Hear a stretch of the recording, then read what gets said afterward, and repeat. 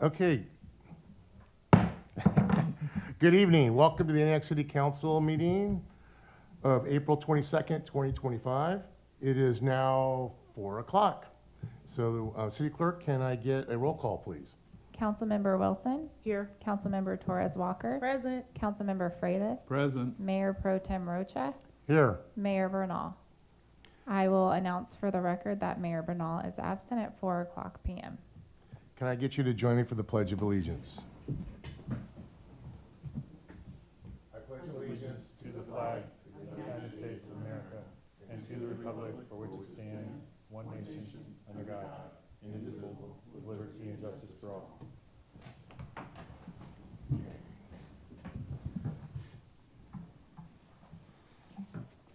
At this time, are there any public comments for closed session items? We do not have any public comment. Okay. I'll turn over to the city attorney for closed session. Thank you, Mayor Pro Tem, members of the council. This afternoon, the city council will meet in closed session to discuss one item, that is anticipated litigation, significant exposure to litigation, one potential case. Okay, then we'll go ahead and adjourn to closed session at 4:01, and I will move at this time.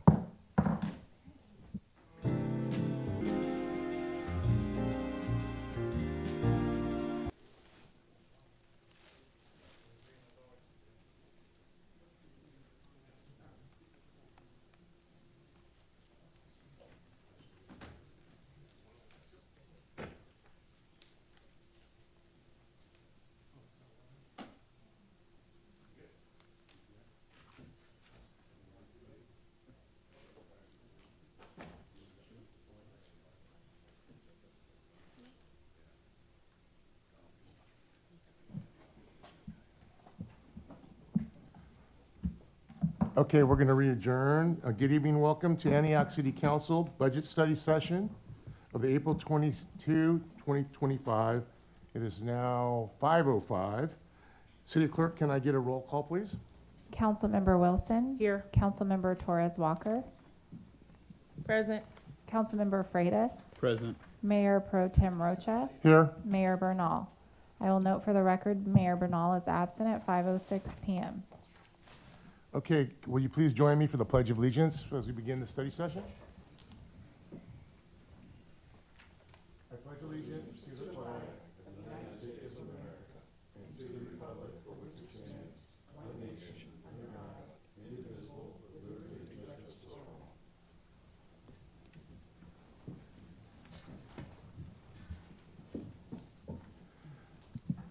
Okay, as we begin tonight's meeting, I'm sitting in for Mayor Bernal, and so as Mayor Pro Tem, that's why I'm sitting here running the meeting tonight.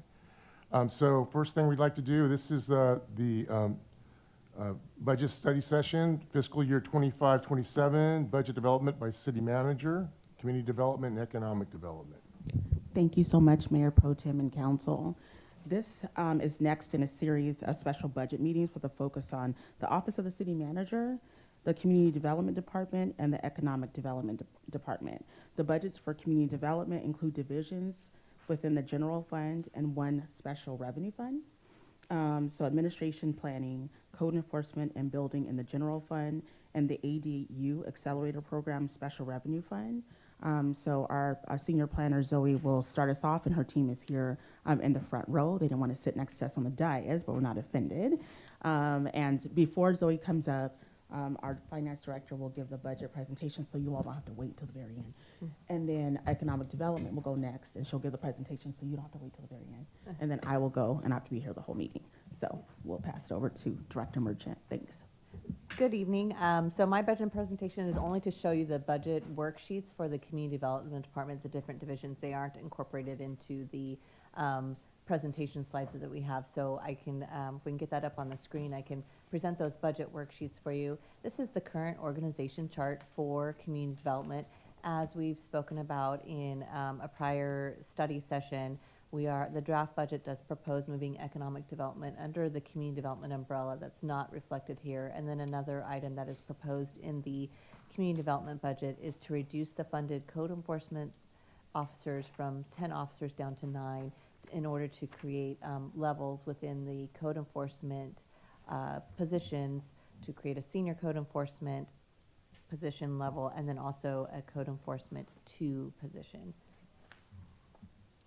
So this next budget slide here is the community development budget overview, all the sources of funds that go into the community development department, as well as the use of funds, personnel services and supplies, and that you can see they had a portion of sales tax that has been going to the code enforcement division. That reflects 0 in the next 2 budget years. As City Council, once we get to finalizing the budget, we'll need to determine how to allocate the Measure W sales tax funds among the divisions in the Community Development Department. You can see the largest portion of funds that do come in is from building permits. And as you can see, they currently have 31 funded FTEs.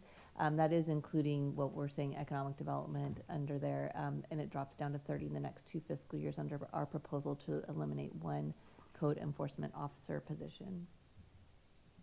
This is the administration budget. You can see there is an increase of 91% in the personnel category. That is due to the director position vacancy that currently exists, anticipating that it will be filled for the entire fiscal year.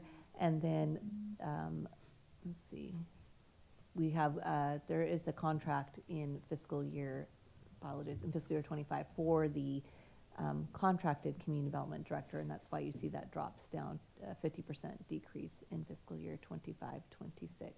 Otherwise, the budget stays pretty level over the next 2 fiscal years.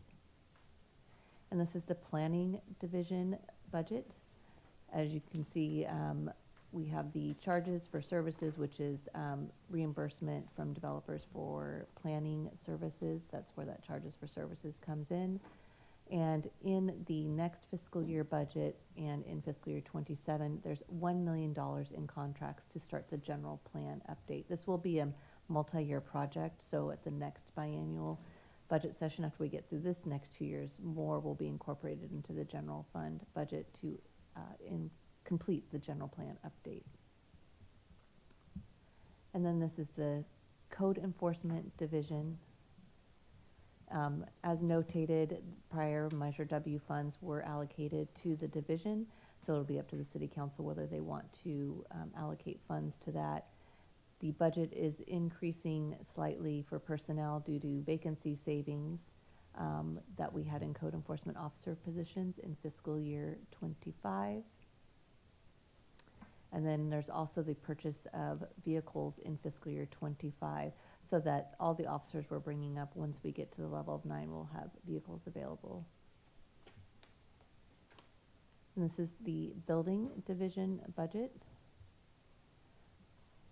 There's not much change in the budgets here, with the largest source of funding being the building permit revenue. And then finally, for community development is the ADU Accelerator Program. These are one-time grant funding that the Community Development Department received in order to provide funding for ADU completion, whether it be for consultant services or design services.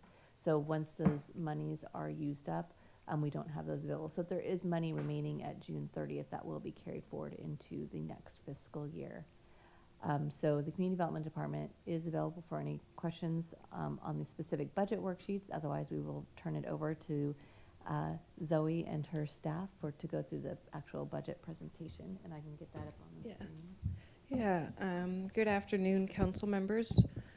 I'm Zoe Meredith. I'm the planning manager, and I'm introducing the Community Development Department budget study session. I'm joined with Craig Andrews, the building manager, Kurt Michael, our code enforcement manager, and Hilly Brown, our admin analyst, who also handles operations.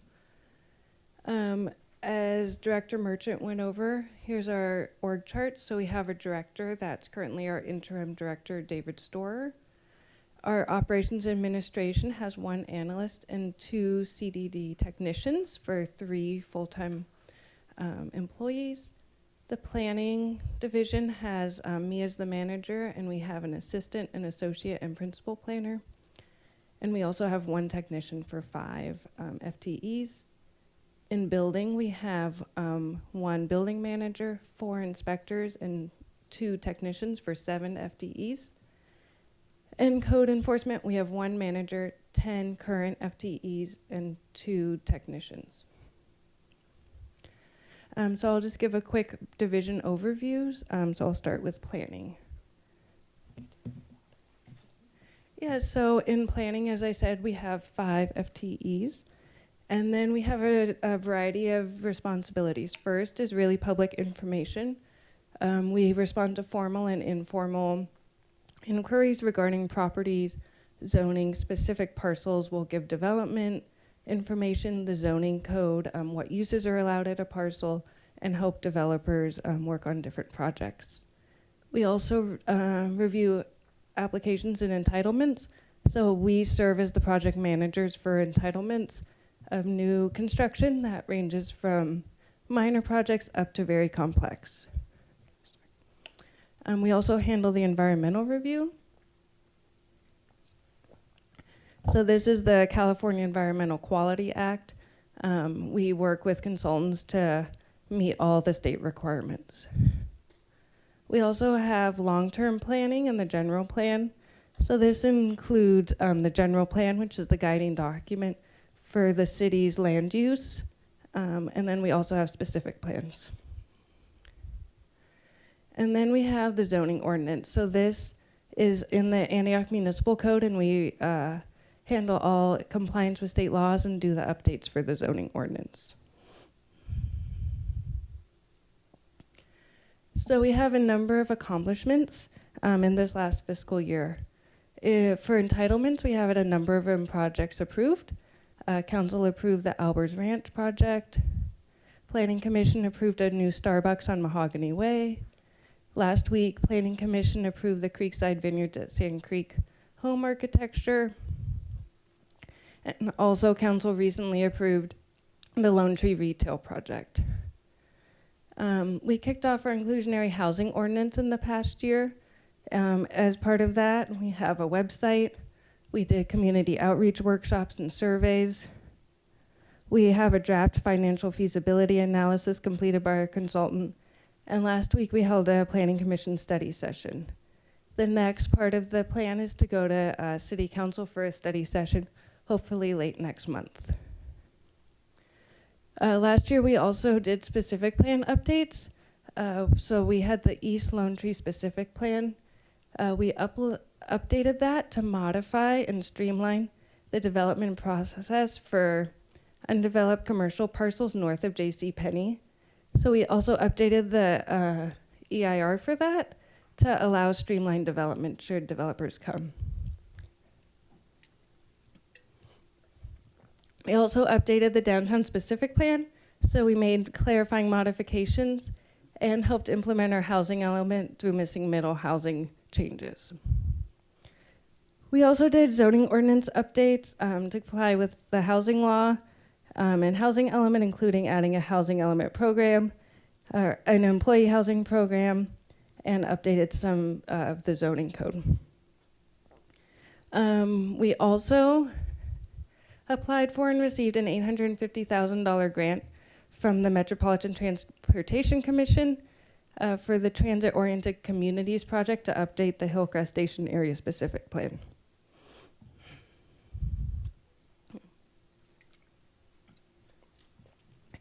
And this leads into our upcoming projects. And actually, this week we'll be releasing the RFP for the general plan update. This will be a multi-year comprehensive update. So that's exciting that we're getting our RFP out. We'll continue processing different entitlements. We have a lot of residential projects down the pipeline. After our housing element was rezoned so many sites, we've seen a lot of interest. We'll kick off our MTC grant work. So that's supposed to start off later this summer. We'll continue with our housing element implementation. And we'll also be working on our ADU accelerator pre-approved plans, getting a consultant on board for that. And we're hoping to bring adoption of the inclusionary housing ordinance in summer 2025. So this is an overview of the application types we get. And kind of the most common would be administrative use permits. These are like special events at the mall. For example, they have a circus, minor cell site modifications. So this has been holding steady, but we have seen an increase. A minor design review is really like existing commercial building remodels, new monument signage. Again, kind of hold steady. We're seeing an increase this year. New construction of non-residential. So this would be like the Chick-fil-A that recently opened, Lone Tree Retail that was just approved, the Deca warehouse projects. This looks like an increase this year. That's really due to some cell site applications that were withdrawn and resubmitted. So the number looks higher, but the staff time to process that was still high. And then we have new construction residential. So this would be brand new projects.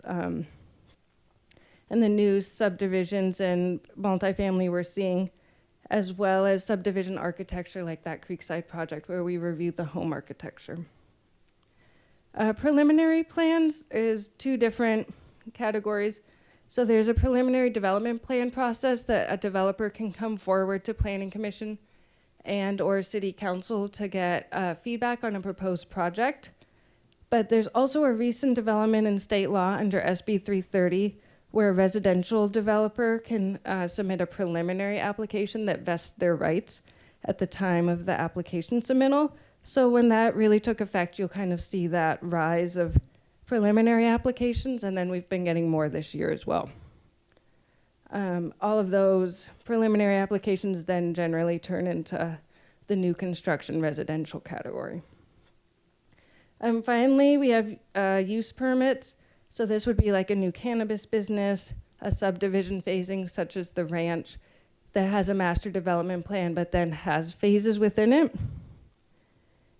And then finally, right now we're a little bit lower so far this year, but we did a lot last year, was minor use permits. So these are new businesses generally going into existing spaces. So a daycare or an event center, something that could impact the surrounding properties. A variance varies from zoning standards, and really this is pretty rare for us. And our final big category, zoning verification letters. This is a little bit dependent on the economy.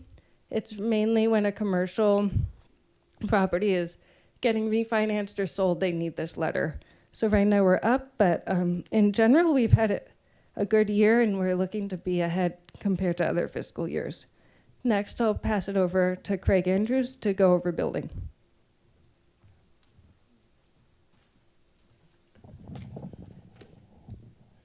Good evening, council. How's everybody this evening? Just wanted to go over a few of the division responsibilities. It only goes up so high. Yeah. So, is that better? Can you hear me? As Zoe stated, I'm Craig Andrews, the Building Inspection Services Manager. I have 4 building inspectors and 2 community development technicians. The division responsibilities are the intake of all applications for commercial residential work to be performed within the city. And all of our inspectors, along with the planning and engineering department, check all the plans to ensure that they're complying with all applicable building codes and municipal ordinances. Once these are approved, we collect the fees and issue the permits.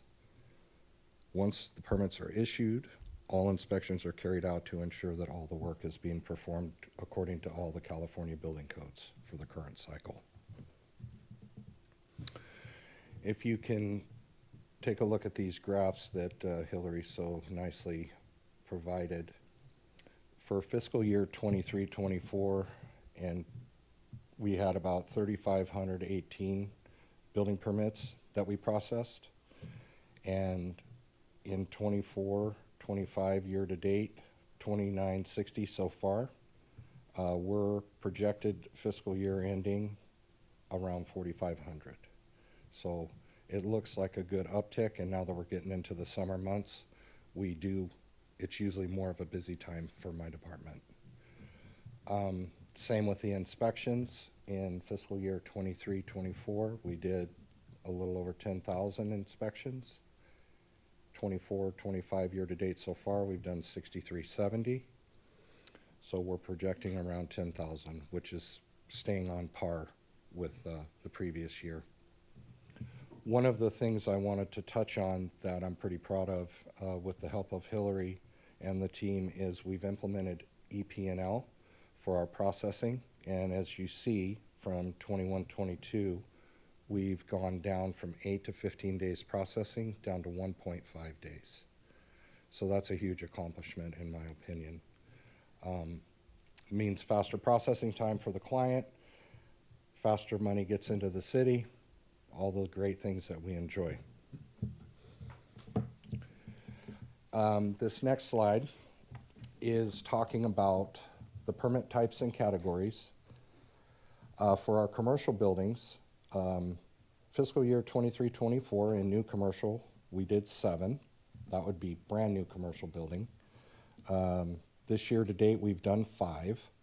So that brings us up to 12 total. Remodeling commercial, 43 in 23-24. And thus far, 24-25, we're at 27. On par for what we had the previous year. Miscellaneous commercial would be things like water heaters, HVAC, those types of permits. We're actually going to surpass what we did in 23-24 for a total of 133. New residential primarily refers to new home builders. As you can see in 23-24, we did 334. This fiscal year thus far, we've done 154. On par, we have about 101 lots right now that have not been permitted for the builders that are active. So there's 3 developers that are currently, actually 4 developers that are currently building that we haven't processed permits for. So those will be coming in over the next couple months. Remodeling residential, we will be surpassing that. We're on par, but we're 290 last fiscal year. This fiscal year, we're 226 right now. So I think I'm pretty confident we're going to pass that. Accessory structures are things like sheds, tool sheds, things 120 square feet. We don't permit, but above that, we do. So it's different from an ADU. We're talking about 16 last year and 36 this year. So for whatever reason, more people are installing tool sheds. It's interesting how it works. Miscellaneous residential would be something like I'm installing a gas line for a new fire pit in the backyard. And if you look in 23-24, we did 245, which is kind of on par with the amount of new homes that were built. So new homes usually equate to people doing improvements on their backyard that has none. And so this year, we're about 118, and I think we're going to fall a bit short on that, but anything could happen in the summertime. And if we get the rest of these builders pulling permits, I think that number will go up. Another thing we've done with EPL is these next few categories here, the re-roofs and the water heater replacement, we have expedited the permit process on that. No longer do they need to do a plan review. They can go right on our website, input the information, and it'll generate a permit for them once they pay the fees. So we've streamlined that process as best as possible. Enterprise permitting and licensing. I called it all kinds of different things before I got it right. I apologize, yeah. Yeah. Yeah, enterprise purchasing and licensing is the full name. So, that will, I got it right, so I got lucky.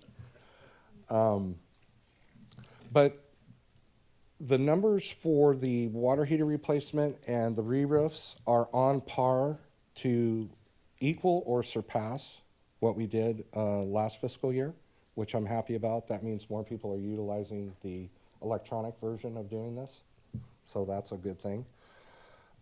Window and door replacements, as you can see, last year we only did 33. This year we're up to 85 already, and I believe a lot of that is attributed to the PG&E Energy Savings Program, where they help the people pay for a lot of this stuff. And so that's a great category to see jump up. Air conditioners or HVAC changeouts, we're on par to be around 500 for this year. The accessory dwellings or ADU, last year 32. This year we're at 39 already, and I totally attribute that to the online permitting process that we have implemented through EP&L and also through the pre-approved ADU process.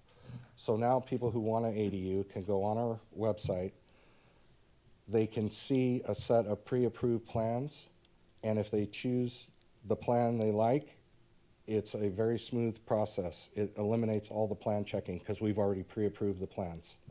So it's a one-time plan check fee, and then if it's 750 square feet or less, there's no impact fees. If it's over 750 square feet, there are impact fees. So all of that is spelled out pretty good on the website. Next, we have Solar App. And Solar App is a program that the state came out with that made almost every jurisdiction and municipality abide by.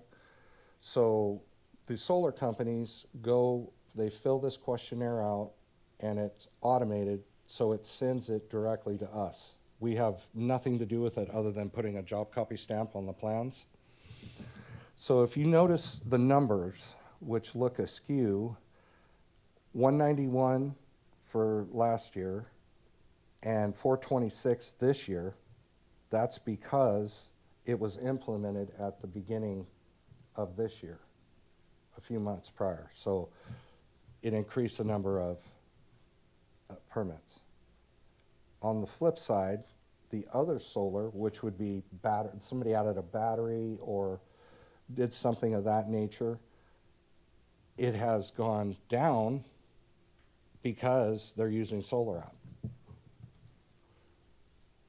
The miscellaneous category would refer to like a vehicle charging station or a vehicle home charger for an electric vehicle, and we're surpassed last year's fiscal on that. So I'm pretty happy about that. So our accomplishments this year, obviously I talked about the integration with Solar App, streamlining the process and staff time in solar permits. Also the ADU pre-approval plan applications, which allows homeowners much faster access to getting that ADU through the process. Upcoming and ongoing, I currently have 2 of my inspectors that are enrolled to take the CASP exam through the state. We are required by the state to have 1 CASP certified employee, so I'll have 2. And this is all coming out of the city's accessibility compliance fund. So it's not a new position, it's 2 current people that are taking this. And that's it. And I'll pass it to Kurt Michaels with code enforcement.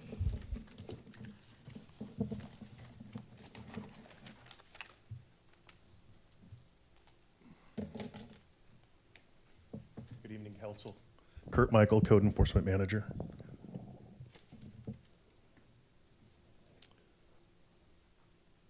Let's see, I'm going backwards here. Here we go.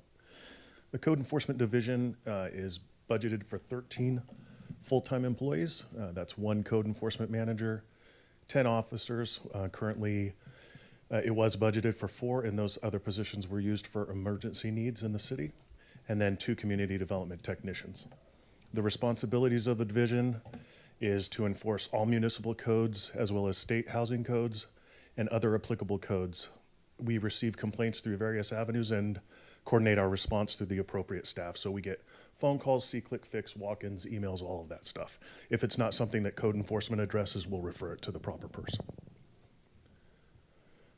I want to, before we get into numbers, I just want to say the EPL software requires that we pull these numbers, but it has to use municipal codes. So some of the municipal codes that were required to be in here were not in there, so I have some updated numbers.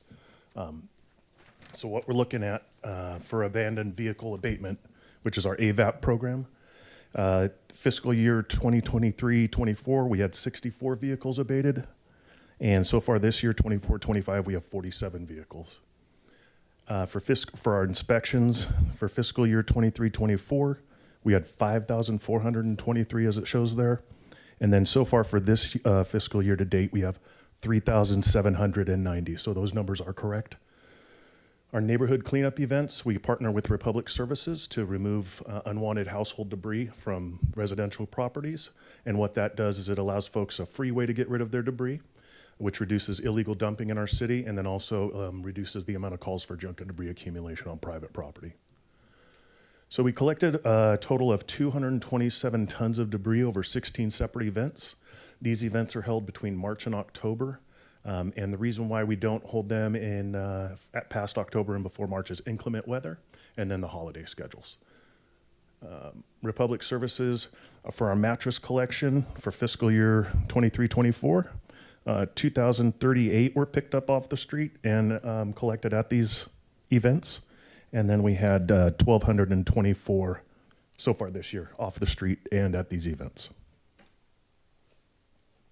So here's where it gets a little complicated because these numbers here, as you can see where it says animal vector 6-1, that's the municipal code.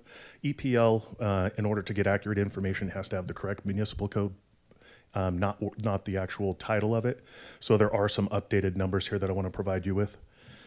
So our animal vector issues is correct. Last year, fiscal year, it was 12. So far, we are at 9 for this year. I know it says 0 up there.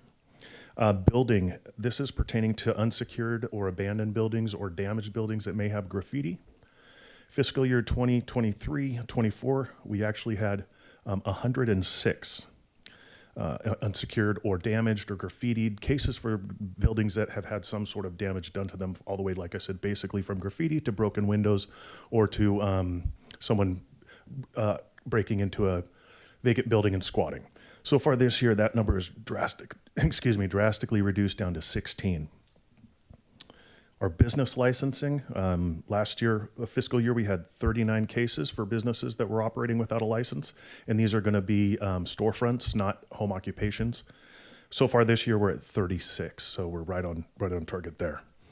Our commercial property maintenance, this is a unique code that specifically is applicable to shopping centers that have multiple parcels within the project. So it's not necessarily, say, a Taco Bell or some commercial store. It would be something bigger like where the theater is. You have multiple parcels within that project, and then that our commercial property maintenance ordinance applies to that. It's a little bit of a stricter ordinance. So what we had is 30 last year, 30 cases, and so far year to date we're at 16. Encroachment in utilities, this number actually went up quite a bit after we entered in the right code. Fiscal year 23-24, we had 391 encroachment or utility violations. So that's going to be your meter boxes, your anything that's going to be encroaching or creating some sort of a public safety issue with the fire hydrant, that sort of stuff. So last fiscal year, we had 391. And so far this year, we have 234. Health and safety 17920.3, that's our housing code. I knew those numbers were low right away because we do have quite a few housing violations, and that's going to vary from mold to no power, no water, that sort of stuff.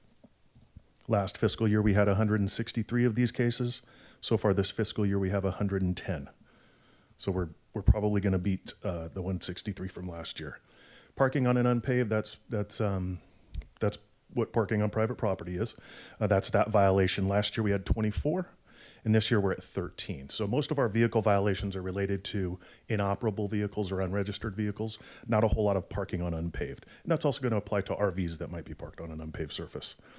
The junk and rubbish portion that you see here is pretty low. It's set at 1165. That is correct for fiscal year 23-24. However, we are at 721 already this year.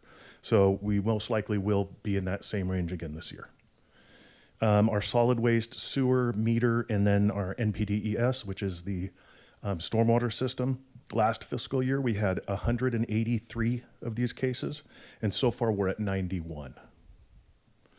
Our zoning or our land use violations, that's going to be for someone who's using a property other than it's designed. Last fiscal year, we had 704 zoning violations. In this fiscal year, we're at 574. So that could be someone using the home as a business that's not permitted through our home occupation use permit. And then our other miscellaneous violations, this is a little bit off as well. This is going to pertain to folks that are in violation of a home occupation use permit. They're doing major automotive repairs. Their garbage cans are out in public view. Simple violations like that. Last fiscal year, we had 46. And so far this fiscal year, we're at 56. So I do apologize for the confusion with these numbers, but they are current as of today. And that's all I have.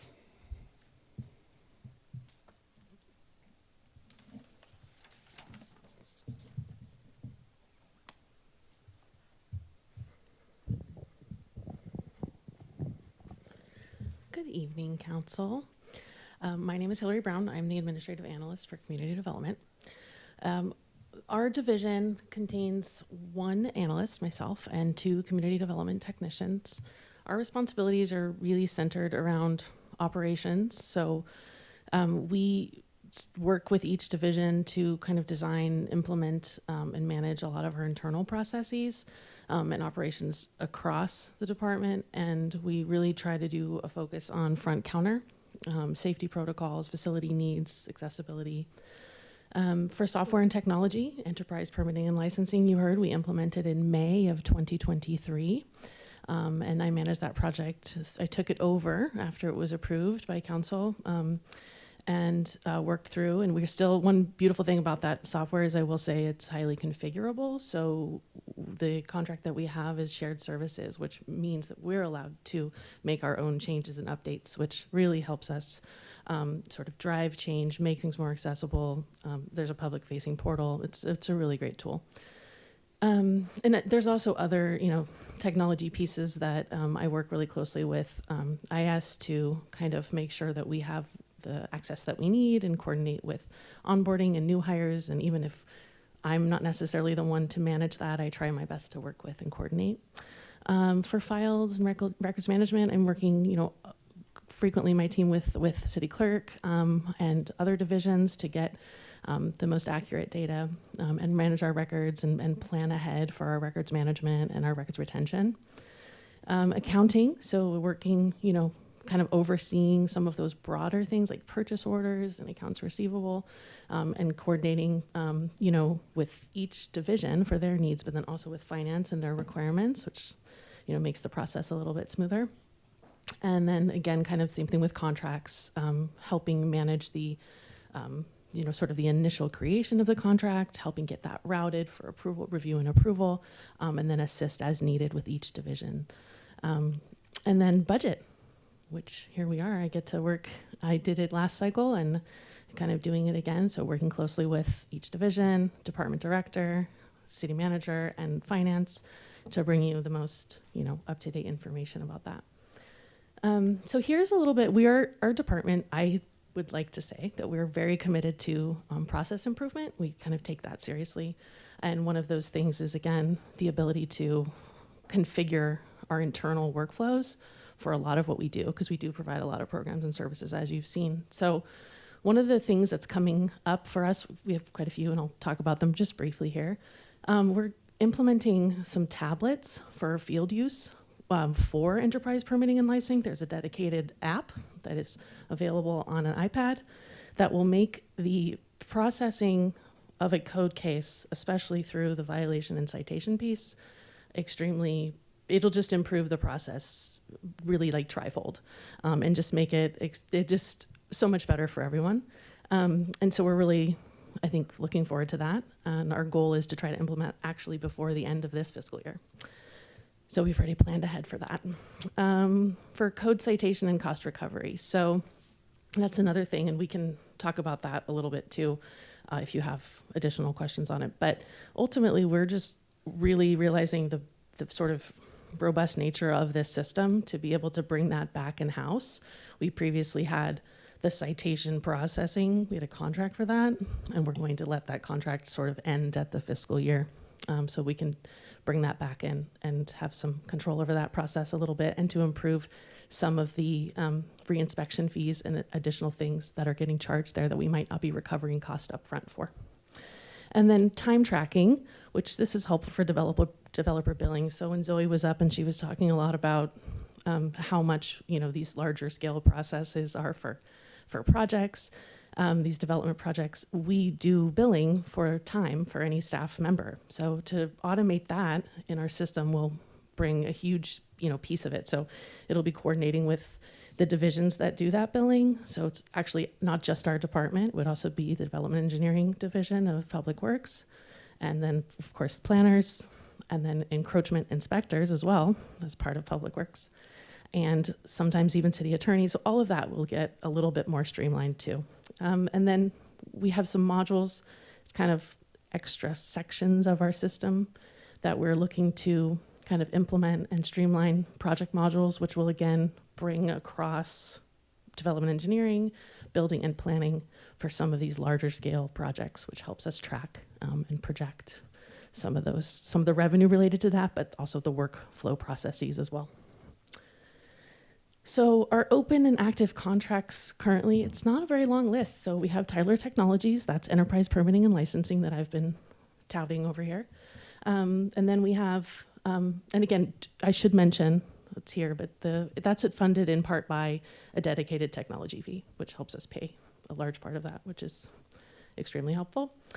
Rainy planning and management, this on-call planning and CEQA services. As you can see, I put what we spent year to date, and that's for planning, and that is fully developer funded, meaning we just turn around and bill the developers back any of those costs. Stantec, same thing, on-call CEQA consulting for this, and again, fully developer funded. And then PlaceWorks for our inclusionary housing ordinance, which Zoe spoke to for planning. We are going to, as mentioned, kind of wrap up data ticket for our citation processing. And then we have a pending contract for private property abatement services. And that's something that's kind of a on-call basis where a property owner does not abate an issue on their own, and we then have to do that, and then that is cost recoverable through the citation and lien process. And then I will end with this brief. This is just a little bit of information about what Dawn was mentioning and presenting earlier about the code. It just kind of, the reason why we're asking for this is to sort of create a structure that's similar to the building inspector series, because currently we just have one code enforcement sort of with or without cert. And this would provide a sort of a structure and a mode of, promotion through it, within and throughout the division. So again, hopefully providing additional levels of supervision, training, and support, and to aid in the recruitment and retention for staff as well. And that is it. That's all that we have for you. I feel like there's a lot of data, but thank you guys for listening. Appreciate it. Thank you. Are there any questions or Oh, comments? we're from the available. council? I'm sorry? Have you guys questions? We're here. I just checking to see. Yeah. Are we at public comments yet? Do we have public comments for this item? Miss May, would you like to speak on this item, or do you want to wait for the next one? Well, I want to speak on each, because there's 1, 2, 3, 4 different parts, and you haven't done. So I need to have my 3 minutes for each part that I want to speak on. Okay. Because as a community member, it's not fair that they have all this big presentation and I have 3 minutes to speak on everything. Mayor Pro Tem, how would you like to conduct the? Well, so if I understand you correctly, we're covering different departments, so you'd like to speak to each of the different. Yes, the ones that code enforcement, planning division, community development. I have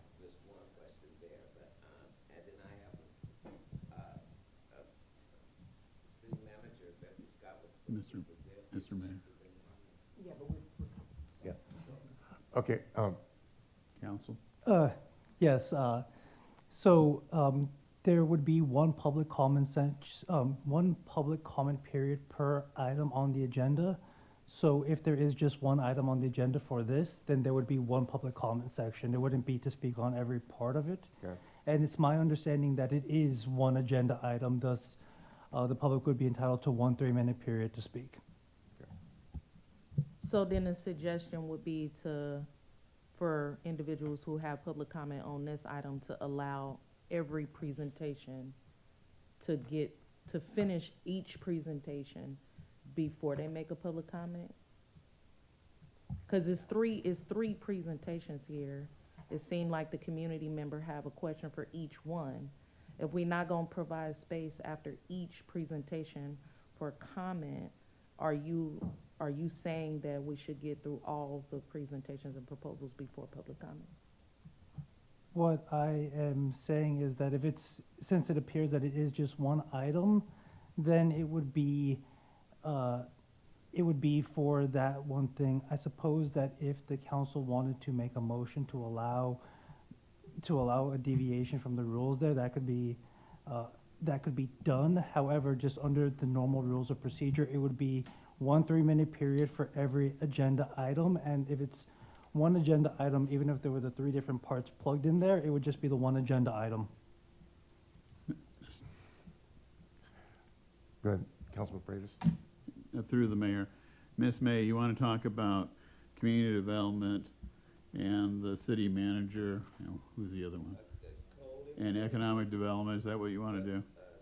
There's code enforcement, the Code enforcement. planning division, and the community development. And we haven't even gotten to hers yet, so. City manager? Yeah, I think Mrs. May is saying that there are 4 areas under community development. So if you came for that, you would be speaking to the 4 areas as one under this presentation. And then there's a second presentation with economic development, and the third presentation is with the Office of the City Manager. So if you were going to have the 3 different sections, your first section would include all 4 divisions of Zoe's department. Okay. So that's the planning, community development, code enforcement. That's one unit. Yeah, would you like to speak to that, Ms. May? Yeah, I'll speak fast. Sure, because sure. this is unfair as a community member. Yeah, as a community member, first of all, to have meetings that early where we have to get off of work and skip work. That's number one, is unfair. Okay, so here we go. Downtown specific plan, where is that? You said housing, where? New construction residential, where? What's being done in District 1 and District 2? You're talking about building permits. That's bull. There's been so many people that have come up here, especially men, that have complained about how long it takes to get building permits to do the work at their house. That's why they're doing work at night or on weekends, because they said you guys are not doing that. Code enforcement. We're talking about encroachment, health and safety, solid waste, buildings, break-ins of buildings. That number is a lie. They've had, right here at these East apartments, these apartments are right here, they've had over 100 break-ins this past year of vagrants. I talk to those ladies almost every day before I leave to go to work, and they've had break-ins and they reported them. So those numbers are way under reported. Health and safety, solid waste. On my street, the sump pumps go in people's yards. That stuff is built up right where I park. All that mold, that green crap, all the trash in the neighborhood is there. I've called you guys, you've come out. Oh, I have to tell that to the building. Well, Public Works gonna have to come out here and lift up the street or do something. It hasn't been done. I've been there almost 3 years. It has not been done. If I slip and fall, I'm suing the city. That's what I'm gonna say about that. Garbage cans. Other miscellaneous. I'm understanding now we get a fine if we leave our garbage can. That will be a lawsuit too. I work every day. I'm not going to stand up there outside on Fridays waiting for the garbage company to come pick up my garbage and to drag my cans in. Okay, So that's what you call strong arming all the community members that live here and that work and don't have time and will not be going out there. And you're going to be fined if you don't have your garbage cans in. So code enforcement, you're not doing the job you need to be doing. You're sitting up here giving out numbers which are actually displaying lies. I could have these women come in, and I'm going to have them come the next meeting so they can dispute what you've said up in here. And like you say, you have downtown specific plan. What is that plan? Housing, where? Downtown is District 1. Where are you going to put housing up in affordable housing here in District 1? New construction residential, where? We need it in District 1 and 2. And about the ADUs, you have certain ADUs you can put up through the city. So if you go outside of the city and go to a different developer, you're going to have to pay more for a different developer to do that. And the last thing I want to say is I don't see any black people on this committee. None of these committees. No blacks. I just, some general comments. Yeah. I think you've done a very good presentation, and I appreciate the information that you've been providing us.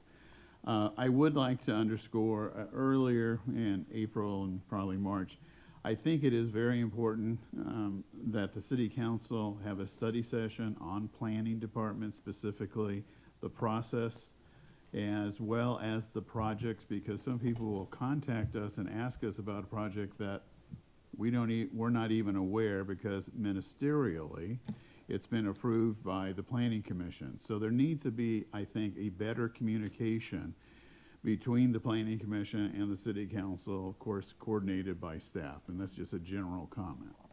Yeah, I know that our interim director, David Storr, and interim city attorney, lots of interims there, Derek Cole, have been discussing that and having a presentation about that. The interim director had indicated that he'd be interested in that. And I will just point out for our audience and everyone who's interested in where our housing is, we do have on our planning website our current project pipeline, and it has information about all of our projects, and we do have some projects featured as well. So that's available to the public, and it does have the project plans generally as well.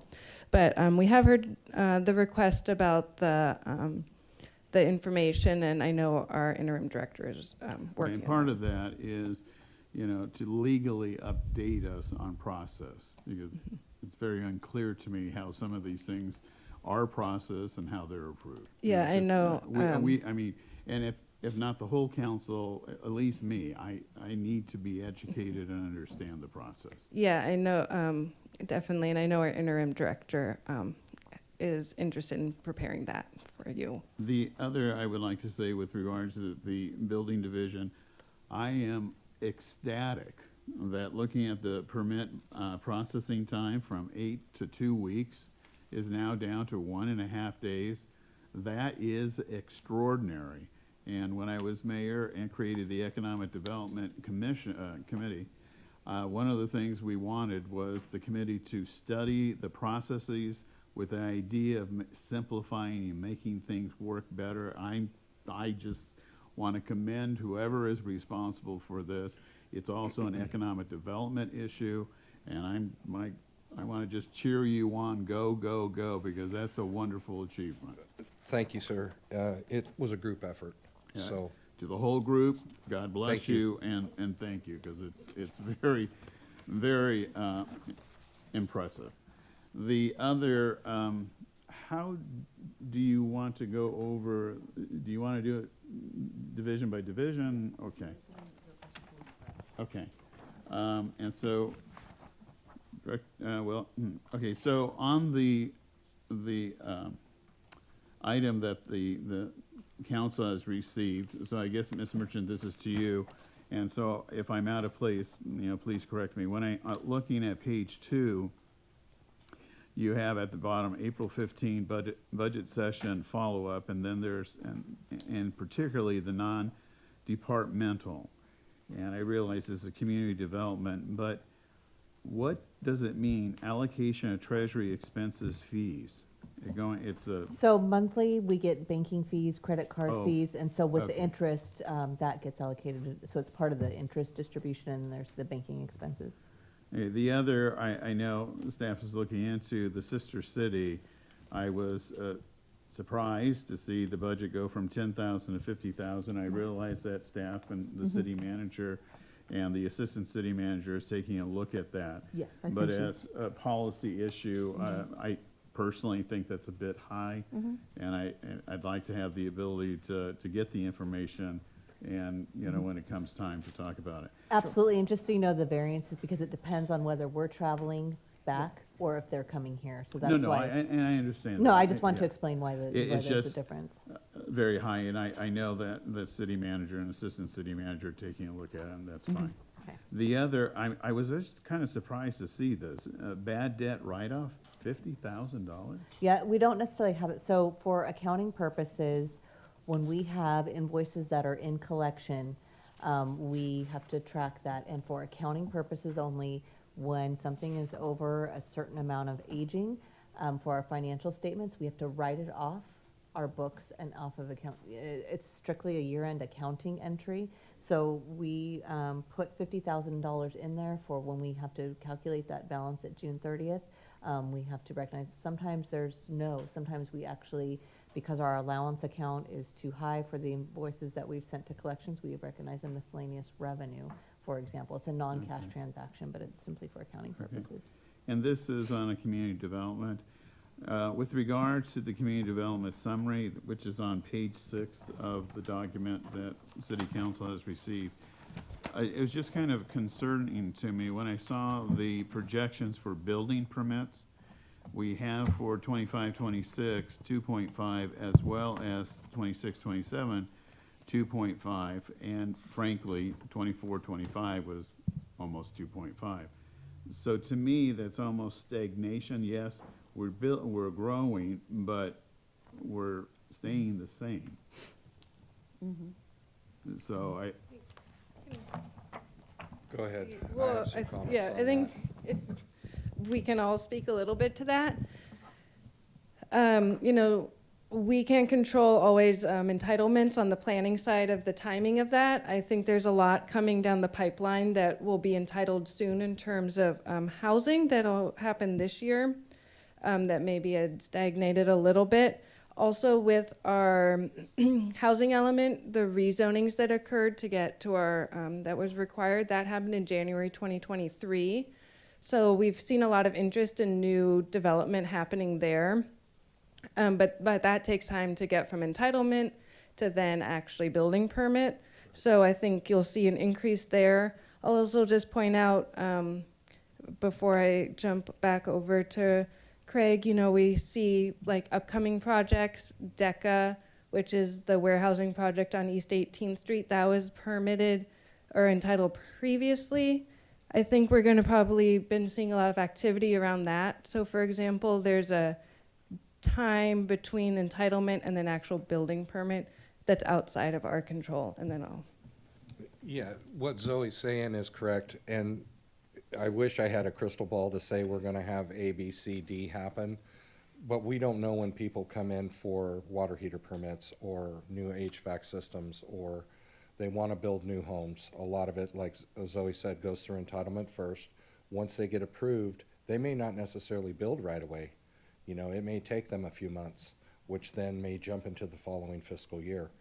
But we do everything in our power to speed along the process and get everything in as fast as possible. because we are in deficit spending, when the council is looking at this, is this a very conservative number? I mean, is it plus or minus 10, 20%? Could be down, could be up. I'm just trying to get a sense of, you know, how conservative It is the a numbers best are. guesstimate on averages. It's a best guesstimate on averages, okay. I mean, like I said, I can't predict what it will or won't be. Okay. I can just tell you that based on the last few years' averages, that is what we're predicting it'll be. Yeah, I mean, frankly, when you take a look from fiscal year 21, 22, it is decreasing, but from 25 on, it's somewhat stable, you know. And I just from a policy perspective, it's important for us to know, is it a liberal estimate or is it a more conservative estimate? It's probably a conservative Okay, estimate. that's, okay, and then, under the use of personnel, the concern I had was 24-25, we were roughly at $5 million. And we're now projected in 26-27 to be 6.7 million. So that's almost or 6.8, that's almost $1.8 million.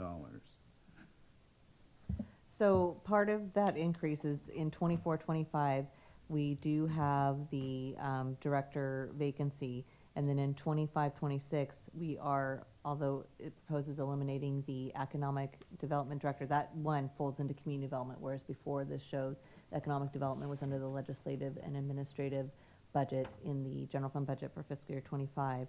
It's adding an administrative analyst, plus it also has, you know, costs for people getting step increases, benefit increases in PERS, so. It's just 1.8 is, 30% increase.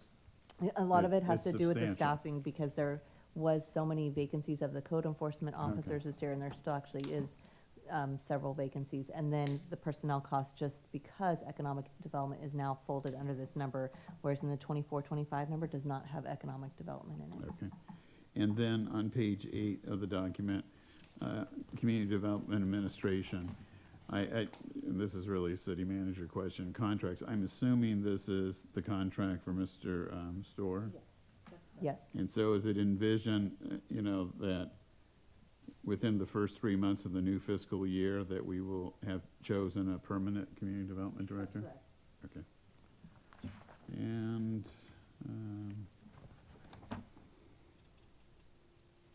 okay, so,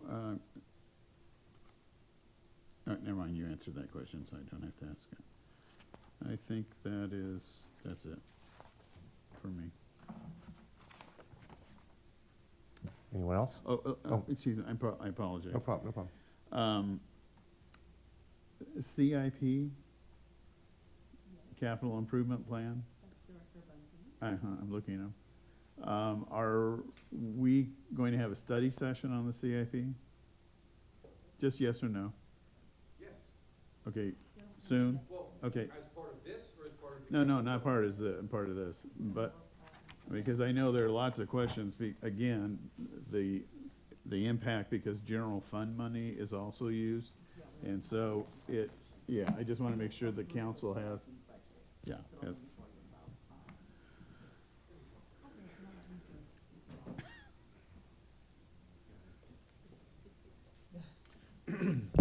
Good evening, everybody.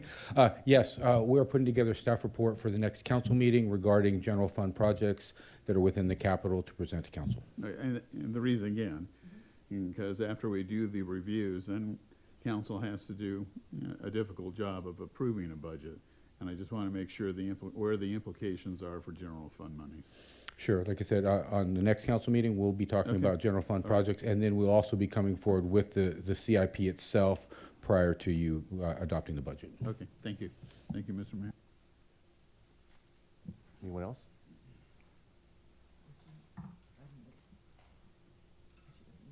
Councilwoman. Just a couple of quick comments, and I forgot your name in the purple coat.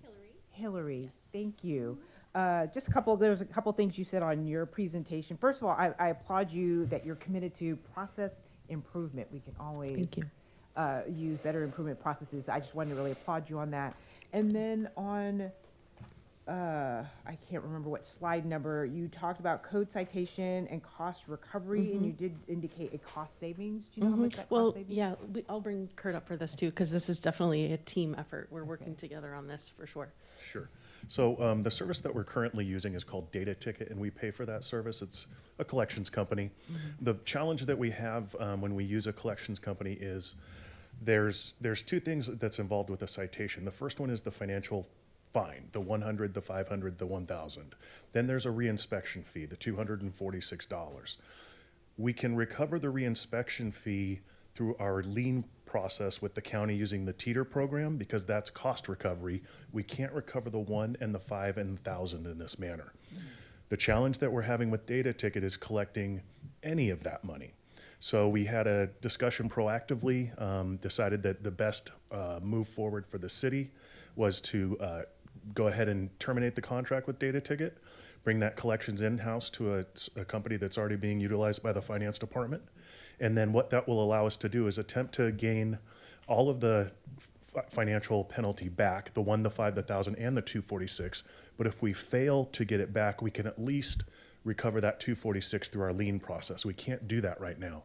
And we used to be able to lien all of the dollar amount, but there's a court case out of the city of San Jacinto in Southern California that prohibits cities from liening the financial penalty, the 1, the 5, and the 1,000. You can only lien cost recovery.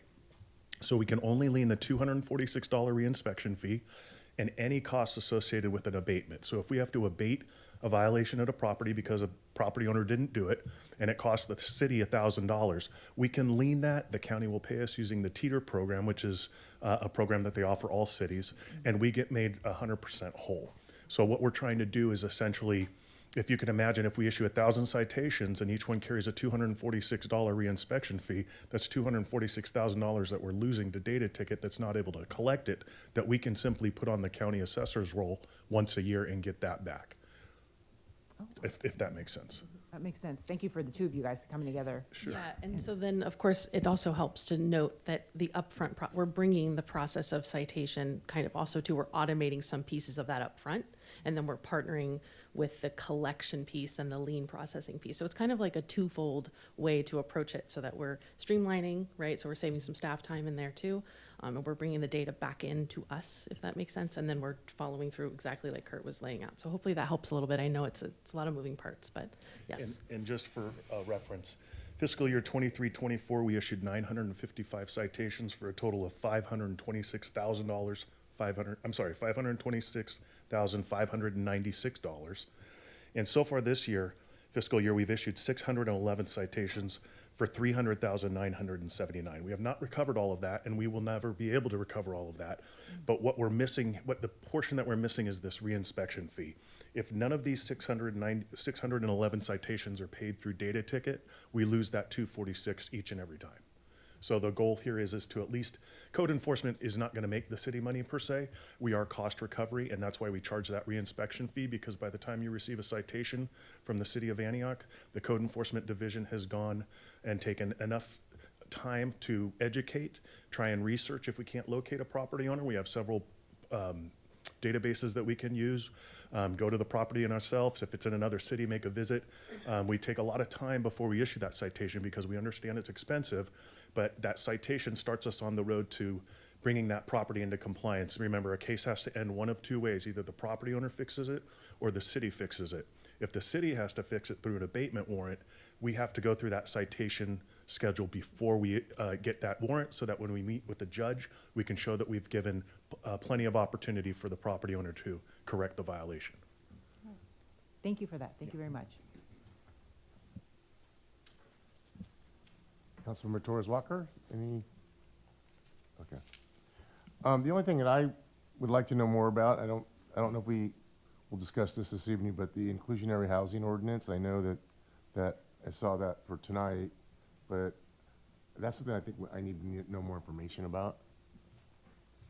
Yeah, so our inclusionary housing ordinance kicked off around this time last year, and council approved that contract. Since then, we have our consultant on board, so we have our website, antioch-iho.com.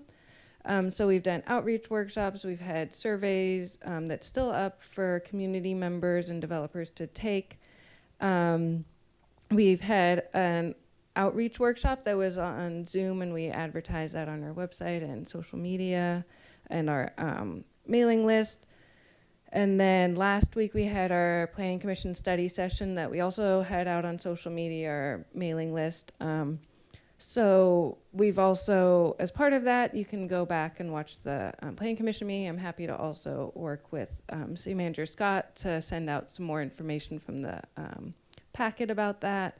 But the next step will really be going to City Council for that study session. It's an education and a time to get your recommendations. So we have all of that, and then that next step after that would be drafting the ordinance. and after taking in all of this feedback from developers, community members, housing advocate groups, commission and council. So to take that and draft that into an ordinance. But it is part of our housing element is one of the programs it would be to consider this. And our planning manager is preparing for the session, and I think 4 out of 5 of you confirmed for the 27th. So, yes. Yep.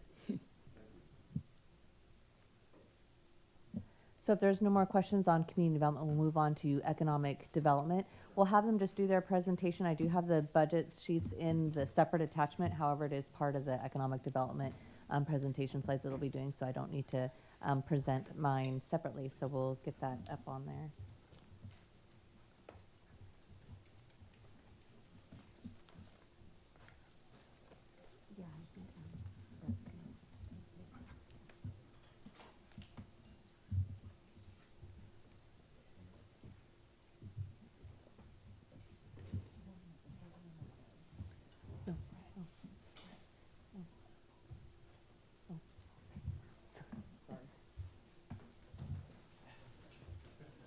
Sorry for some last message. So we'll have Brett Alexander, the Economic Development Program Manager, is going to lead the presentation.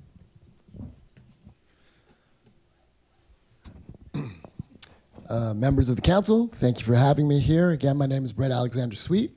I'm back here after 2 years. Very happy to talk to you about our economic development program. And I have a clicker, so we'll walk through here. So our purpose ultimately is to bring money into the city. But what we do is essentially make sure that there's an environment for businesses to exist and work here and bring jobs. We want to expand our tax base. We want to make sure that there's investment. We want to make sure there's employment centers. And we want to get rid of the commute. A lot of our direction comes out of 2 things. One, the sort of housing or the economic development element that is a part of our plan, as well as the economic development strategy that was put into place by the council in 2022. And so, as it is right now, as you saw in the last presentation, we are sort of led by David Storer, who's our interim director through community development. I am answering to him as the economic development program manager. I started here in February of 2023. And we also are staffed in part by the great Gabby Seltzer, who is an Economic Recovery Corps Fellow. And I'll talk to you a little bit about what that means.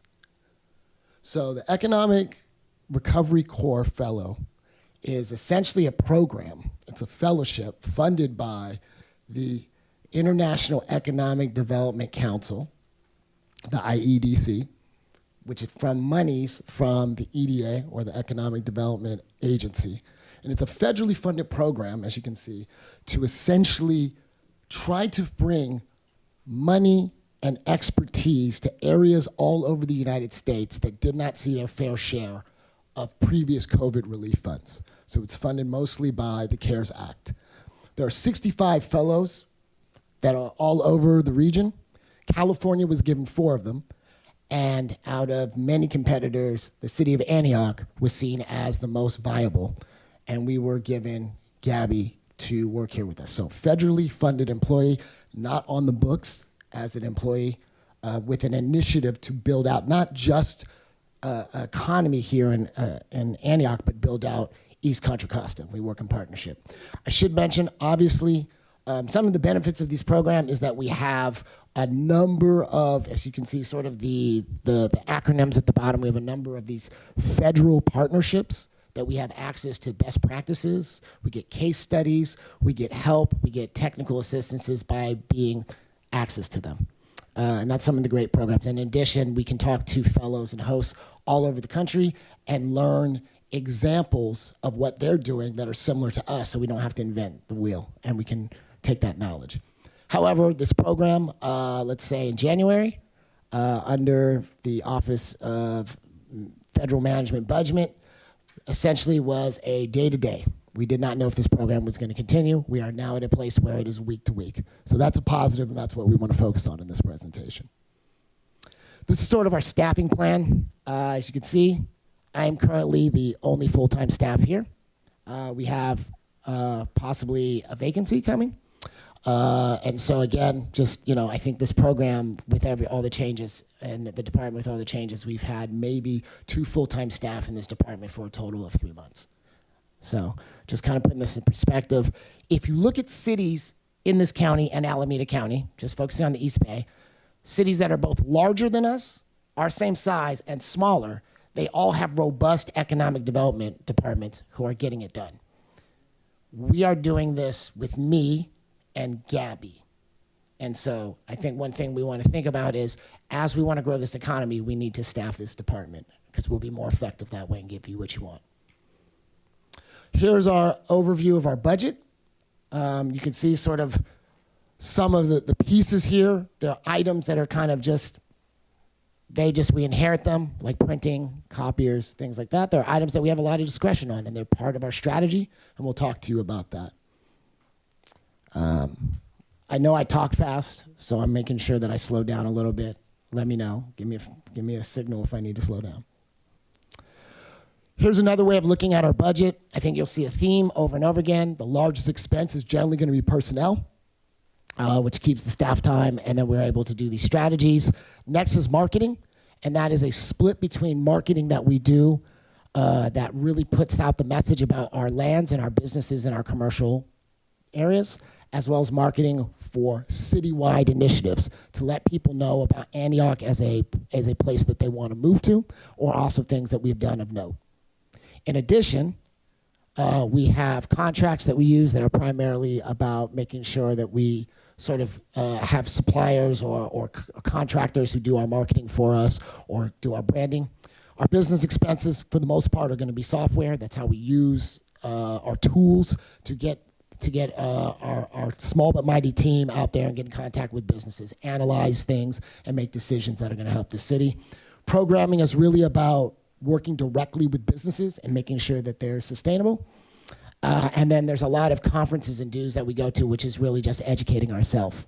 And we'll talk a lot about that. And then that last piece of public information is really letting people know what are the areas in Antioch that you can invest in. So we're letting people know on a national scale. These are lands that you could come and invest in. You could open a business here. You could start an industry here. All right. So our funding comes kind of from 3 places, and this is sort of the pools we talk about because we're in a very interesting time right now. So obviously, as you look through this, most of our funding comes from the general fund, and that really handles our administration and our marketing. But then we have a number of programs that have directly benefited businesses that were funded by the ARPA, or the American Rescue Plan Act. And that really came into 3 kind of categories. There was a plan or a program that gave grants directly to businesses. There is a program that helped businesses fix up the outside of their dilapidated businesses, which was facades. And there is a program that is bringing technical assistance. So nonprofits and for-profit providers who are working directly with businesses, helping them get coaching, consulting, access to capital, technical capital, and learning how to work better in the region. And then we have this sort of external revenue, i.e. the perfect example of this would be the program that funds Gabby, the ERC, comes from outside. And so we are doing a lot of plans to bring in outside funding to try to do these initiatives. So some of the things that we're really proud about over the last year is, one is we've been able to get this plan up and running. We took a plan, and I started here February in 2023. There was already a plan in place, and able to get that up and running and do it very quickly. And especially one of the things that we did in the first year to now is we were able to work with so many different types of entities to bring resources very quickly.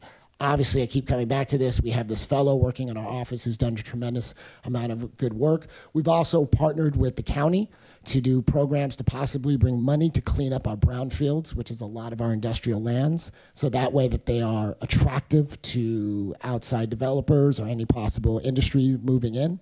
We've also been able to think about possibly building microgrids to try to deal with the capacity around energy generation so that businesses, when they come here, there's not barriers and they can't say, well, it takes me X amount of years to get something started because I can't get PG&E to build these things. So we've tried to solve these problems on our own. We've also come up with a very innovative idea to build out our medical industry, which is one of our biggest industries here. And so we've been able to submit for that and like look at that kind of funding.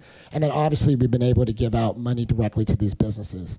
One of the things that we're very proud of is we gave out $717,000 to businesses in Antioch. And as you can see from sort of the visuals, this went out to people who were employing and keeping their doors open during the pandemic, during the lockdowns, and their ability to basically employ.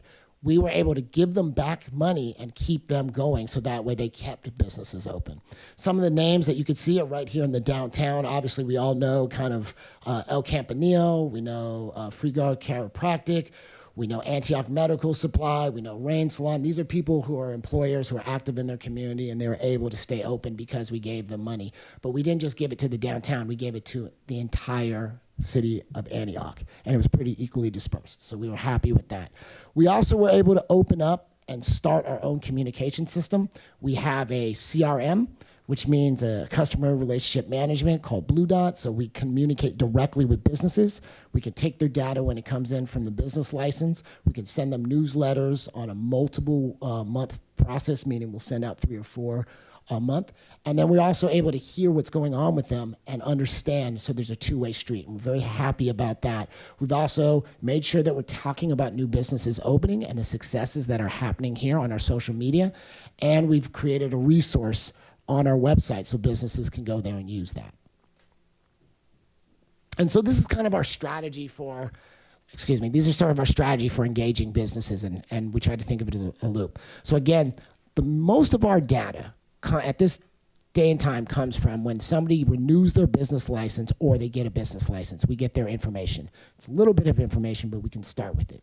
Then we also have on our website, when we see that people are looking at our website, we have a software provider called Dealfront that we kind of get an idea that somebody's looking at our website and they're looking through our real estate. Every business who comes here and gets a business license, we follow up with a welcome email. Welcome to the city of Antioch. How can we help you? We're your liaison. Please come and visit us. Please talk to us. We'll come to you. We also go to businesses. We knock on doors. We go to openings. We try to make sure every touch point. We'll go there. If it's a restaurant, we're going to go eat there. We're going to try to, everything that's appropriate for us to use, we try to go and use those businesses so they get a face-to-face connection with us.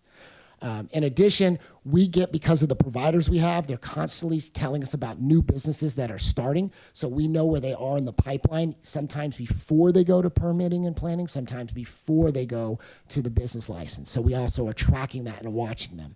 Then we also get referrals from other departments. So maybe somebody has a code infringement, and then we can understand how to work with them and say, look, you got to fix this for these people, and we can also help you and get you technical assistance to do that. We go to many of the community events, some of them we sponsor, and we also just drop in as much as possible to make sure that we're getting this data. What we offer in return for everything that we're offering these businesses is we try to really make sure that they have a very quick and easy way to find vacant properties that they can move into or they can buy to open a business. So we have a site that they can go to and they can find it on their own, okay? They also have sort of a choose your own adventure resource menu that they can look at it based on their industry and say, oh, I need that type of help, I need that type of help. And these are just pre-existing resources, so we try to make it very simple. We also have a listing site where we show them you can take your business, link it to all your social media, walk through all of it, and basically you will be up on the web, no cost to the business, so therefore they're going to get backlinks, they're going to get SEO, and they're going to get more traffic in general. This also goes hand in hand with a rewards program we offer for businesses. So essentially, at no cost to the business, for every $100 somebody spends at an Antioch business, they will be rewarded with $5. So that way the dollar stays here in Antioch and it does not leak out to other cities. We also make sure that we work with other partners in our neighboring cities, so that way we're thinking about how to do events together, so we're keeping sort of the economy going in here, and we're always tracking and looking at what's going on with our workforce, what's going on with foot traffic, and what's going to happen when a new company comes here. How is that going to lift the economy? But there's always areas for improvement. There's things that we could do to be better. One of the things that we're looking at is we really want to get more accurate. A lot of the stuff we have for our real estate It's not as accurate as our neighbors in other cities. We're thinking about if we can get something like a co-star, we can have that, and our time around that, around real estate, will improve.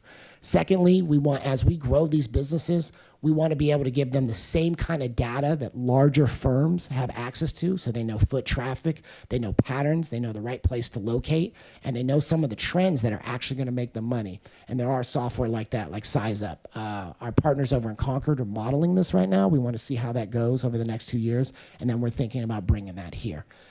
Also, we're trying to figure out the speed and work with our partners in the business license division on how quickly we can get that data, get it into our system, make sure that it's right, and then get it back out to give feedback. And also working with other departments. Again, we have a meeting often with planning. How can we take that and cross-reference that data so we understand what's going on with businesses? And then, as you can see there below, we have an average read rate of about 48% in a newsletter. I'm told that's very good. I'd be much happier if it was up in the 80%. So I want to get that to as many people reading our newsletters as possible. So another accomplishment that I think we're really excited about is we are good at helping businesses stay in Antioch. We are not trying to be direct help to these businesses, but we hired the experts who are. And we created a collaborative called the Antioch Business Collaborative, where we brought together 8 providers who are doing this technical assistance. They're doing coaching, they're doing classes, they're doing training online and in person. They're bringing loans, small business loans with interest rates that are lower than any commercial paper that you could get anywhere around here. They're also doing mentorship programs. They're building out our corridors. They're also doing online incubators.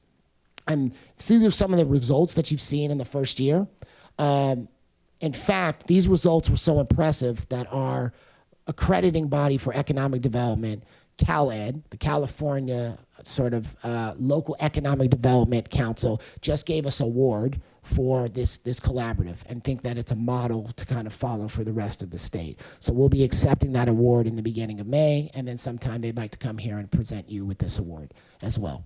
We've also been able to look at specific industries that are growing in Antioch and have potential to bring in the more jobs, and we've been able to give them resources and give recommendations on how to make sure that this area is hospitable to them.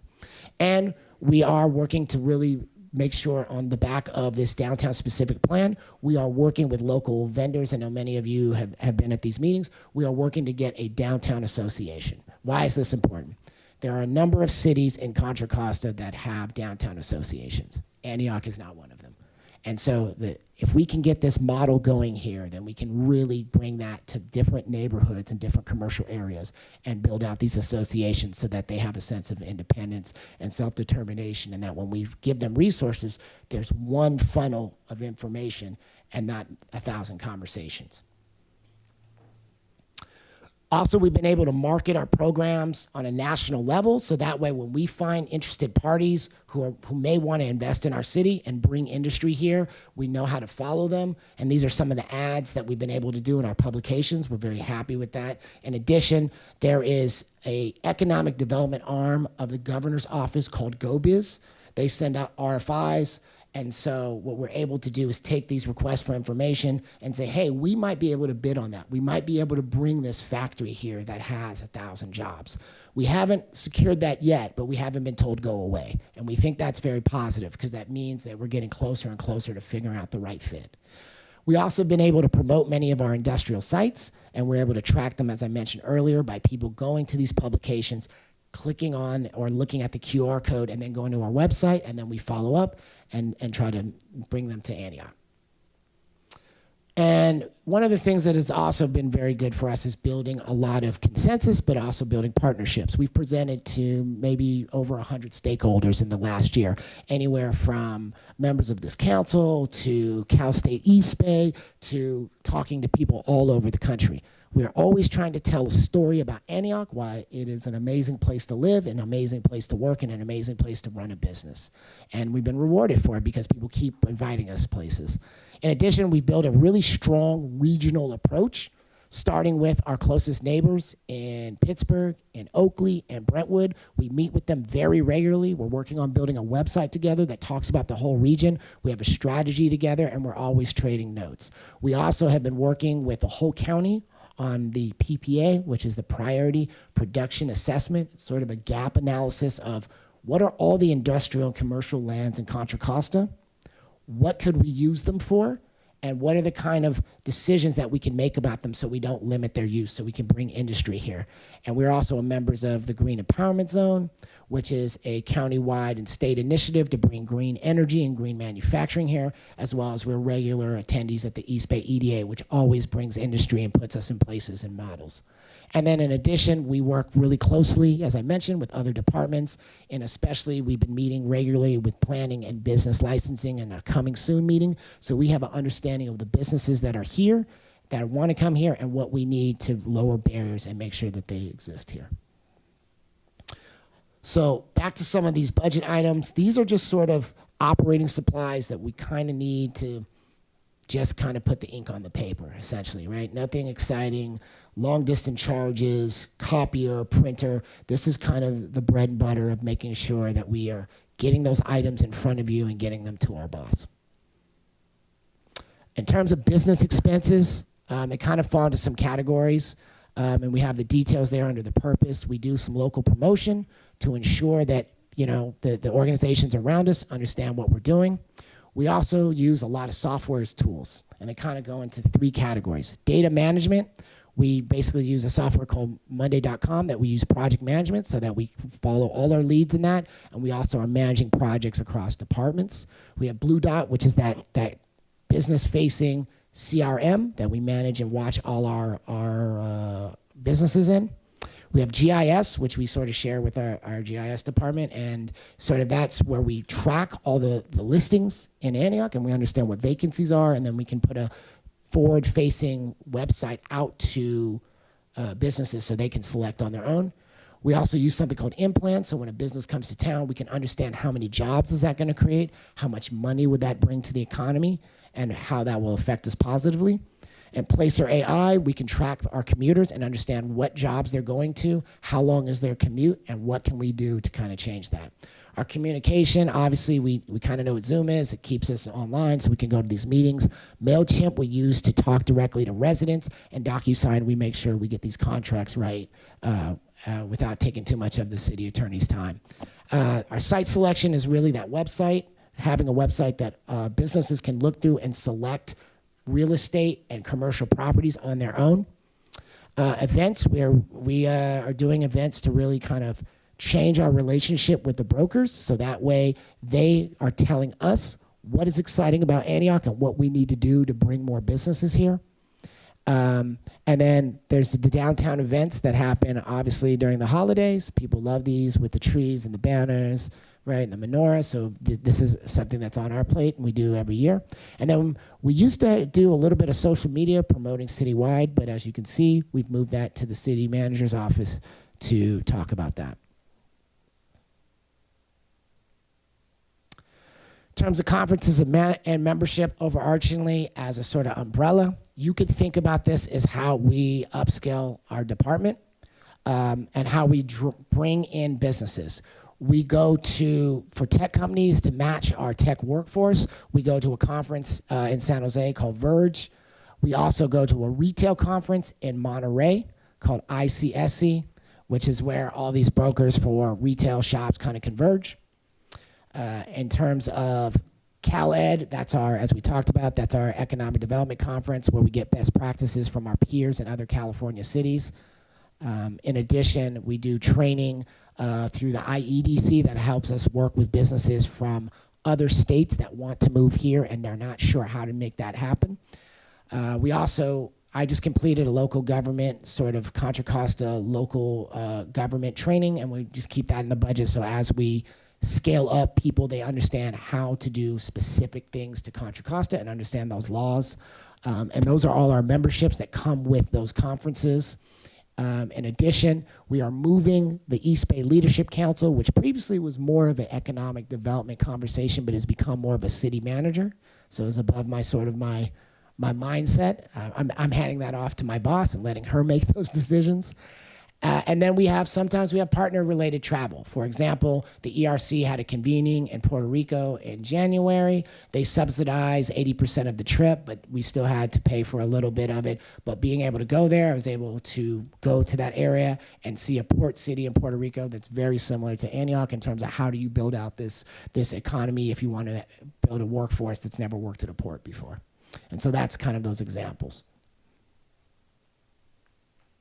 In terms of our contracts, we are in the process, as some of you may know, some of you may not know, we are in the process of trying to build a downtown association. These are very complicated things. We are trying to hire, and we are in the final process of finishing our RFP selection to hire somebody to do technical assistance to work with, as you can see, this downtown association be built from inception over the next 2 years. We want somebody who's going to get all the groups here and have them all in the same room, under one umbrella, one organization, so the city can talk to them directly. And then by the end of these 2 years, we'd like this organization to be self-sufficient if possible. And we think that people have done this all over the Bay Area. We want to hire somebody to do this work who's the expert. We also work with a marketing company called Dual Hair, who does marketing for cities all over, Brentwood, Oakley as well. So we work with them, and they make a lot of our social media content. New businesses open or new industry comes, we have them do the social media stuff. And we also have Aviva, who does a lot of our branding, has done the logo here. And when we create ads, we go to them directly and have them create the ad, and then we send it off. In terms of public information, this is really us marketing the businesses, the industries, and the available commercial land in Antioch. So these are examples and line items of things that we've done in the past where, so for example, the San Francisco Business Times, Business Journal, we were part of their convening the future of healthcare, but we also did an ad and talked about all the available sort of hospitals and how those industries work here in their book of lists. Site selection, we talk about our industrial lands along the Wilbur Corridor, 18th and DECA's development coming, and then we market those. In addition, the thought is the decision makers are going to 49ers games, and they're also going to Golden State Warriors games. So then we put an ad in that to let them know, hey, these are available lands. You should think about Antioch, come out here, look around, possibly build a business here. In terms of marketing, this is more citywide. So I think we all know we like the city banners. They need to be repaired and replaced. We have a budget line item here to get those up and running. And then over the next 2 years to do maintenance. I don't think that all of them will fall down or knock down. We will fix any that happen. But that's what that item is. In terms of media purchases, we've done some this year. We're going to taper that off over the next 2 years. And then in terms of site selection, that is also going to taper off, and business facilities. We will continue to talk about why Antioch to these site selector magazines like business facilities, but it will not be at the same level. And also, we're going to minimize our own social media ads. And then in terms of citywide marketing, we really want to start putting out the stories about the good things that are happening here in Antioch and do that on a much larger and more accurate level. And then our programming, currently our programming consists of grants and technical assistance, right? We are not doing this directly. We're using ARPA funding to pay providers to do this work. So that's why you see that ARPA for 24-25. Our proposal will be for 25-26, 26-27, that we allocate some of our own programming budget to do these kind of grants for startups and facades. So as there are areas of the city that are hurting, that way we can come up with a criteria to give that money to those businesses to lift them up and revitalize that area. In addition, we want to go with technical assistance. Antioch has been paying for this with ARPA funds, and those funds will end December 31st, 2026. Our plan is to talk, and we've already been in talks with this, is to make a county-wide initiative that every city in Contra Costa is doing this type of collaborative, so it would scale down the cost to a manageable amount, and so that way we are all part of some kind of membership so we can have these technical assistants through all of Contra Costa. So that way it's affordable and we still get the same amount of value. And then also we want to be able to do downtown sort of activations. There's a lot of construction happening here. There's a lot of goodwill. We want to help with that in multiple ways, whether it's bringing foot traffic, whether it's supplementing security, whether it's bringing any type of activity that gets people excited and coming outside. And so that way they're using the new restaurants, using the new building, and they're thinking about downtown Antioch as an exciting place. Some of our goals for the next 2 years, we've been very fortunate to have a lot of conversations with startup founders from a lot of clean tech companies. They're very excited in Antioch. We want to continue bringing them to Antioch, getting them to sign leases, getting them to do research and startup, and then eventually having them work together to build their own hub. We also are really excited about the opportunity to build an innovation district, i.e. sort of look at an extension of what's going on in Pittsburgh with their technology park and combine that with our medical industry. So that way we are making it an easier zoning. So that way medical businesses that are on the cutting edge want to stay here, and we have plenty of the land for that, and plenty of the providers here who want to make sure they're seeing that in the ecosystem. We want to host events for brokers, as I mentioned. We want to hear from them over and over again, and they let us know what we need to make this a hospitable place for them to move in the type of businesses we want to see. And also have ideas about the shopping centers. What can they do? What do we need to do to get sure that these shopping centers are going from vacancy to occupancy? We also are doing a lot of community engagement, and we want to continue to do that. We want to talk directly to the people who are driving out, and we want to let them know for the first time what we plan to do to help them and get them to kind of give us feedback on that. In terms of keeping businesses here, we're going to work on this downtown association and use that as a scalable model to bring that to the rest of the city. We want to really fix our engagement and cut down the time it takes to do things and make sure we're getting more impact. And we also want to do, again, these impact studies that were kind of mentioned before in the previous slides. So that way we understand retail leakage, we understand what's needed, and we have a contribution to the general plan. We also want to expand through this Antioch Business Collaborative and turn it into a Contra Costa Business Collaborative. We want to do activations in the downtown as well as the rest of the city, and we want to look at procurement. You know, the city spends a great deal of money, and it puts out bids and contracts all the time. It's not clear to us that how many of Antioch businesses are prepared to bid for these, and we want to make them very competitive. So that way, local businesses look good and feel good about trying to bid on these contracts. This is just an example of what we're going to try to do in-house to do this local procurement project. We kind of want to put a steering committee together from multiple departments to have a shared understanding of what this means.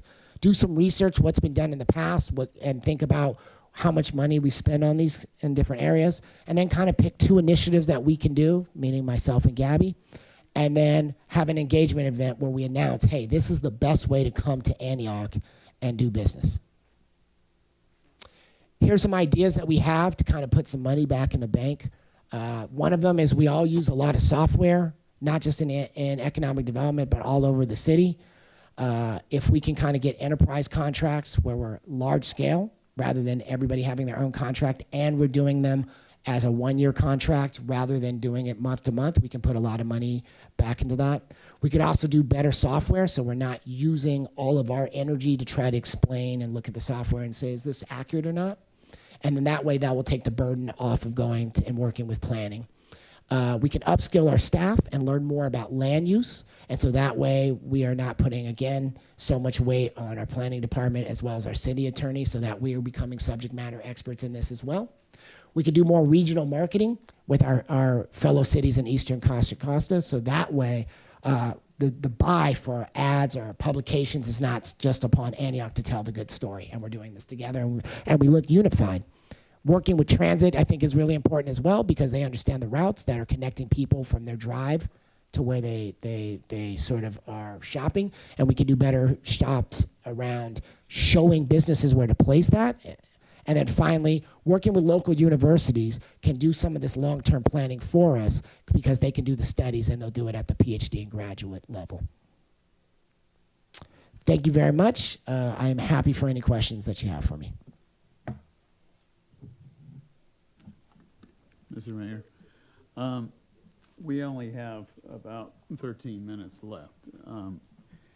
And so a lot of information has come to us, and frankly, you know, I have some differences of opinion with regarding the consultant and bringing together, which I assume is the Chamber of Commerce, Celebrate Antioch, and the Downtown Business Association that's trying to form. So I would respectfully ask that we hold this item over for discussion to the May 13th, but, May 13th. But there is one item on there with the remaining time that I think we have to provide the city manager with direction. And that is, you know, what is your recommendation to the council with regards to economic development? Are we going to keep it as a single entity, or are we going to bring it into community development? Yes, thank you so much, Councilmember Freitas. My recommendation is to fold economic development under community development. I think that the presentation by Mr. Sweet shows that we're not putting enough assets within that area. And so the community development director will also have an expertise in economic development and will spend 0.25 FTE of their bandwidth on economic development. And Director Merchant has built into the models a deputy director of economic development, which is a +1. So you get 1.5 FTE as well as a full-time fellow and a program manager. So we double the staff, and there's a net savings of 100,000, I believe, with the change. Or I could be wrong, but So the current model actually builds in an administrative analyst, but then another model we are considering is also adding a more senior level. So that'll be one of the discussion points that get modeled. So you would get 1.75 FTE in addition to the 2. So, Mr. Mayor, on that, I have no problem personally with moving the Economic Development Department under Community Development with the proviso that the new Community Development Director has expertise in economic development, and so there is a collaborative relationship between the Community Development Director and the Community Development staff. But other than that, I don't have a problem with it. Oh, is that just part of the discussion, or is that something we're supposed to vote on tonight? No, I think we're I supposed can to bring provide you with some direction on that issue. I can bring a memorandum to you to vote on. That's one of the reasons why it wasn't. Oh, yeah.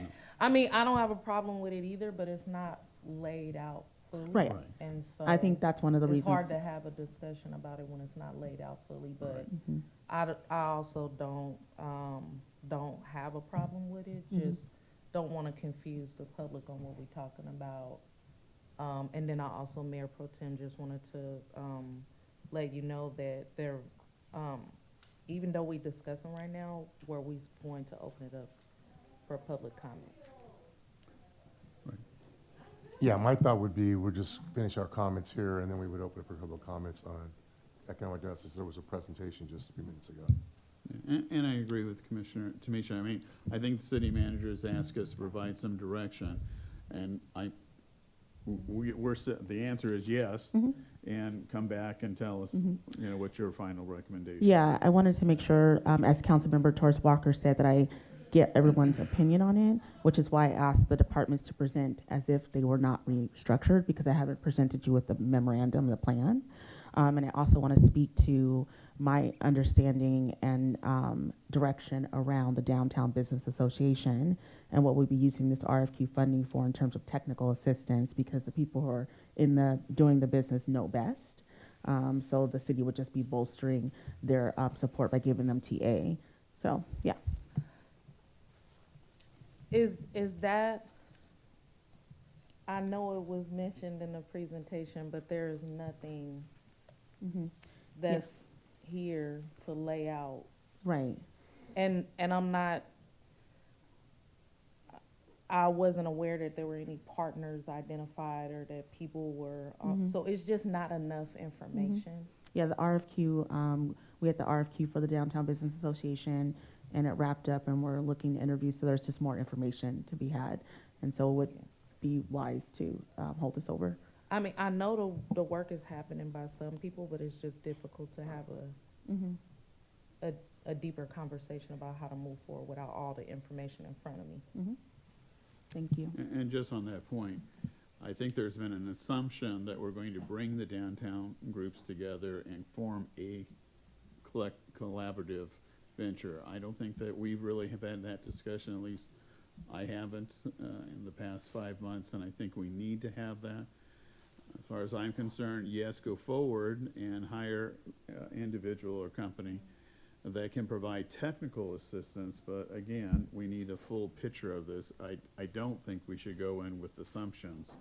I mean, frankly, as a former Chamber of Commerce manager, you know, you want the businesses to be independent of the city and not, you know, a part of the city family.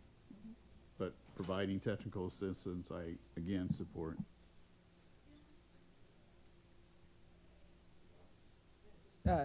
Thank you, Mr. Sweet, for the information you provided. And actually, you answered one of my questions about the conferences and associations you guys are attending. So it'd be great to hear back about that more, because a lot of this I didn't even know that you were participating in. So it'd be great to hear back what you learned, connections you made, and potentially bringing people here to see sites that you talk about when you go there. So thank you. I too want to thank you for your presentation. I had the opportunity to meet with you and see a similar presentation when I first started in this new position. So thank you for that. And my hope is that City Manager Scott, this will be something that you'll come back and let us know more information about the reorganization, how those are going to work together for the common good of economic development. Okay. Well, thank you. Oh, go ahead. Thank you. I forgot to thank you for the presentation. You're welcome. And you didn't talk too fast.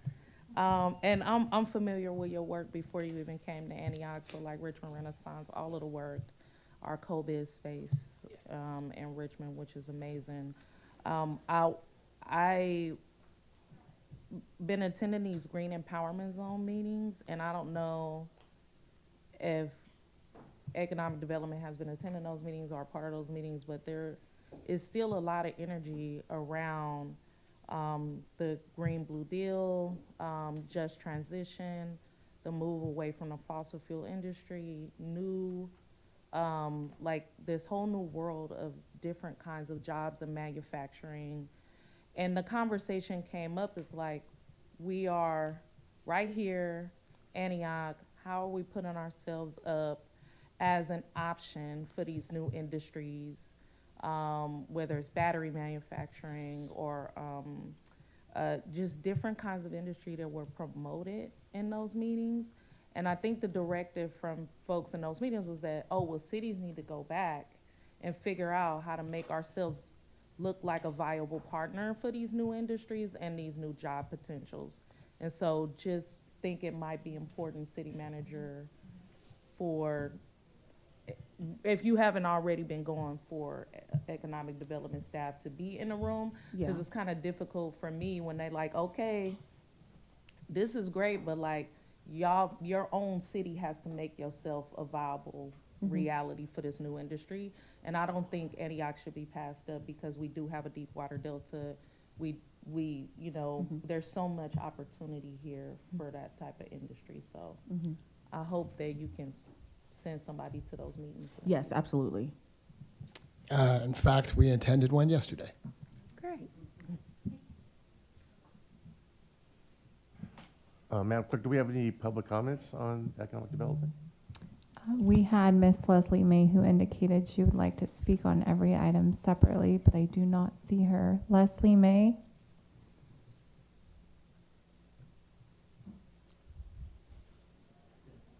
Okay.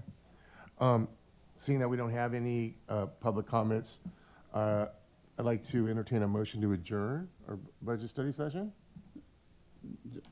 I'm assuming we're directing the city manager to Yeah, that's what I thought we had done. I didn't know if that was come an back action on item. May 13th. Yeah. So we want to vote on that action item as to come back on, okay, so, so I thought, that's what my understanding was, that we were proceeding forward. Okay, so then I'll go ahead and move forward again with, I'll entertain a motion to adjourn our study session.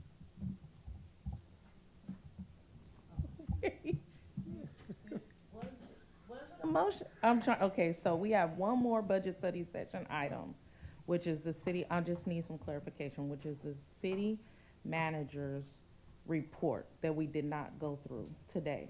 So is the motion that we move this item to the next meeting and then we adjourn this meeting? That's what, I'm sorry, that's my Okay. understanding. So, Yeah, so, well, Are we talking about May 13th? Is Yeah, that what we're talking so- about? So I guess the move would be that we would like to proceed forward on May 13th to do the presentation of the city manager's office. Do we need to take action on that? Yeah, point of order. Sure. We also need, on the 13th, to have some discussion about the presentation on economic development. Yes. So there's two items, as well as I believe the CIP is coming to us. But for what's before us, it's on the 13th, the staff is directed to bring back the economic development so there can be questions and discussion, and for the city manager to provide a report to us with regard to her budget. I'll second. I was gonna say, that sounds like a motion. I think the city attorney, I think the city attorney has something to say. He's been chomping No, at the bit I over think that works. Second. Okay, yeah, I thought you summarized it well, Councilor Freitas. Okay, at this time, let's go ahead and take a vote.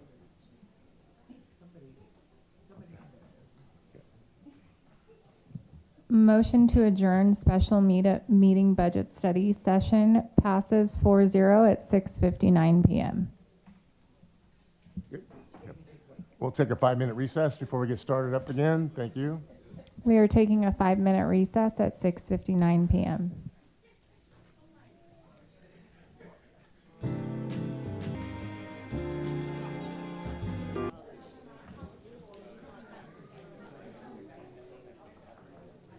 Okay, we'll get started. Good evening. Welcome to the Antioch City Council meeting, April 22 of 2025. It is now 7:08. City Clerk, can I get roll call, please? Councilmember Wilson, Here. Councilmember Torres Walker, Present. Councilmember Freitas, Present. Mayor Pro Tem Rocha, Here. Mayor Bernal. I will announce for the record that Mayor Bernal is absent at 7:08 PM. I'm going to ask for you to please join me for the Pledge of Allegiance. I pledge allegiance to the flag of the United States of America and to the republic for which it stands, one nation, under God, indivisible, with liberty and justice for all.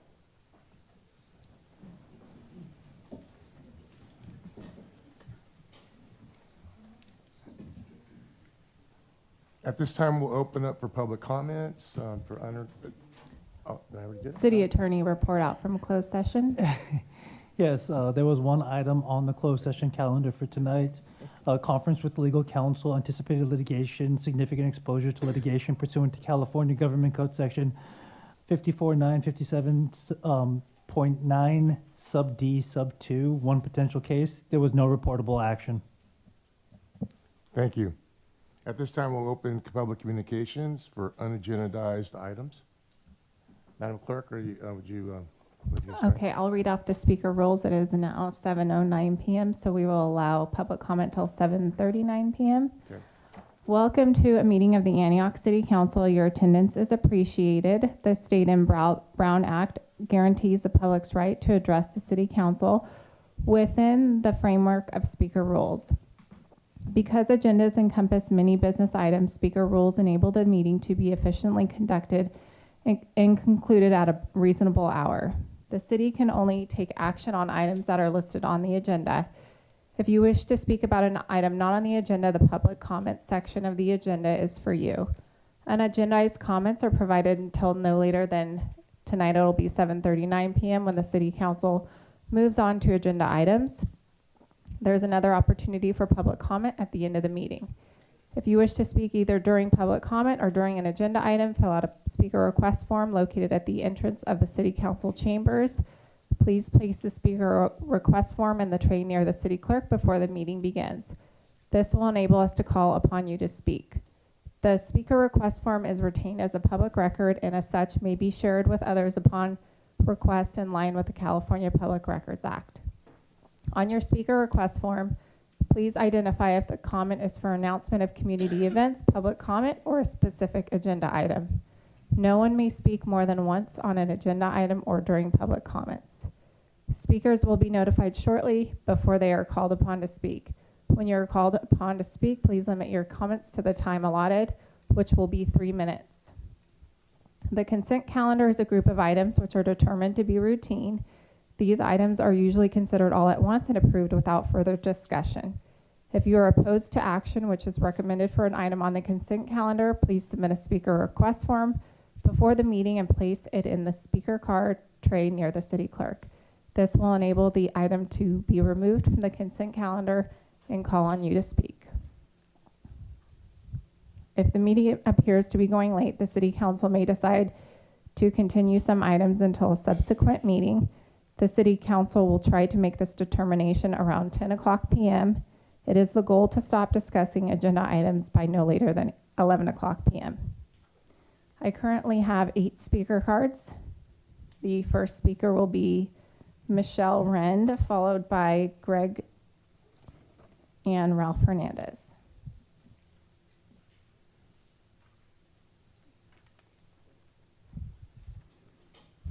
Michelle, are you here? Greg?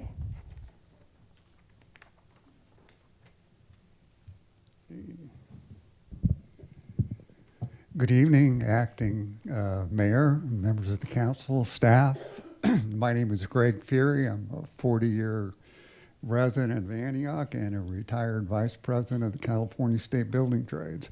I had a couple of real positive comments. I wanted to thank Councilman Rocha for contacting the maintenance department and taking care of the ADA ramp at the senior center because it was being used as a urinal and it was disgusting. So thank you for that. And Officer Egan had come down to Harbor Park and did a great job and kept it from becoming another Wilbur Avenue. But I had some real concerns about the Antioch Senior Center and some of the cuts that were made there. I had met with the mayor, and he assured me that the city had not made any cuts, and I told him exactly they did make cuts. Unfortunately, what they called them was staff reorganizations. That was a nice way to cover it up. I asked for 3 different simple issues to bring forward so that I could give information to the mayor. One was how many staff members at the Antioch City or the Antioch Senior Center had actually been cut. Number 2, how many hours was that total? And then 3, what does that mean in dollars and cents? And I was assured I was going to get this information, but as of last week, I got this, it was kind of nasty, but I really was upset. Mr. Wright told me that now I have to do a public records request information, which is pathetic. And the seniors have been getting the short end of the stick at Antioch. And, I have really concerned about how this is coming about since the membership has increased by over 50%. And when you make cuts and you ask people to do more for less, that's wrong. That is not right. And, the other thing down there is that people kind of neglect the seniors that are homeless. It just drives me crazy. I think everybody up there should be concerned about those poor ladies that come in there. They get a meal, they get to talk to some people, then they're back out on the streets. And nobody gives a damn. And I don't think that the Recreation Department is doing a very good job of overseeing the Antioch Senior Center. Actually, I would like to see the Antioch Senior Center taken away from the Recreation Department and managed by their own individual entity. The supervisor there and Mr. Wright, I asked them both what kind of cuts they took, and they look like deer in the headlights. So I want to see, if the Recreation Department areas and the water parks got the same cuts, or was it just the seniors? Thank you. Next speaker is Ralph Hernandez, followed by Leslie May, and then Melissa Case. Good evening. I did submit this to the city clerk for the public record, and it contains what I'm going to address. One of the questions I have for all of you up there on the council, as well as the staff, who the hell runs this city?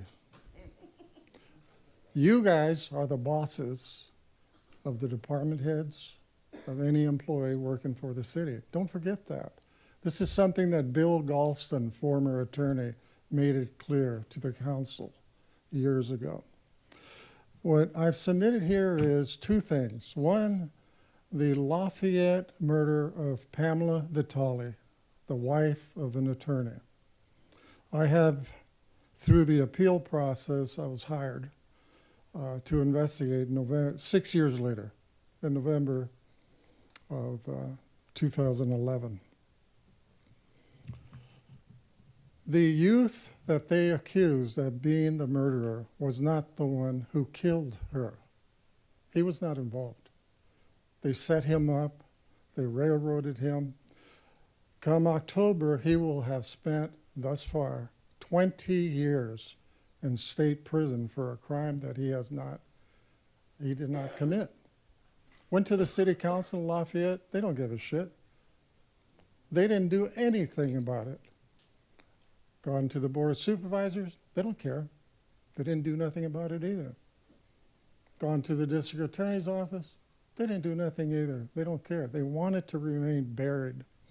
Second thing in here, which you will see very briefly, are those things that were reported, some reported killings by Antioch officers.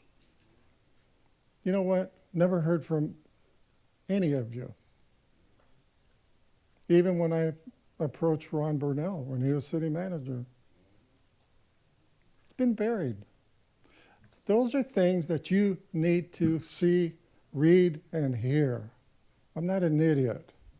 I'm a professionally trained private investigator, former officer, commended by the FBI director himself early in my career for my abilities and investigation ability.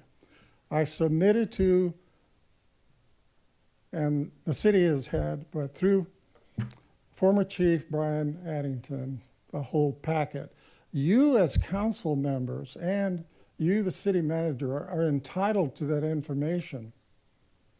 Don't let them keep it from you, because when it does come back, which it will, you're going to be, what, in the dark? You're being kept in the dark. Thank you.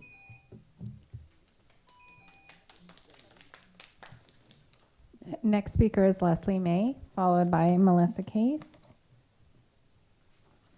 and Jim Gamble. Good evening, council and staff. I just wanted to say that these meetings that we have here are for the public, which means these meetings should be held at times that the public, the majority of public, can attend, which is 7:00 p.m. So these early morning, daytime closed sessions, which are still open to the public. If you go there, you can go. And then these 4:00 meetings, that is wrong.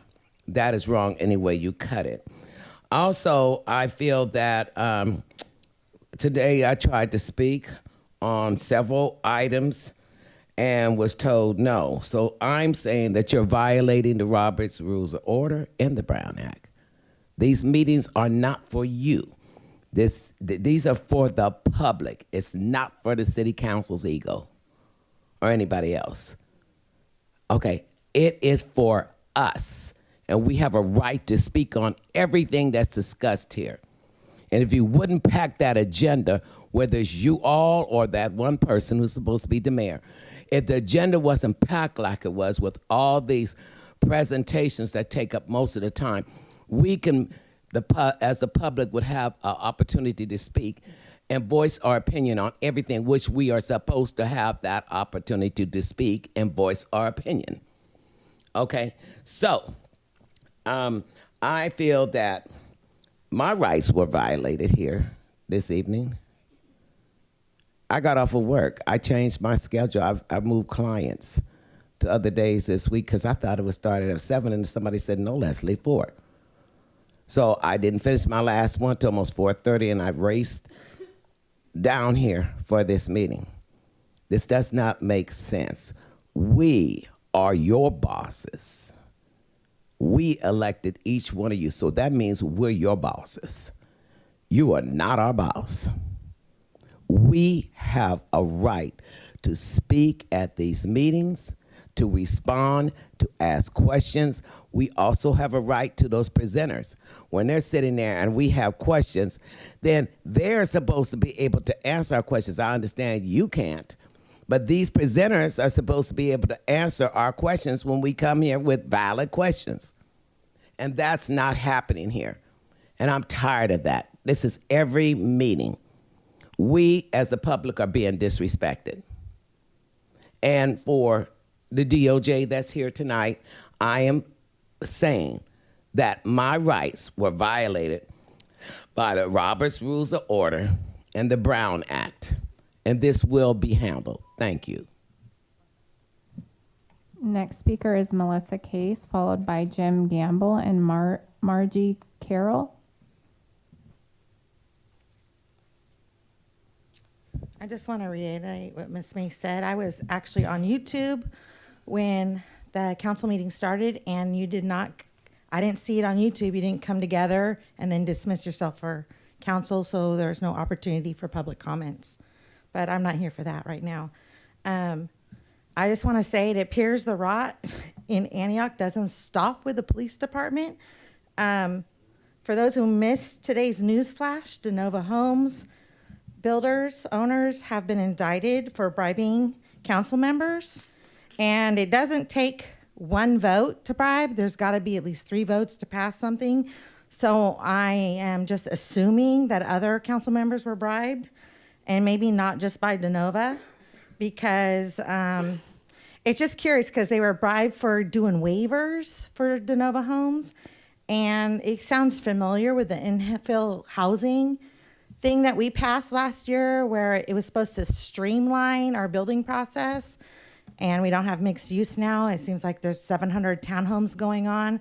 So I'm just like, I just want council, our city attorney, to look into this, because it may not just stop with councils. Maybe members of our building department were bribed, granting waivers and fast tracking homes for their money and not community development.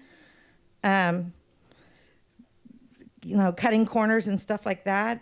So I just want you guys to look into that, because right now transparency really isn't optional for us. It's the only way we can actually truly move forward. Thank you. Next speaker is Jim Gamble, followed by Margie and Ray.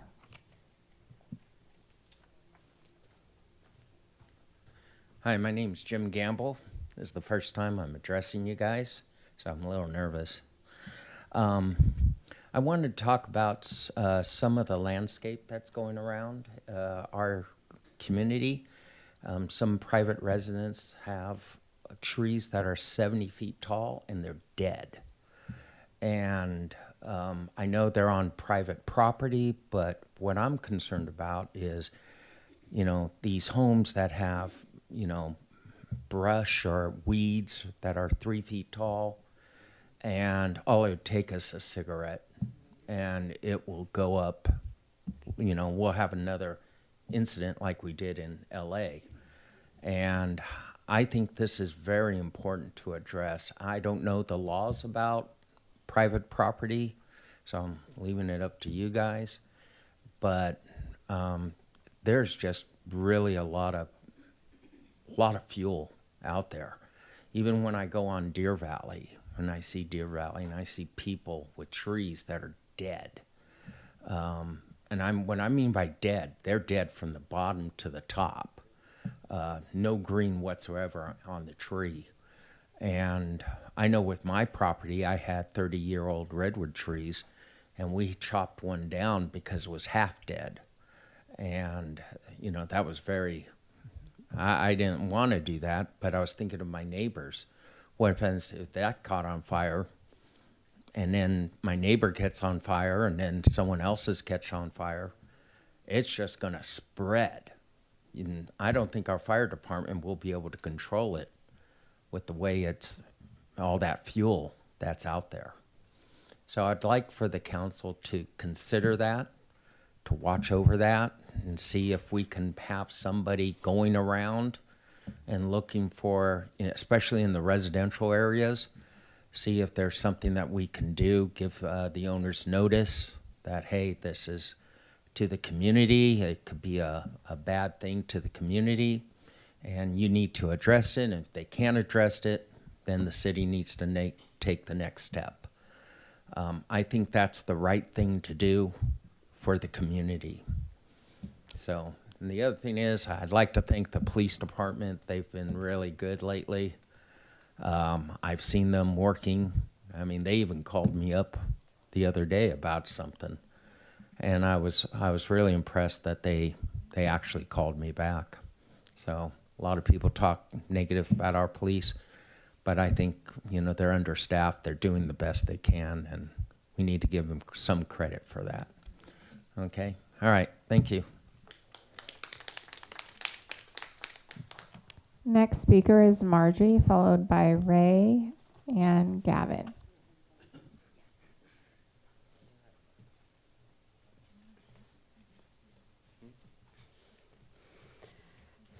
Oh, I need my glasses.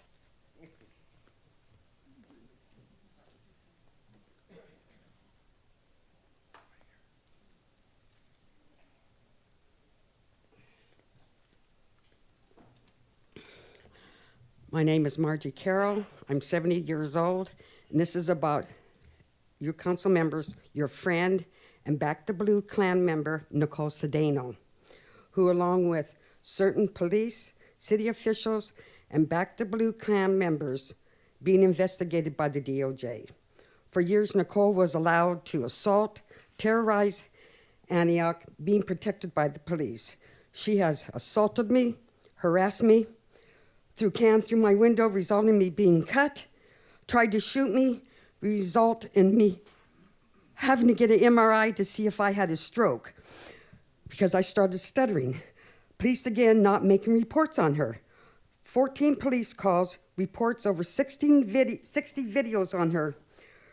Her daughter Selena has assaulted my husband and harassed me.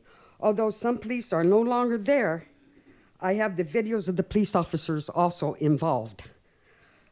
She's also guilty along with her daughter of harassment of John, breaking down his door with bats, again protected by the police, and they're not making reports either. Then moving to Oakley and assaulting her new neighbor, La Pamela, and harassment of her other neighbor, Mirville. I tried posting months ago about all this stuff. Next door, CC News, Herald blocked me, along with members of the Klan. I'm tired of people making excuses for her about her autistic son. What mother would teach their child to say F you and call women effing the C word? It's all on video. Texts and videos of Nicole and the Klan members at the protest. People going to, all you have to do is go to YouTube, under my name, harassment of neighbor, under John and or Lobo, and a threat to our community. You'll see everything about Nicole. And I'm sorry the mayor's not here, because that is their friend. This is your guys' friend. And why she is being allowed to represent Antioch with this downtown Antioch, which is, it is provided by the Back the Blue Klan. Why is she allowed to represent Antioch, this person who is a threat to our community, who has harassed, assaulted people? So that's it.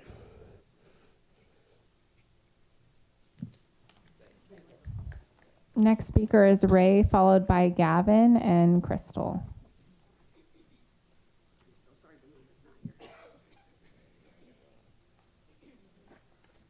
Good afternoon, council. Good afternoon, everybody. Well, good evening, should I say. I I want to talk about something I haven't heard brought up recently, but I know it has been something that we've been trying to keep going with, and I want to make sure we keep it going. And that's the substation over in Sycamore. A lot of people may not be familiar or familiar with all the shootings and everything that have been going over there. Excuse me, that item's actually on the agenda tonight. Oh, it is on the agenda tonight? Yes, you can I'm speak to sorry. it at that time, if you don't Okay. mind. Yeah. Item 10, I'm sorry. Okay.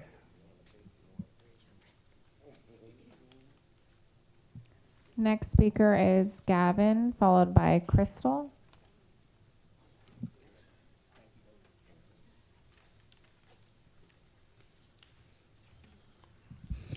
Good evening, Council.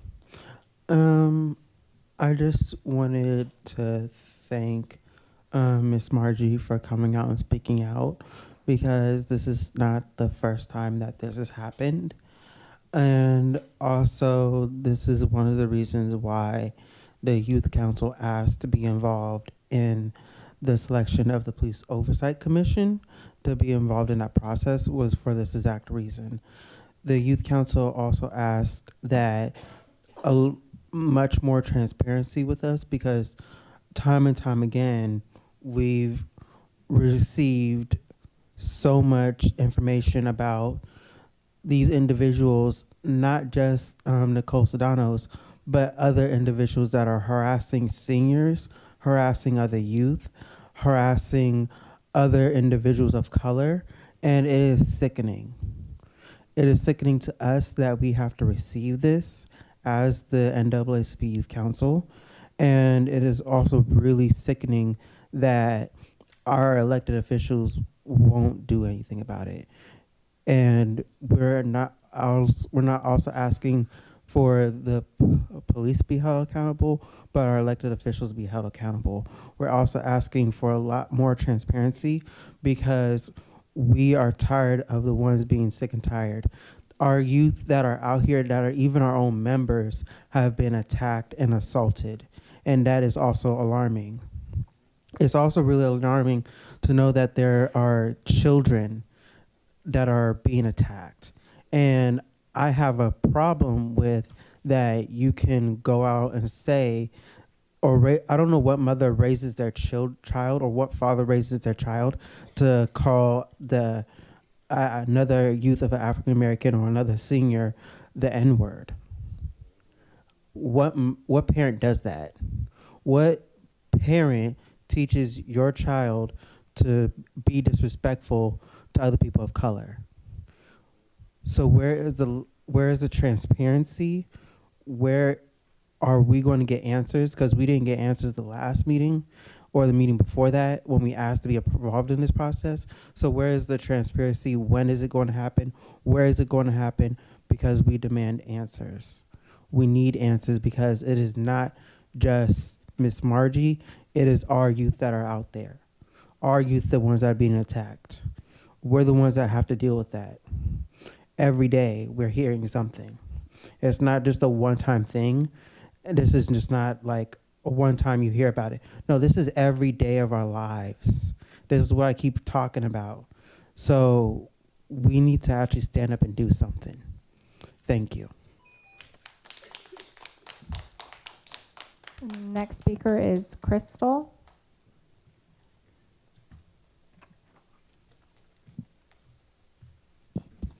Hello, everybody. Hello, Ms. Torres, Ms. Wilson. They know me already, so that's why I'm just addressing them first. So my bad. All city council manager, thank you. I've been in Antioch since 2004. I want to say thank you, Ms. Walker and Ms. Monica, because thank you, honey. Last year I made a complaint about 9th Street. There was a couple houses that housing had not gotten to. They hadn't touched them for years. There was like 10 houses that they just kind of left vacant, and they were boarded up. And I complained about it because it's just, that didn't make sense that we have all this housing crisis and then they weren't going for it. But I just wanted to say thank you, because they are now filled. They're getting them filled. They've gotten them all constructed and all together. So thank you for that. And then I also want to address something that I heard on another city council meeting. Let me just take a deep breath. When somebody is being loud, the word loud is producing or capable of producing much noise easily or audibly. Speaking with authority means to conveying confidence and conviction in a way that's not aggressive or demanding. Being aggressive means communication characterized confrontationally hostile and often controlling language that disregards the feelings that others have. There was one city council meeting that Ms. Walker was told that she was being too loud. She needed to lower her voice. I did not appreciate that, and not just because I know her, it's because there's just a certain way to work with people and a certain way to talk to people. And she is one of the main, these two people right here are one of the main people you want to work with. They seriously want to get Antioch under control. And if I've ever seen anybody work harder, it's these two people. So when I'm asking you, Rocha and Freitas, Burnell's not here, but he should be seeing this. Please work with them. They want to work with you on these issues. They want to make Antioch better. This is not political. This is not Republican or Democrat or liberal, which I'm really tired of hearing about. This is about the city of Antioch and the people who live here. We want better for our city, and we can't get better if we're continuing to bicker upon each other. We just can't do nothing about it. So let's get up and please just work with them, talk to them, see how it is that you guys can work. This isn't about political views or what we need to do about what everybody else thinks about out here. Let's get it together so we can come together and work together, please. We really need to do something about everything that's going on, especially the sweeps that are happening on Sycamore and downtown Antioch. I do not have any more speaker cards at this time. Yes.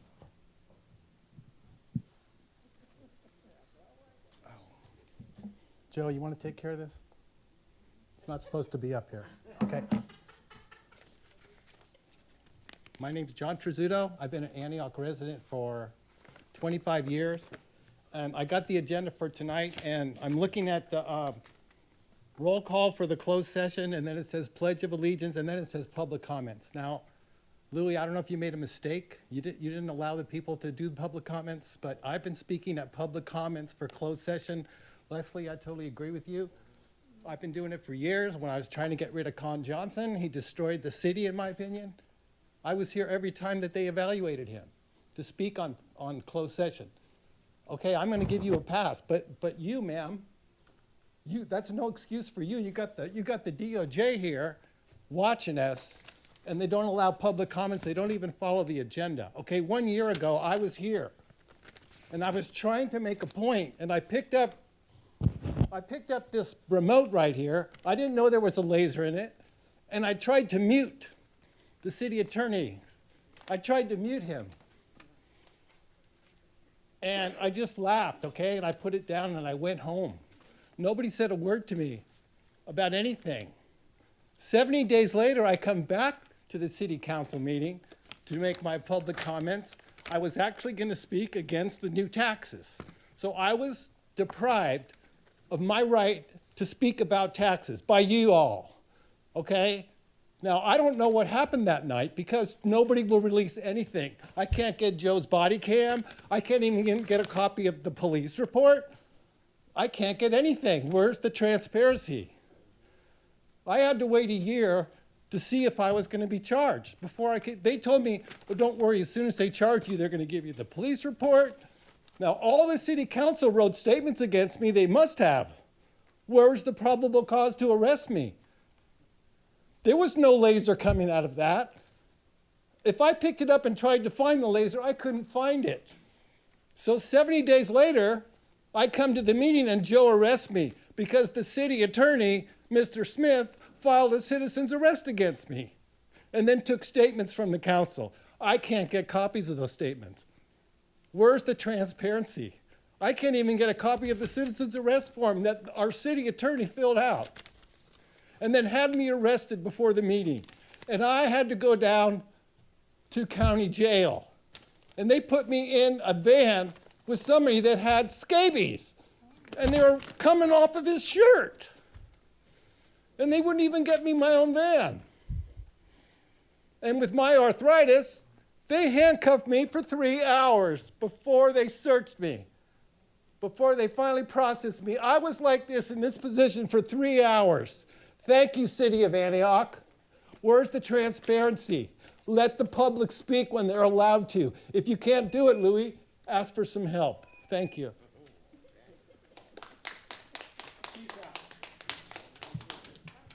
It is now past 7:39. Okay, we're now going to move on to agenda item number 1, introduction of new city employees, promotions, and retirements. Right? Thank you so much, Somebody, Ms. Mayor Pro Scott? Tem Yeah. and City Council. I will start with my section first, introducing our new Public Information Officer, acknowledging 2 promotions. On your list here in the packet, it has Jaden Baird, Public Information Communications Officer, Brad Helfenberger as Assistant City Manager, and Chief Vigil. I will defer Chief Vigil's introduction and promotion until next time and switch him with our Public Works Director, Scott Bunting. First up is Jaden Baird. As the newly appointed Public Information Officer for the City of Antioch, Jaden brings years of experience in public relations, media strategy, and community outreach, ensuring transparency and effective communication between the city and its residents. Prior to joining us here in the city, Jaden served as the Executive Director of Communications and Community Engagement for the Fairfield-Suisun Unified School District, where he led comprehensive communication initiatives, expanded digital engagement, and managed crisis response efforts that reinforced trust between the district and the community. His leadership also extended to co-founding an education foundation, further demonstrating his commitment to fostering meaningful connections between organizations and the people they serve. Jaden specializes in developing clear, impactful messaging that resonates with diverse audiences. His expertise in social media strategy, multimedia storytelling, and press relations will play a vital role in enhancing Antioch's public relation and outreach efforts. So we welcome him to the city, and I appreciate that he has a great sense of fashion. So Jaden will say a few words. Thank you, City Manager Scott. I wasn't expecting to say any words tonight, and I'm very afraid of public speaking. I kid. To council, I just want to say I'm very excited to be here and to help serve not only the council and the city manager, but also to the city of Antioch. I know there's been a lot of things happening in the city over the past few years, but I also know that there are some very good and healthy stories happening within the community, and I want to be able to not only share what's happening from the city, but I want to be able to share what's happening within the community. We need to be able to communicate and let not only ourselves know what's going on, but the community outside of Antioch, because we want to build Antioch and make it a lot stronger. And so I'm excited to do that. Thank you so much. Thanks so much, Jaden. And Jaden's been here for just a few weeks, and he's already made a really big impact. Next up, we have our new Assistant City Manager, Brad Helfenberger. My favorite show is Parks and Recreation. Brad is the real-life Leslie Knope. I think he will have a waffle party if you give him any reason to celebrate. He's definitely the fun in the city.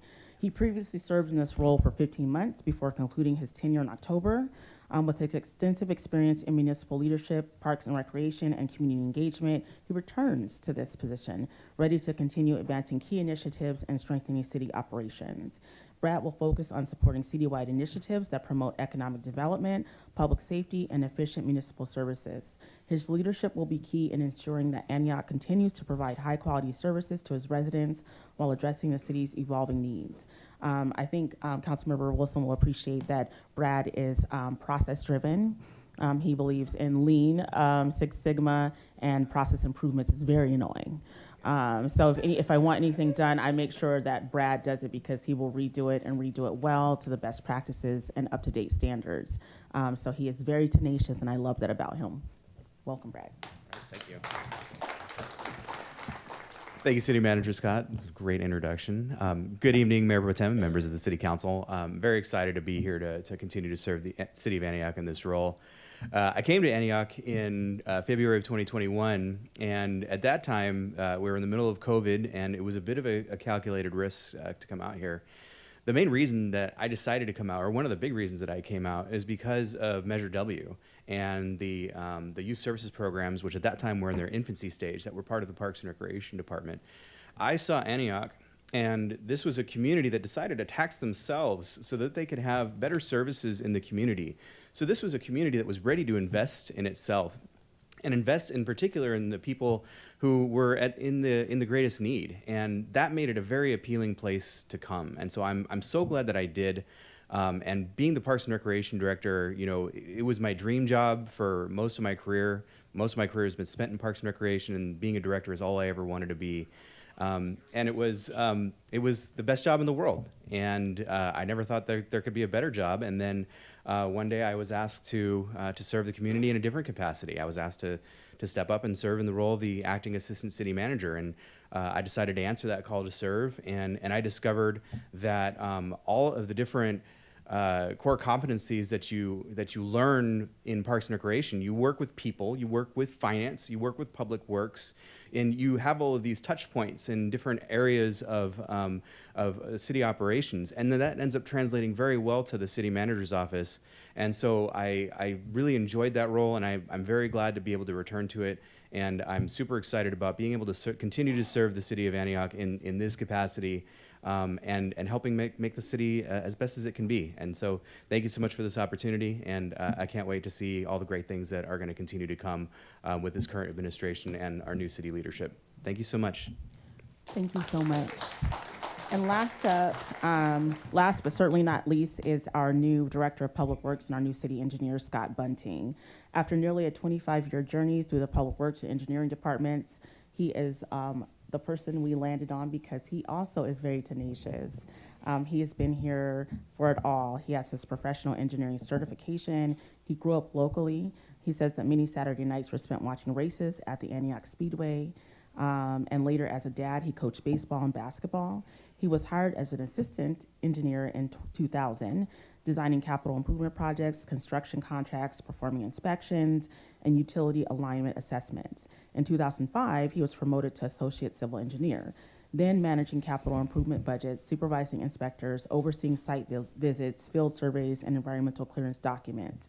In 2017, with a promotion to project manager, he began supervising a moderate staff of 10, developing and updating the 5-year capital improvement program, and coordinating contracts with the city attorney's office. In 2022, he's held the responsibility of acting director of public works, including securing state and federal grant funding and managing contracts as well as capital improvement projects. His focus on protecting the city's pre-1914 water rights and wastewater rate structures also encompasses his work towards supervising construction of our brackish water desalination project. I don't know how to say that. So thanks so much, Director Bunting. Thank you, City Manager Scott, Mayor Pro Tem, Council. Very excited about this. I appreciate it very much. I've been with the city currently for just about 25 years. Actually, my first job was with the city. I was taking care of the bocce ball courts when they were installed over at Chichibu Park, as well as scorekeeping, law ball, softball, and basketball for the recreation department. But over the last 25 years, I've really enjoyed the time I've spent here. You guys have a great group of employees. Everybody's a real hard worker here. I look forward to spending many more years with the city and continuing to give back. Thank you for the opportunity. Thanks so much, Director Bunting. All right, next up we have our chief, who will introduce his new team members. Then Director Bunting will come back to introduce his, and we'll close out with Director Merchant introducing hers.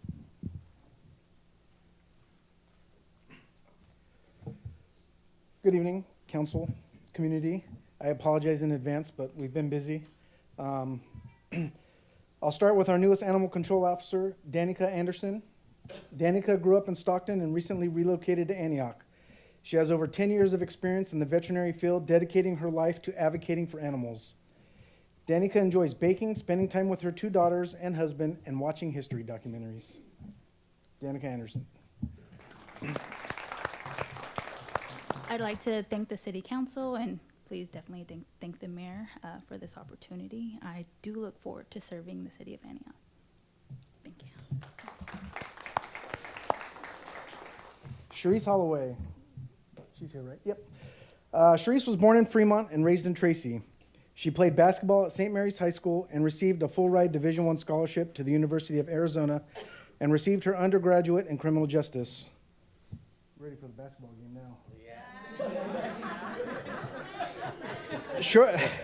Shortly after graduation, she received another full-ride Division I basketball scholarship to further pursue her career and education at Santa Clara University. Sharice graduated with her master's degree in psychology and educational leadership with admiration to join the law enforcement and be part of the Antioch Police Department family. Ladies and gentlemen, Ms. Holloway. I didn't prepare a speech, but thank you so much. I appreciate it. Thank you, Chief.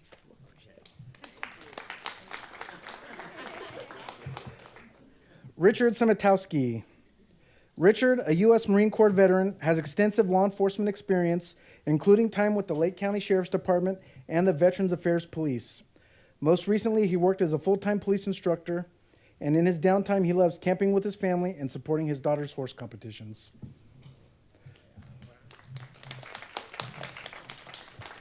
Thank you, City. I appreciate your support, and I'm excited to serve the community and help things out. Thank you. Rondon Pollard. Rondon was raised in Stockton and is a proud Bear Creek High graduate.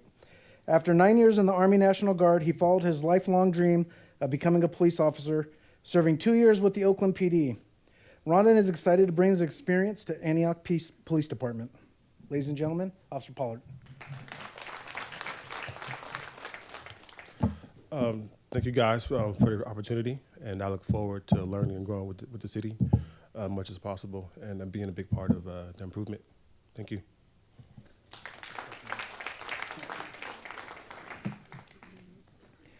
Jake Merrill. Jake was born in Stockton and graduated from Escalon High School in 2007. After graduating high school, he attended Delta Junior College and Brandman University, where he earned his associate and bachelor's of science degrees. Prior to joining APD, he served in the military and worked for the Santa Clara County Sheriff's Office. Ladies and gentlemen, Officer Merrill. I would just say I'm excited to be part of the City of Antioch's family now, and thank you for the opportunity. Thank you. Placido Cerna. Placido was born and raised in Stockton. He graduated from Stur Larson High School in North Stockton. He then attended San Joaquin Delta College, where he received his associate's degree in criminal justice and psychology. During his free time, he enjoys spending time with his girlfriend Yvette and their 3 kids, spending time with friends, and working out. Officer Cerna. I just want to say thank you, Mayor. Thank you, City Council. I'm excited to get to work. I'm excited to work for the City of Antioch. Quick note, I could ball too. So just wanted to throw that out there. And it's on now. So, but hey, you're going to remember Officer Cerner for 30 years because I'm going to be a good cop and I'm going to ball you up every year. But no, thank you guys again. I appreciate you guys. Thank you, Chief.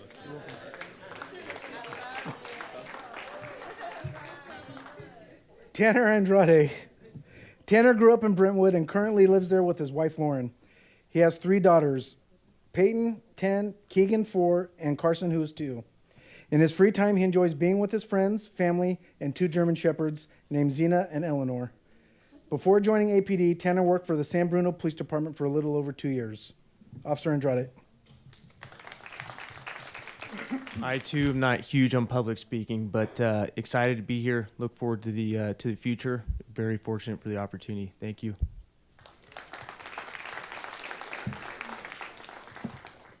Altef Ahmed.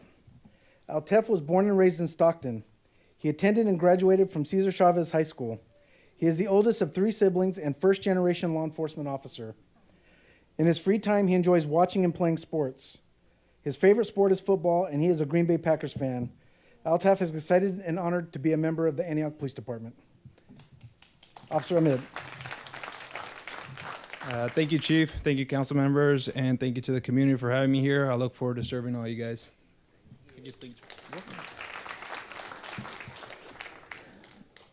And I do have 2 last-minute ads only because they started yesterday. I figured we're on a roll. Why not? Priest Jennings. Priest was born in Fresno and raised in Stockton.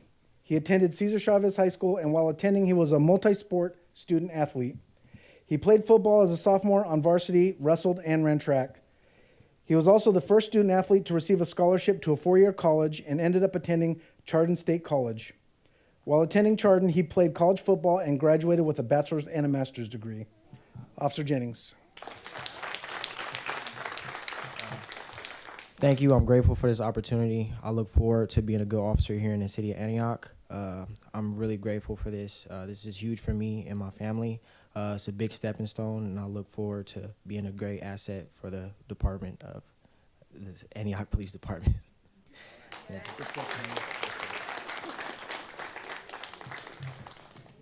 Ryan Reynolds. Ryan was born in Martinez and grew up in Vacaville. He graduated from Vaca High and joined the Marine Corps in 2019. While in the Marines, he was an operations specialist and was stationed in Yuma, Arizona. In 2022, he attended the Contra Costa County Academy and was hired by El Cerrito PD. Ryan is looking forward to serving and putting on a different uniform. Ladies and gentlemen, Officer Reynolds. Thank you all. I'm excited, and I hope to see you all around town. Thank you, sir. You're welcome. Thank you.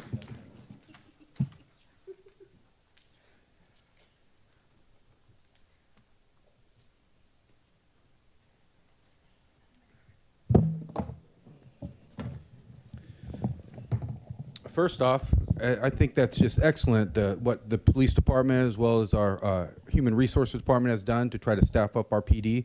It's nice to see that many people walking up and that many new hires that we have. I really do applaud the chief and the PD and our HR department for that. But I'm here for our public works department. I do have 3 people to announce. First, I'd like to announce Chris Molina.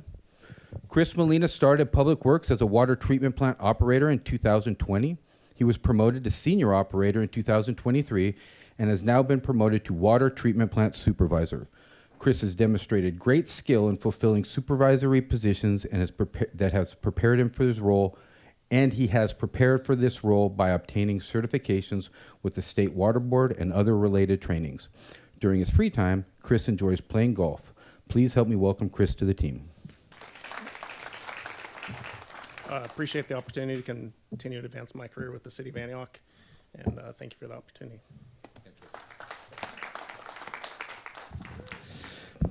Next, I'd like to introduce Bruce Cook.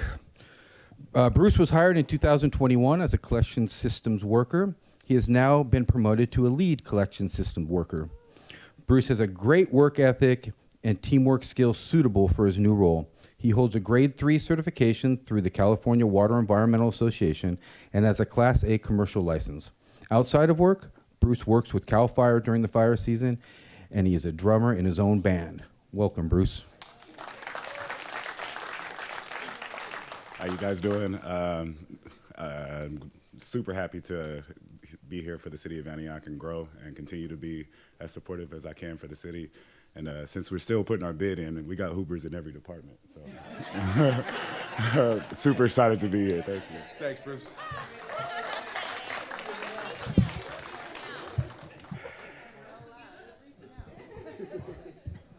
Next, Miguel Santoya. Miguel came to us as a collection systems worker in 2021.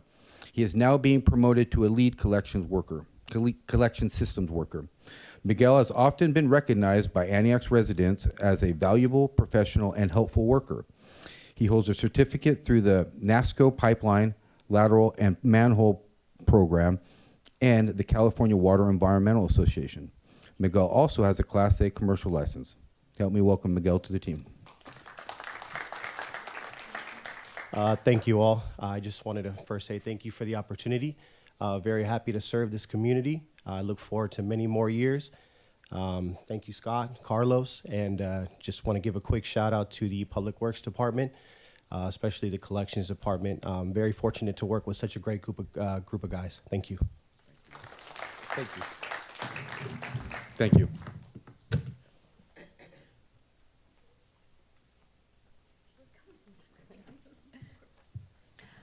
Good evening. I would like to introduce Evangeline Cabero. I can tell you she's already told me she cannot ball, so I'm sorry. She doesn't know how she's going to measure up.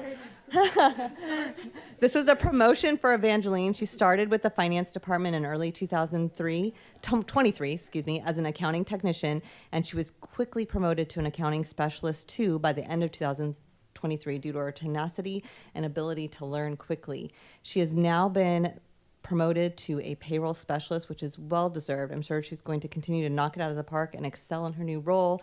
Her husband, Paul, and her biggest fan, Henry, are here to support her, although Henry passed out from all the excitement. But with that, I'll turn it over to Evangeline for a few words. Thank you. I'm not this tall either. I'm sorry. Thank you, Dawn, for that great introduction. I just wanted to start with a story. On New Year's Eve, City Hall closed early, but it was payroll week that week, which meant that everybody had to get paid somehow. Normally we have 4 days to process, but that week we only had 2 days to process. So at noon that day, we watched everybody pack up their stuff and go home and spend the New Year's Eve with their families.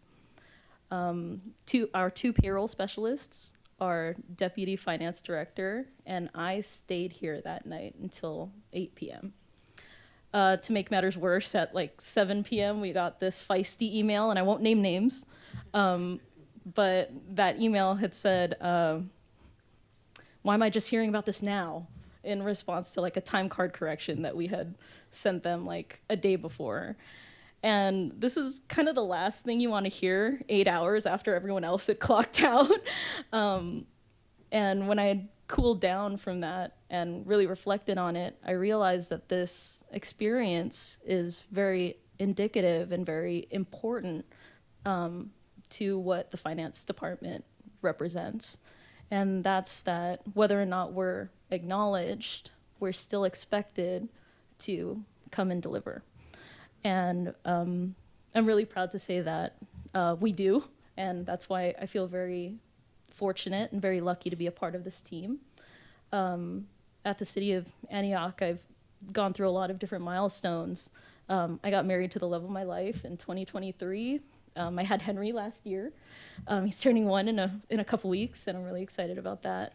And the finance department has been vastly supportive, both on the job and off the job.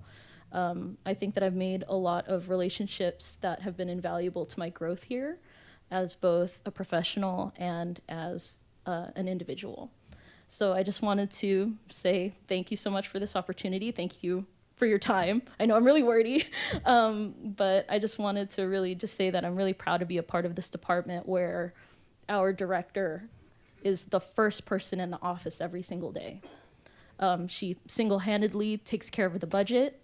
Our deputy finance director is so well-versed and so knowledgeable in our processes here that she can and she has trained everybody, every desk in that department. And lastly, to our payroll department, because of their devotion and how important the city is to them, they'd be willing to stay until 8 p.m. on a holiday in order to make sure that everybody is paid on time and correctly. So I'm really excited to serve the city alongside the payroll department. Thank you. Thanks so much. I have a fun story about Evangeline. A few weeks ago, I hurt myself, and I actually couldn't. My office door bumped against the back of my heel, and I was wearing heels because I'm very stylish. And so she was actually happened to be coming up to bring me something, and I couldn't walk. And she somehow got me from the 3rd floor down the elevator with all my bags, because I also am a bag lady. And I couldn't do anything, so she managed to figure out how to work my car while I stood there, drive it around to me, and while I took myself to the hospital. And so I really appreciate that. And she also didn't judge me. I clearly have had a lot of chips and donuts because I was very heavy, but she didn't judge me. She just got me down. So I will always have a special place in my heart for you. Back to you, Mayor Pro Tem. I just want to remind the public that you can comment on any item that's on the agenda. So in the future, if you would like to comment, make a public comment related to new hire introductions or promotions, you definitely have a right to do so. And I want to congratulate everybody on their promotions, hiring, like just even coming into the city. And I especially want to thank Chief V. Hill and former acting Chief Addington for really digging deep and doing some hard work. Like I am shocked. I'm surprised. I mean, the level of diversity and age and gender and race and ideology and just so much new energy to the police department. I mean, I've seen them several times being very proactive and actually, like when someone came and said, you don't want the police to do their job. The police job is to enforce the law, and we absolutely want them to do that, but we want them to do it in a non-biased and impartial way. And I have seen this department do that. And I'm really excited about what's coming next. And I can't wait to run into these men, women, them, they, however folks identify in the community, because I see them doing, I've been seeing this group of folks do great work. I know people are saying it's a young department, but sometimes you gotta tear it down to build it back up, and I'm excited. So thank you for all your work. Yeah, I was just gonna say, I didn't know if we were gonna introduce Chief Vigil as our new permanent chief, but if at all possible, is that, oh, okay. All right. Mayor, May 13th. I'm sorry, I'm jumping the gun. All right, sorry Mayor about that. Pro Tem, Yes. the community want to know, is it too late for them to offer public comments on this item? I'm okay with that. If, is that, I mean, is somebody Yes. like to speak to that? Go ahead. Nicole, come on up. All right. I'll try to make it up on the one that I missed, so please come on down. Yes, good evening, and thank you so much for bringing that public comment, because I was like, yes, I want to say something. Yes, as soon as I walked into the building here and saw the officers lined up, I was smiling like, oh, they young, and they look like we got all divert. Like it was just I had a huge smile on my face, and I have to be honest, you know, when I come up here driving to the city hall, many of the times I have to be honest, sometimes I'm angry and like I'm gonna tell them off. I can't wait to tell them what I feel. But this was totally different. Like even just coming into the building, my whole attitude changed. And then seeing the officers come up, seeing the chief talk. So I am too, like Miss Torres Walker, Councilwoman Walker was just saying, optimistic. Like I really am happy about this. And thank you, Chief, for mentioning the basketball.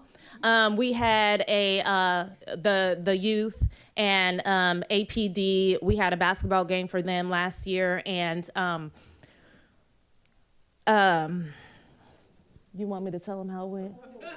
Yeah. I don't know if they want me to tell. And Addington played too with the group, but it was just so much fun, and it was just so much.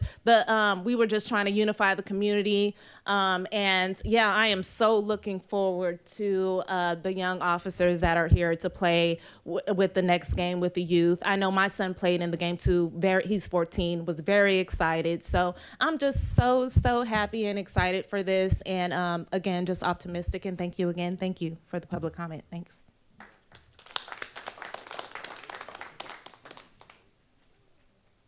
Do we have anyone else before we move on to our next item? Okay. All right, then we'll move on to agenda item 2. We have one proclamation for Arbor Day. Can I please have a motion to approve this proclamation? So moved. Second. Thank you. Okay, please file for the vote. Motion carries 4-0. Okay, I'm going to go ahead and read the proclamation. I believe it's going to be accepted by Derek. Is it Tria? Nope. By Scott Bunting. Thank you, Scott. Arbor Day, May 1st, 2025, whereas in 1872, J. Sterling Morton proposed to the Nebraska Board of Agriculture that a special day be set aside for the planting of trees. Whereas this holiday called Arbor Day was first observed with the planting of more than 1 million trees in Nebraska. Whereas trees can reduce the erosion of our precious topsoil by wind and water, cut heating and cooling costs, moderate the temperature, clean the air, produce life-giving oxygen, and provide habitat for wildlife. Whereas trees beautify our community and are a renewable resource, giving us paper, wood for our homes, and fuel for our fires. Whereas the City of Antioch has been named Tree City USA for the 20th consecutive year. And whereas the City of Antioch will be celebrating Arbor Day with a tree planting at Hydern Park on May 1st, 2025 at 10 a.m., and all members of the community are welcome to attend. Now therefore, I, Louis Rocha, on behalf of Ron Bernal, Mayor, City of the Antioch, do hereby proclaim May 1st, 2025 as Arbor Day in the City of Antioch and to support efforts to protect our trees and woodlands. Thank you, Mayor Pro Tem. City Council, I believe I have some members from Holy Rosary that could come up and help me accept this proclamation. So we worked with Holy Rosary in the past. We're going to work with them again. Members of the school are going to be helping us plant the trees on the 1st. And I would like them to say a few words. I didn't know I would come and speak, but Come on up there. yeah, come on up. Go up there with them. Firstly, we're on our Easter break, so thank you to my students who came out of their time to come and accept this proclamation. But Holy Rosary is, especially our 7th and 8th graders, it is a school that strives for service. How can our students serve the community? And I know that this has been a more recent opportunity that you've given our class, Arbor Day. And I know our students look forward to it every year. And just thank you so much for giving us some time out of your busy schedule and giving our Holy Rosary, our small school, a little shout out. And we can't wait to dig the holes and plant some trees and get some blisters all together. So thank you so much. We have a proclamation that we'll give to you.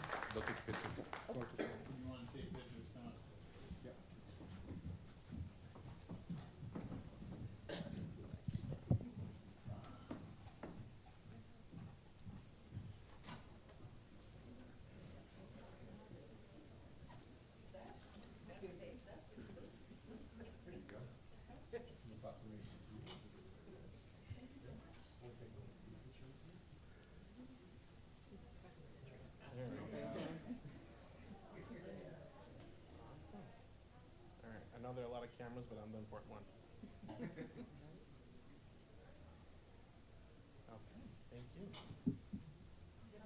Yes, thank you.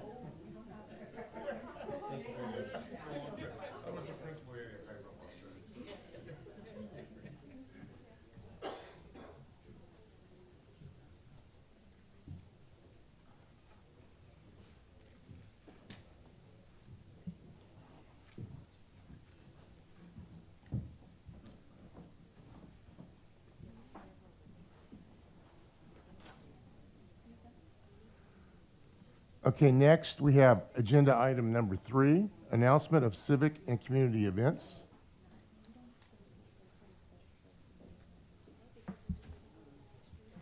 All right, it's been a lot of mic moving here.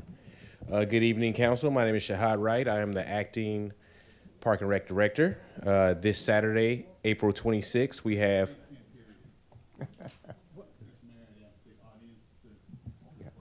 Thank you. All right, well, there it is. All right. If you don't mind starting again, sorry about that. practiced that so well. All right, my name is Shahad Wright. I am the acting Park and Rec Director.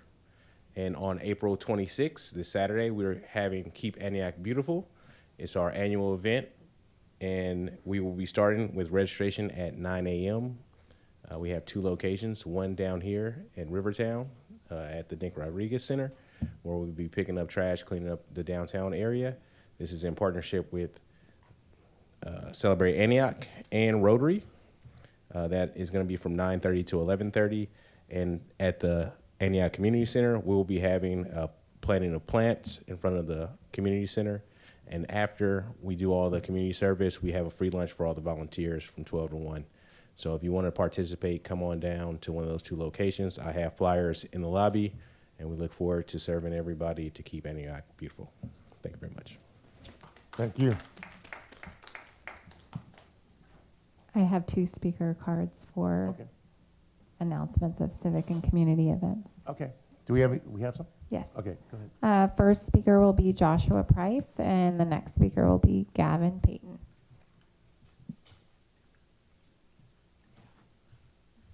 Merry Tuesday, council staff, Antioch.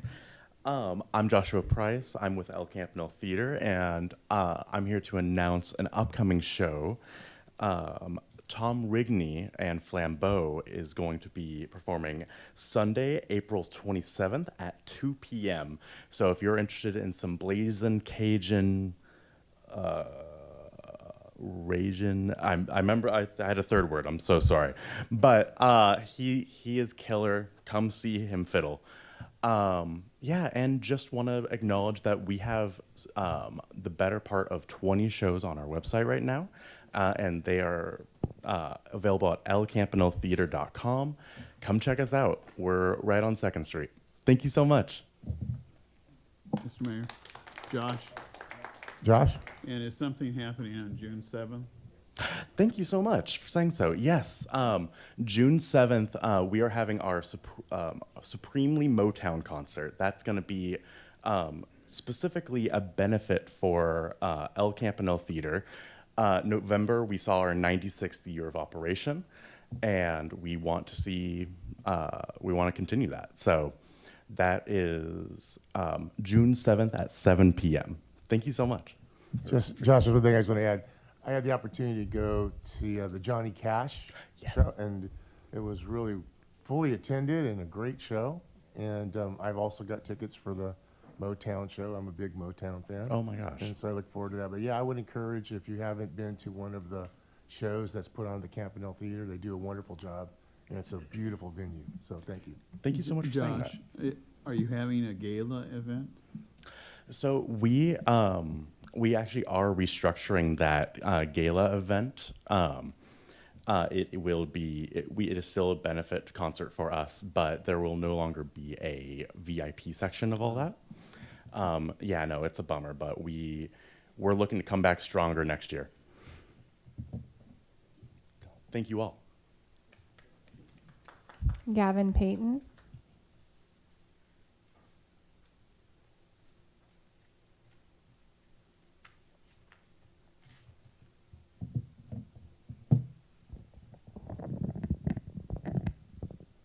Good evening, Council. So I just wanted to first formally invite you. Well, I wanted to make 2 quick announcements. First, I want to congratulate to Dr. Payton because she is our new East Contra Costa County NAACP Adult Branch President. Speaking of which, the East County NAACP Youth Council would like to invite you on April 26th at True Light Missionary Baptist Church in Pittsburgh from 2:30 to 3:30 p.m. For our swearing in. We love to have you guys there. We had some of you guys there before, and we love to see your faces again. Also on June 21st, also at True Light Missionary Baptist Church at 2:30 p.m., we are having our Juneteenth choir and praise dance competition. You can get tickets here. I have them, or you can scan the QR code on the flyer and purchase your tickets that way. The tickets are $15. Entry fees for teams are $10, and if you are an organization looking to sponsor, it is $20. And we are looking forward for the community to come out and support, and we're looking for you guys to come out and support. So we would love to have you, and let's make change, because this year we're trying to fundraise to go to our national convention so we can push ordinance, we can push things that we want to see in action coming out for some bills that we want to see for Lobby Day. We're also planning to get training for our youth and for our new administration for the dope branch. So we're trying to push the delegates to go so we can get trained. And we would just love to have you to sponsor us and maybe come out and join. Thank you.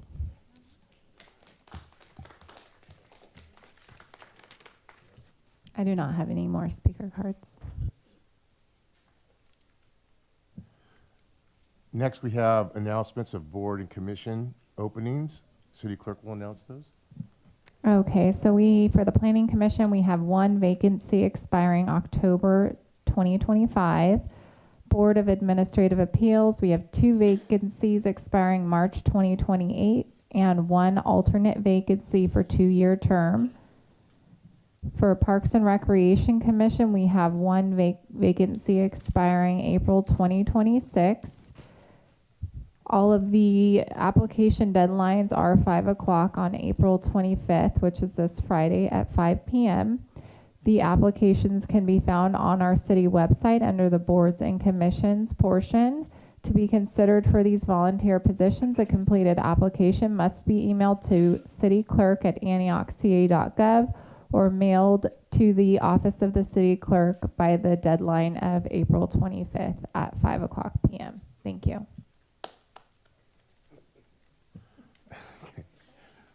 Next, we have city council committee reports, communications. Who would like to go first? Okay. Oh. I was hoping y'all was gonna report out on the committee, so I didn't have to, but no. So we didn't report out at the last meeting on the schools and city standing committee meeting, but we did meet. We had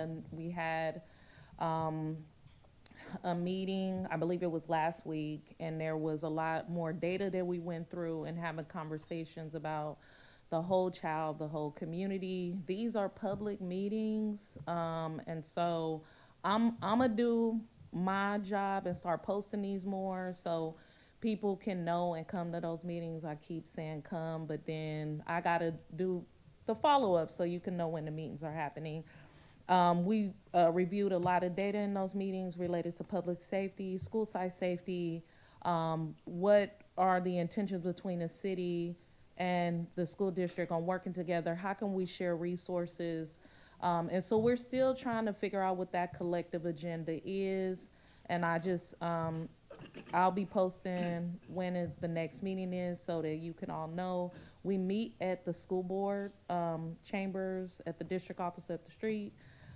So myself and Mayor Pro Tem Rocha will start working on how we can get communications out to the public far before those meetings. I sit on the Cannabis Standing Committee with Councilmember Freitas, and we had one meeting. We do have a meeting tomorrow, and in our first meeting, we really wanted to gather a lot of information on unanswered questions. Councilmember Freitas also wanted to get caught up on our cannabis policy, our overlay policy, all of the things that I kind of know because I've been on the standing committee since I was elected in 2020. But there are still a lot of questions about cannabis. It's a constantly changing industry. And so those are gonna be some very educational meetings. Those are going to be meetings where you could get questions answered. And we were able to make this meeting happen at 6 p.m. tomorrow. So it's no longer at 9 in the morning. so the community can attend that meeting. It is tomorrow here in the council chambers at 6 p.m. for the Cannabis Standing Committee. I did attend the Green Empowerment Zone meeting, but I think I already reported out on that, and it's another, I believe there's another meeting either at the end of this month or the beginning of next month. None of my other committees have met, but I did have a good opportunity to have a one-on-one with Debbie, who is having these conversations about a downtown business association, who is affiliated, what could be the potential challenges, and also how could the city partner. So I'm excited about hearing that more information is actually coming to the council, because I heard from her that she's been doing a lot of hard work and all on her own to bring together over 100 businesses here in downtown. And so really looking forward to seeing what comes out of that. And I also just want to say, you know, April is Second Chances Month. And Antioch, Martinez had a proclamation recognizing Second Chances Month. The city of Richmond had a proclamation recognizing Second Chances Month. The county recognizes Second Chances Month. And if Martinez could do a proclamation to recognize the impacts of the criminal legal system on our communities, the years and decades of disenfranchisement in our own county, where 16 years ago, the county of Contra Costa had a 75% recidivism rate for anybody touched by the criminal legal system because there were no reentry services. Where the city of Antioch on its own had a 100% referral rate straight to the district attorney for any young person that came into contact with a police officer, no matter what the issue was. Where the city of Antioch was identified not to have reasonable or well-balanced diversion programs for young people to reduce the number of young people being directly referred to the DA's office when they really just needed mentoring and services. A city that has a high number of people impacted by incarceration and criminalization all the way from the misdemeanor to the felony level. That includes people who are unhoused, people with mental health, people who are struggling because they have not recovered from the damages and trauma of the pandemic. And even our own John Trezzuto came up tonight and talked about the devastating experience he had being arrested and incarcerated in our county. And the thousands of people who daily sit in our jails who are struggling from mental health, substance dependency, and young people who are sitting in juvenile halls simply because they don't have any home to place them in. And this city has not recognized Second Chances Month. And so I am going to recognize Second Chances Month right here. And I'm going to thank the organizations that I'm aware of in this city that are serving this very critical population, which also keeps our community safe. And I want to thank Rubicon Programs, Health Right 360, Beat the Streets, Back on Track Community Services that help people clear their records so that they can obtain jobs and housing. I also want to thank the County Office of Reentry and Social Justice for continuing to pump thousands of dollars into our communities every year to help people coming home from incarceration so that they don't commit more harm or recidivate and become productive members of society. I also want to thank the Safe Return Project for all of the policy work in this county, the Contra Costa Racial Justice Coalition for all of their reform work and holding the sheriff accountable, and also our policymakers at the county level to quality reentry services and ending racial bias in the criminal legal system. And even though I haven't really got a clear picture of this service or haven't been able to get a presentation to this council, I also want to thank the REACH program in the city of Antioch, which is supposed to be our youth diversion program here in the city of Antioch. It is so difficult when you don't understand your community. And there are hundreds of people impacted by incarceration in this community. And there are a lot more people across this county serving those folks. So I'll just make a plea to the city of Antioch, no matter what happens next year, that the city of Antioch bring a proclamation recognizing Second Chances Month, those who have gotten a second chance, turn their lives around, and are now committed to serving our communities. There was another comment that came up that I want to address, and I want to say, you know, Melissa, I don't know what you're talking about, but I did see an article, and I want to say that the votes of the people should not be able to be bought so easily. There is no bully tactic or strategy to ever convince somebody to take a bribe for a vote that could be against the well-being of the community of Antioch. And if that happened, and that organization did do that, then they should absolutely be charged. And any council person who took a bribe, or mayor, or staff, should also face charges.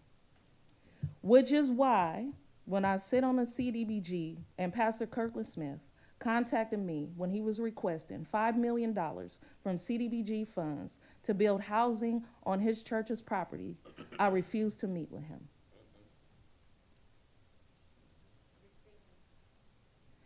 And so Mike, who is here tonight, or the community, to talk about the substation on Sycamore, once the property owner entered into conversations with the city, I discontinued meeting with him. I've ignored every call, every text message, and have not met with him. That is our duty to uphold the integrity of these seats in this office. I won't even let nobody buy me coffee or lunch because it could lead to something like this. And so, Melissa, I just want to say to you, don't lose your faith in the process. Not everybody is easily bought and paid for. And hopefully to anyone who has been, that they never get an opportunity to serve in public service again. Thank you. Councilman Freitas? Thank you. Thank you very much, Councilmember Torres Walker. My two committees are tomorrow, Tri-Delta as well as the Cannabis Committee. So I'll be reporting next city council meeting. But I did want to particularly recognize Park and Recreation Department. I know the mayor and I and maybe other council members attended the egg extravaganza. And it was really, I don't know what the final count was, but it seemed like about 500-600 kids and families were there in the park, and they had a great time. And actually kind of as the first major event that was being held at Pruitt Family Park, the facilities looked fantastic, so individuals in maintenance and care. It was a fun event. People had a great time, and it really was a job well done. I just want to recognize specifically, the Park and Recreation, the staff, and all people involved in the event. It was a wonderful, wonderful community event. Thank you. Councilmember Wilson? Yes, thank you. So it seems like it's been a minute since we met, so a lot of things have happened. So Delta Diablo is in process of updating its strategic plan. Every 2 to 3 years it gets updated. And there were a lot of great things that are going to really impact our city. In fact, the pump station was brought up, the Antioch pump station was brought up again, but making sure there's funding that goes to that. But there's going to be a lot of focus, and I'm just going to name a couple of things. The nutrition trading program that Delta Diablo is involved in is going to continue. Lots of investment in infrastructure at the water plant. Our capital improvement program has increased from $127 million to $238.1 million. There's going to be significant capital investment needs in driving a sustainable operation.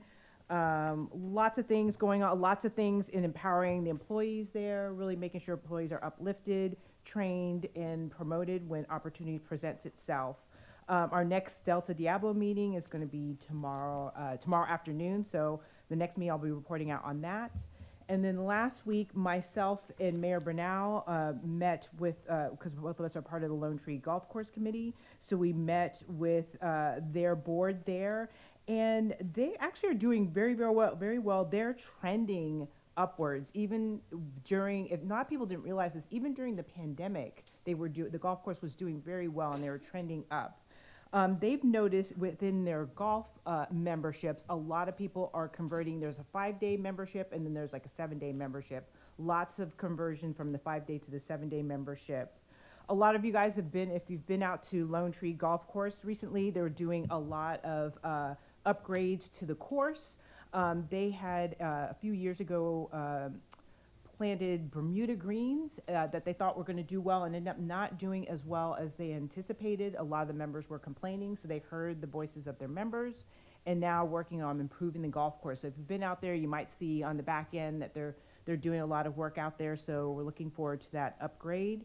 There's some events coming up, and I'm going to leave that announcement to the mayor because I don't want to take away his this big event that he's interested in doing at the golf course. So I'm going to leave that for him for the next time he's here. Also, this past Monday, I was up in Sacramento for a press conference for Assembly Bill 379 by Assemblymember Maggie Krell.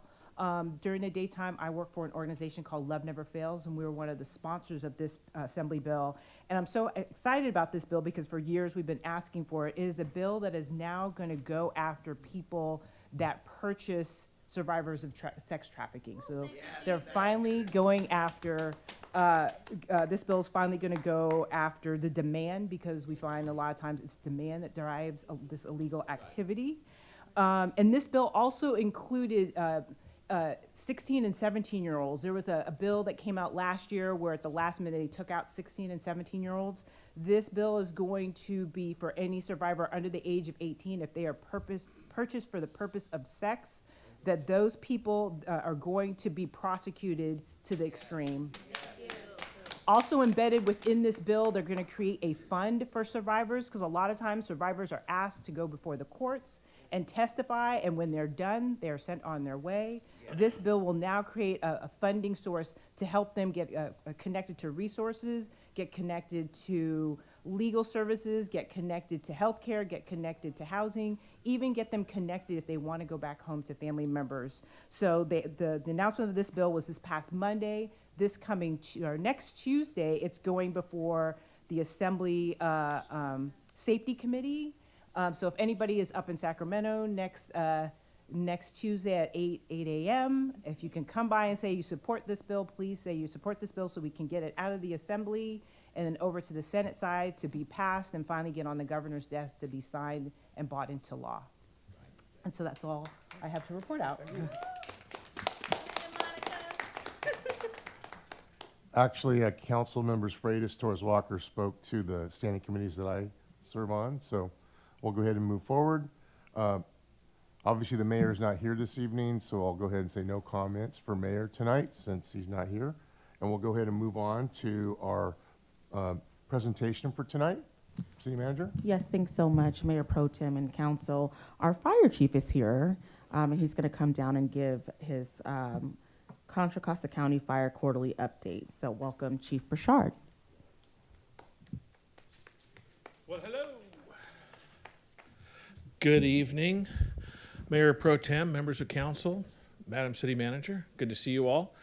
It's been some time since I've been out to visit the City Council, so I'm happy to be here and give you a little bit of background on your fire department, as well as some discussion about some statistics for 2024 and the first quarter of 25, and then some discussion about what's happening this year, as well as some, hopefully some tips and some information for all of our residents here in Antioch, in particular with regards to wildfire and wildfire safety. So, okay, great. We're tracking. I like it.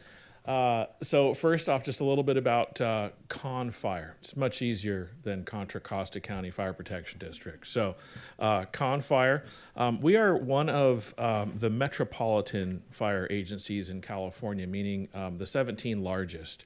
And of those 17 fire departments, it covers roughly 80% of the state's population. So Oakland, San Francisco, Con Fire, LA, we're all part of that group. We've grown over the past couple of years, and we'll talk about some future growth. But from San Pablo Bay all the way to Discovery Bay, right now we have 35 stations and about 42 actual staffed companies out there, ladder trucks, engines, and rescues, serving the public in a fairly seamless, borderless system.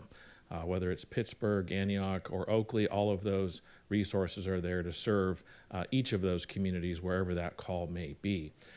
In addition, we are the 911 emergency ambulance operator for about 90% of the county. Most of that is within our fire district itself.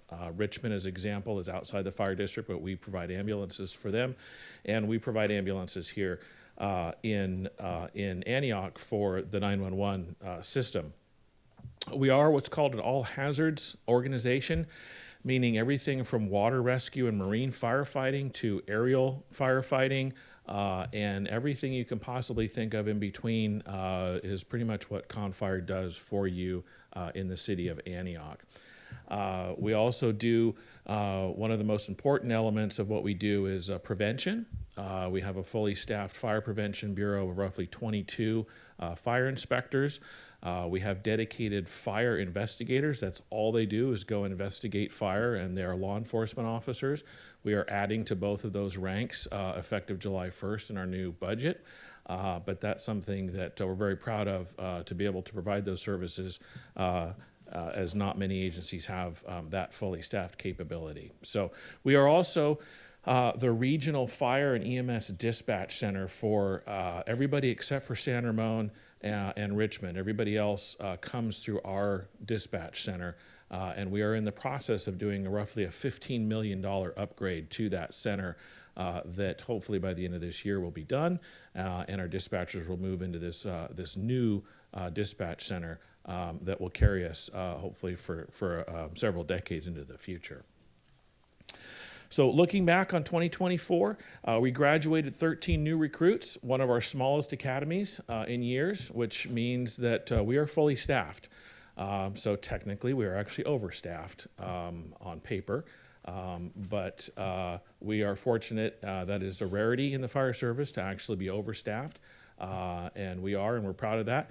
And we want to maintain that. So we are actually in the midst of finishing an academy that will graduate on Monday night, May 19th, and we are in the midst of this week sending out invitations, and so those will make their way to you. And we have 24 folks that will hopefully be graduating in the next month to join our ranks in May and keep us very well staffed into the next year. We did put 2 new ladder trucks and 6 new engines in service last year. We are also very fortunate. We took a very aggressive stance starting 10 years ago in 2014 to renew our fleet, and we are one of the only fire agencies that has a lifespan, if you will, an average of 10 years for all of our first out equipment, which is the national standard of what you want to see is 10 years, and then move it on to reserve status, and then put new more modern equipment in place. So very proud of that. It has been a lot of work for a lot of people. And just to give you some sense of the level of investment in the community, each one of those ladder trucks is about $2.2 million, and each one of those engines, unfortunately, is $1.1 million. So I wish that wasn't the case, but that's just the cost of doing business in the fire service. Last year, we jumped into the aerial firefighting business in a new way. We have a contract for a dedicated aerial firefighting helicopter that is actually housed out at the Byron Wildfire Center, which is the former Byron Boys Ranch. And we are working on the contract to bring them back starting in June. That is a dedicated helicopter to Contra Costa County. It's not a state aircraft. It won't get sent to somewhere else where there's a state fire. It is ours, and the reason why we want that is so that we can control that and be able to put some punch into that initial attack and keep those small fires small and keep them out of communities. And so we're looking forward to having that helicopter back in June of this year. Last year, in the first quarter of 2024, we launched our DEI program. Every single employee of our organization went through that homegrown program. And one of the most popular elements of our social media program is always our canines. And we have 4. 2 of those canines are dedicated to our peer support program. So we have support dogs. This is Mara. Mara is at Station 2 in Pleasant Hill. And every shift, we're hoping to get 1 dog per shift. And it is quite amazing to see the calming effect that these dogs have on our staff. So as we look ahead to 2025, as I said, we have an academy graduating here in about a month. On July 1st, the Rodeo Hercules Fire Protection District, it's a small 2-station fire district protecting the community of Rodeo and the city of Hercules, will be dissolved and annexed into Con Fire.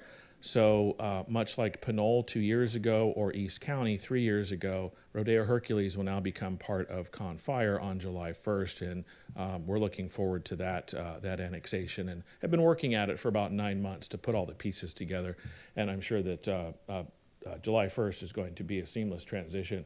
We talked a little bit about the communications center remodel. I'll back up and talk just real briefly about nurse navigation. So you've probably read or seen reports about hospital wait times, ambulance response times, ambulance wait times at the hospital. It's not a Contra Costa County unique issue. It's a statewide issue, if not a nationwide issue. We are in the very end stages of getting ready to launch what is called nurse navigation.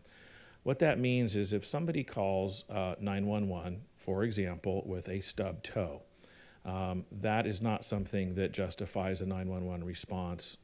That is something that doesn't need an ambulance. We will be working with that caller to get them on the phone with a nurse to navigate to a more appropriate method and location of services. An urgent care, for example, versus an emergency department. We will provide the transportation, but it won't be by an ambulance. So we're starting very, very slow, very, very small, probably something on the order of 4 to 6 calls a day. That's out of a roughly 300 calls a day, so you can see it's a very small percentage. But we want to get it right. This is not something that is very popular yet in California, but it is gaining momentum. The city of Seattle EMS uses it, Washington, D.C. EMS uses it. There are many in Colorado and Texas. There's one city in Southern California. But there are multiple agencies in line behind us because there are not enough ambulances, there are not enough hospital beds, there are not enough ERs to serve the non-emergency needs that the public uses 911 for. So we are venturing into this endeavor with care and with caution, but with an understanding that the system has to change. It is overloaded. Ironically, I'm not sure if anyone remembers Fight Back with David Horowitz, but on I don't know what it was, Instagram or something last night, something popped up, and it was from 1982, and it was the City of Los Angeles ambulance service, and they were talking about how 60% of their calls really are not emergency calls, and that the system was overloaded. And I'm thinking, that was 40 years ago, and we're having the same conversation today. So we're trying to come up with other methods to better serve the community, get people the right kind of care so that we're not necessarily expending valuable 911 advanced life support resources on something that truly doesn't need it. So more to come on that, but that's probably a late May, early June rollout. We have 3 new fire stations that are in the process of being planned or constructed. We have a new fireboat on the way. Our ambulance service is a contract with Contra Costa County. Seems a little unusual since we're part of Contra Costa County, but it is a competitively bid service, and our contract ends on December 31st. So sometime in the very near future, that request for proposal will be out, and we will join the competitive bid process to hopefully secure that contract for another 10 years. So getting into some specifics about Antioch, last year, just a little over 19,000 calls for service in Antioch. You are our busiest city. You can see the breakdown of calls there. One area I'll note is the ambulance-only calls. Years ago, we would always be asked, why do you send a fire engine and an ambulance to every single call?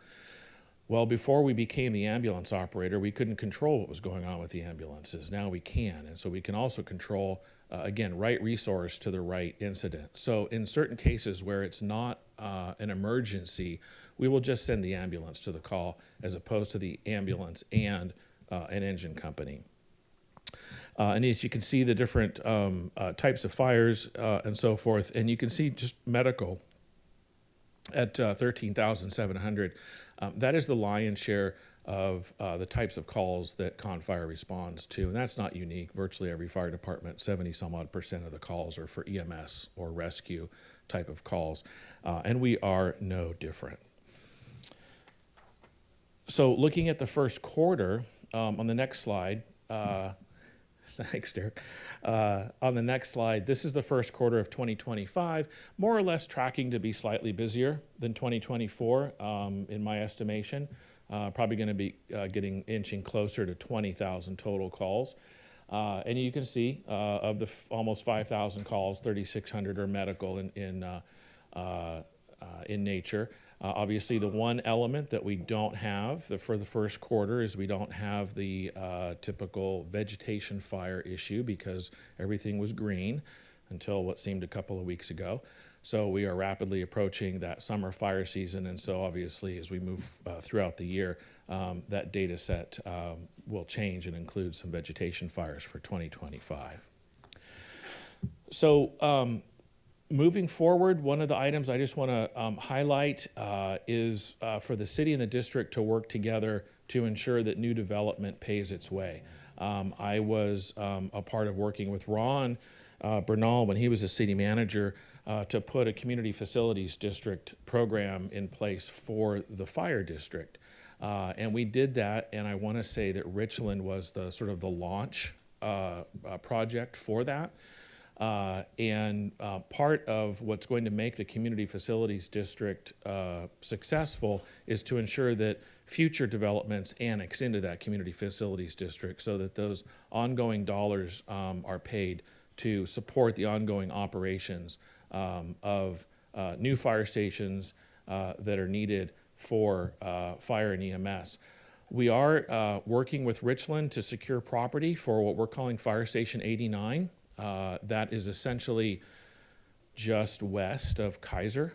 That's where the new station will be to serve what I understand, I still call it Future Area 1, FUA 1, that whole area of southern Antioch. So that station will be built at some point in the near future, but part of Richland's development agreement was that they would provide us the land for that, and we're continuing to talk to them and get an MOU together so that that's all settled. But Ms. Scott and I have talked. We're going to get our staff together. I think actually for me, I have a meeting with my staff in a day or two to talk about CFDs in Antioch and just figure out where we are with that. And then we'll continue to work together to make sure that our staffs are communicating so that when we get to the development agreement portion that hopefully things don't slip through the cracks and that those CFDs are appropriately used to help us all provide that public safety infrastructure.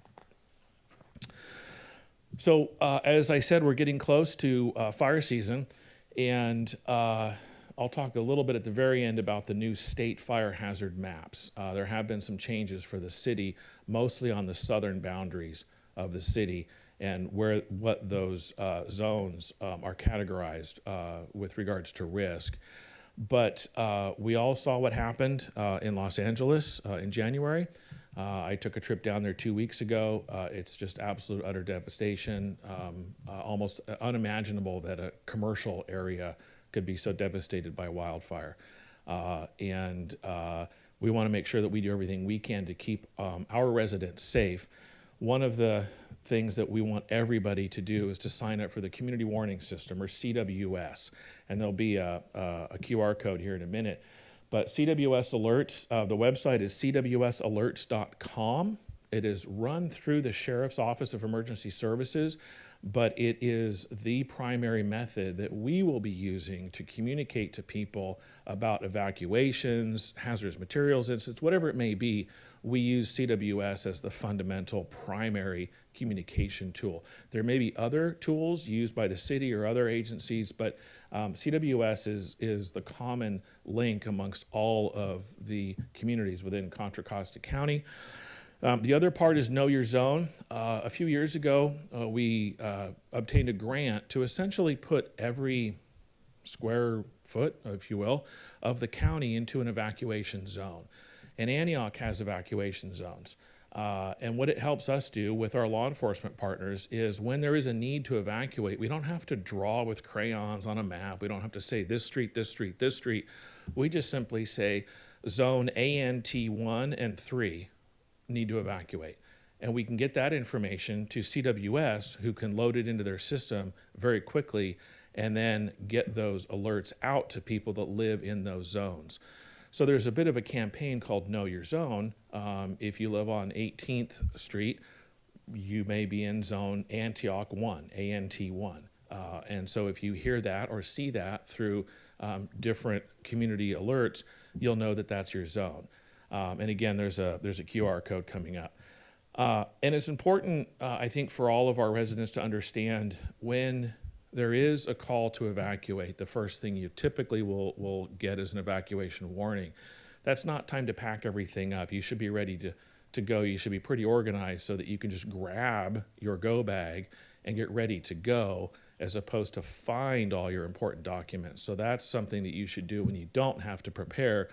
But as soon as there's an evacuation order, we really need people to pay attention to that. It's likely going to come through CWS, also through Antioch PD, might be house to house, but we need people to go. We need people to get out of the way. There's a reason why we don't want you there. There's fire, there's other issues, and we need you to evacuate so that you're safe and you're out of harm's way. And as I said, these are some QR codes, I think, for the public. If they don't snap them at this point, they should be able to access this presentation, I think, in the city council packet and be able to navigate to those particular sites to sign up for CWS and then also download the Genesis evacuation zone application on their phone. So I think it's the next to the last slide here coming up. California Department of Forestry, CAL FIRE, several years ago was tasked with mapping every square inch of the state, including downtown San Francisco and Lake Tahoe and everything in between, to determine fire hazard ratings. So they did this in 2007, and this is the first update. These are not necessarily insurance risk maps. These are something slightly different. And they just put these out on February 24th. The fire district by law must adopt these maps by June, and we are working on that. But there are some resources on our website for you to actually find your exact house, the street that you live on, find out what type of fire hazard rating you are in, either moderate, high, or very high. And there's colors that correspond. There's what we call a swipe tool on our website where you can go zoom in and look at the old map and the new map, the old map, the new map, to find out what's changed in your neighborhood. That tool is available for everybody. If there are any public comments, we are collecting those through the end of the month, and then we will forward those on to the state. But it's been quite delayed, and the state threw it out there in February, and we have 4 months to get that approved. So, very last slide. If you're interested in following what's going on with ConFire, I would recommend Instagram. There's just some great photos and updates of incidents and other positive things that go on throughout the day at Confire on Instagram. The email for our public information officer, Lauren Ono, is there, and the Facebook address is there as well to follow Confire and see what we're doing out there in the community. So with that, thank you very much, and happy to do my best in answering any questions that may be out there. We're going to do public comments first, or do we? Yeah, that's the way it's listed. Any public comments on this item? I do not have any speaker cards, and I do not see anybody in the audience wishing to speak. Okay, then the city. Mr. Mayor, members of the council, I just wanted to emphasize I was council member and mayor when talking about future urban area number 1.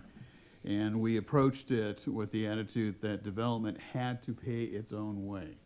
And before city governments, counties, and things of that sort oftentimes underwrote a lot of the expenses. And so one of the things that we did pursue, and as mayor and the council, we absolutely demanded to be implemented, was the community services district. And so the fire station that he's talking about, it's truly kind of diagonally across from Kaiser Permanente Hospital. And I worked with Richland with regards to their development. But the good news, I met with them a couple months ago, and they are very interested in proceeding with first development, and they're looking for fall, particularly September. So I'm very happy to hear that there are some discussions going on.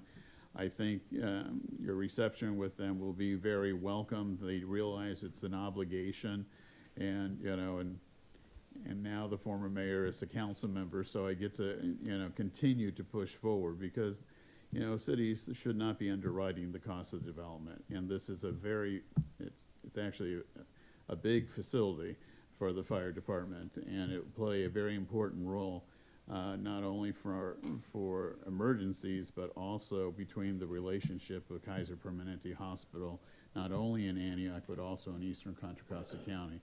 So I'm happy to see that it moves forward, and I'm happy that it's going to become a reality rather soon.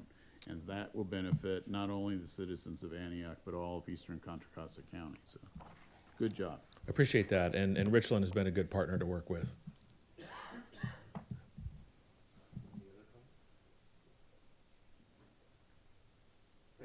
All right, thank you very much. Mr. Mayor? Yes. I'd like to request, because I think most of the audience that's here are really here for item number 10. And I would like to request that we move item 10 now to the beginning of this agenda for council consideration. Second.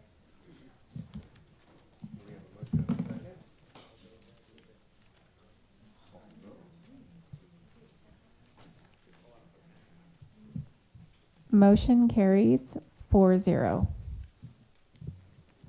Thank you so much, Mayor Pro Tem and City Council. We have our lieutenant here to talk about this subject. Good evening, Mayor Pro Tem and members of the City Council and Antioch community.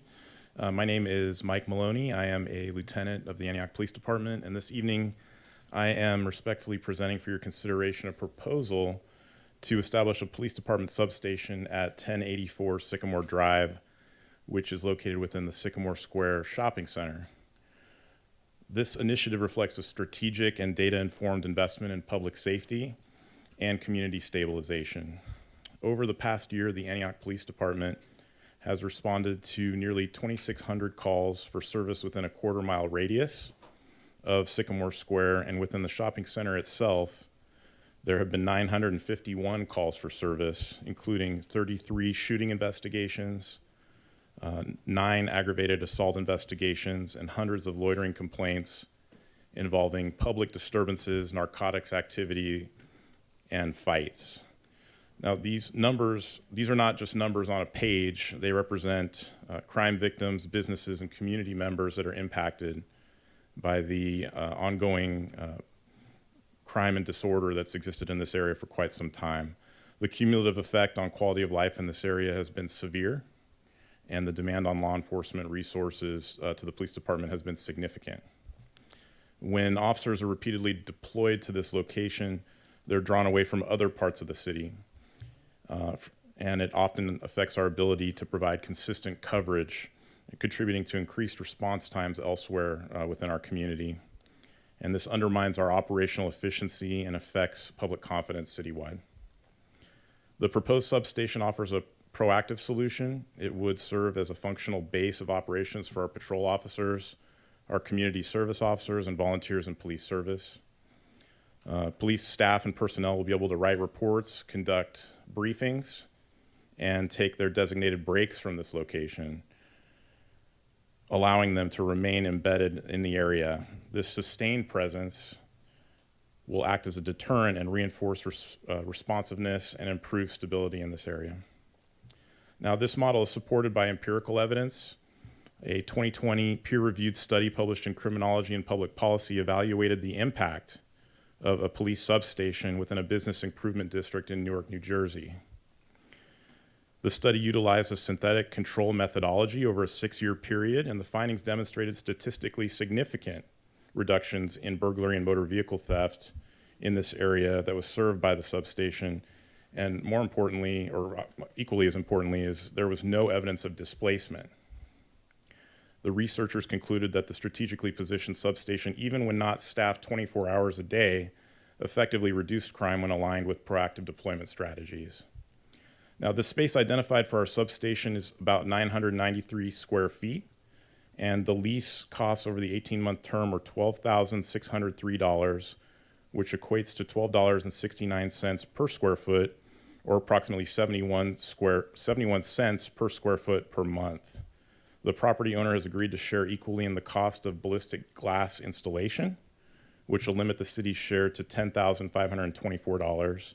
And we've also requested in this proposal before you today an additional up to $10,000. Don't know that we're going to need all that for proposed setup expenses, including furnishings, signage, technology, and IT-related equipment. The total project cost will not exceed $33,127.50 and will be paid with no additionally requested appropriations. It would come from the police facilities general fund that already exists in our budget. And when fully accounted for, the all-inclusive project cost is $33.36 per square foot over the life of the lease, or $1.85 per square foot per month. This is a smart and extremely cost-effective investment given the area's needs and the potential benefits. Importantly, this facility will also serve as a community resource. In addition to police personnel, the space will be made available to community-based organizations for meetings, outreach events, and engagement with our residents. This supports our broader goals related to community policing, public trust, and our ongoing reform efforts in collaboration with the Department of Justice. This project is a model public-private partnership. The favorable lease terms and the cost-sharing agreement reflect the property owner's shared commitment to improving public safety in this critical corridor. This neighborhood has endured persistent challenges and disproportionate harm. This proposal responds with action in a practical, sustainable way, and it's an investment in our neighborhoods to enhance safety, stabilize the area, and improve quality of life for those that live and work in the Sycamore corridor. I respectfully recommend approval, and I thank you for your time and happy to answer any questions.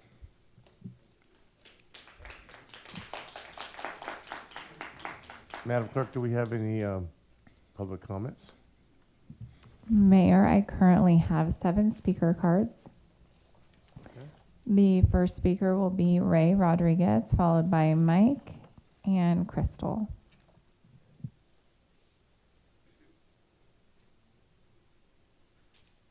Hello, everybody, again. I was up here earlier to speak, and I spoke out of my turn. But I'm actually in favor for this to actually happen. I am in favor for actually this substation to happen for many reasons. First and foremost is for the children that live in the area. There's a lot of schools in that area. We have, I believe, a high school, a middle school, and a couple elementaries just within a quarter-mile radius of that Sycamore corridor area that we're talking about. So now we will have protection for children that are constantly coming in and out of that area during school hours. So this is very important for me because my child walks through there, okay? I live 2 blocks away from there. I own a home over there. I really feel that this is a necessity to help deter situations without displacing anybody. We're not telling anyone to leave. We're letting them know, though, that we are trying to make sure people are safe. And that is the most important thing around there. Most of all that I see there is the community outreach there also. It's going to be a community space where we can actually go and get help and get resources. There is no resources to be found in that area. You know, people can go shop at Lucky's that live right there in Sycamore. But unfortunately, the elderly can't go to Lucky's because they can't make it there, so they have to shop at that store right across the street at Sycamore. So it's the same idea with that substation. There are people that can't make it to the police station or are afraid to go to a police station and speak to an officer there, but they will be more inclined to go to a community outreach center or a community location where they could go speak to a community officer. Okay, so these are the things that I see that this can really help the community. It can really change a lot of things. I see it help over in Rodale. I've seen it change a lot over there. So I think it'd be very good for Sycamore right now. Thank you.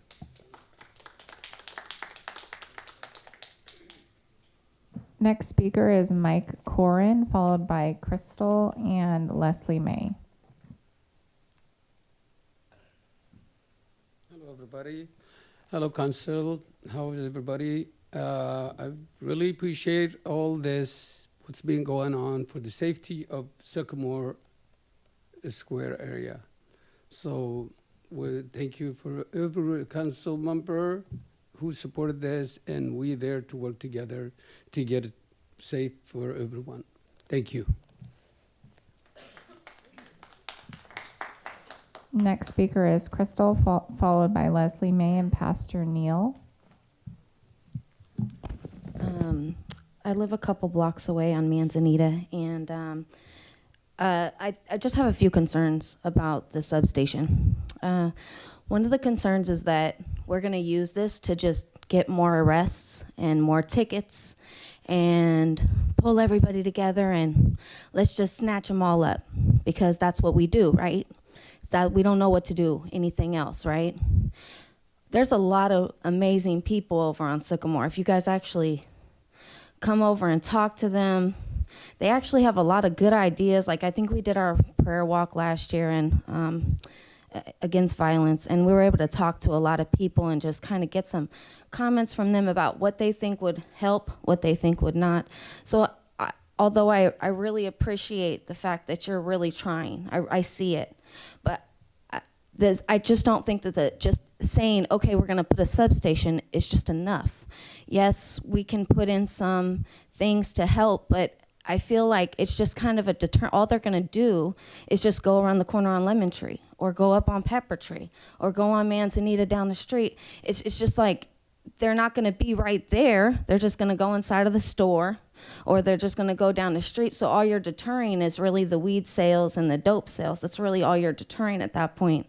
It's not really going to deter the shootings and the violence. So it's almost like we kind of got to get together with the actual people who live in the community and kind of have maybe a meeting to see, like, okay, well, how can we come together as a people and really bring back Sycamore to make it right and okay? Because just to say, okay, let's just throw in a substation, just kind of, okay, yes, we got to try something. I get it. Let's try it. Let's see if it works. But $33,000 could go towards putting in getting a building for the teens so that we can get them off the street, so that we can get them up playing basketball, get them into youth programs so that they're not wanting to go sell dope or sell weed or bring guns to school or do all that extra stuff. So it's just like, I feel like there's other options that we could explore as well, but I do appreciate the fact that we're trying something and that we're trying to move forward with something.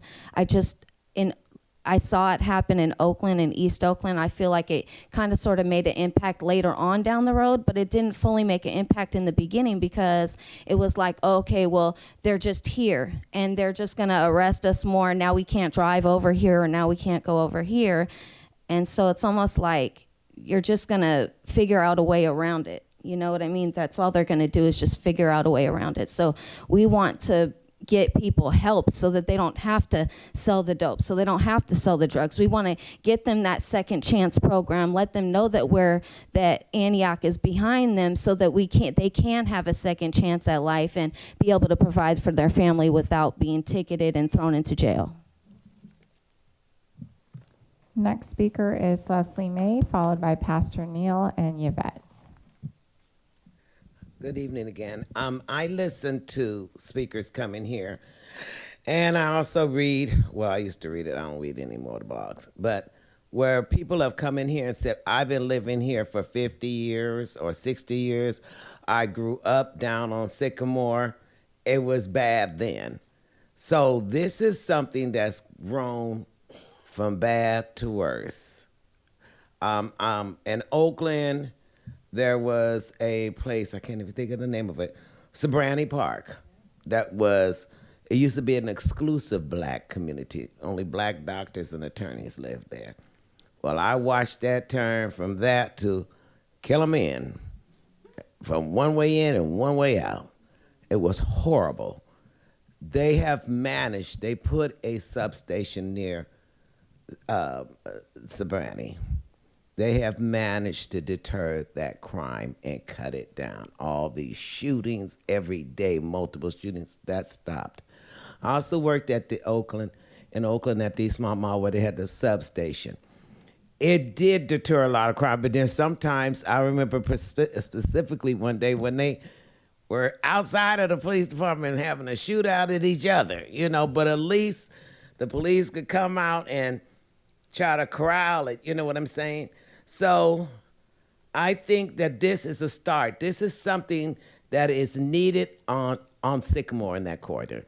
Now, all the plans, we haven't heard about what they're planning to do. We haven't heard if they're going to have officers walking the beat. We haven't heard all of that. I say put the substation there. I wanted to get the lot across the street for to have a manufactured building put there for therapy services. But I just found out today they're turning it into a community garden. So I'm like, that's beautiful. I've seen them doing work. That's beautiful. But we got to start somewhere. We have to take a stand somewhere because there's a lot of people over there saying, no, we need them here.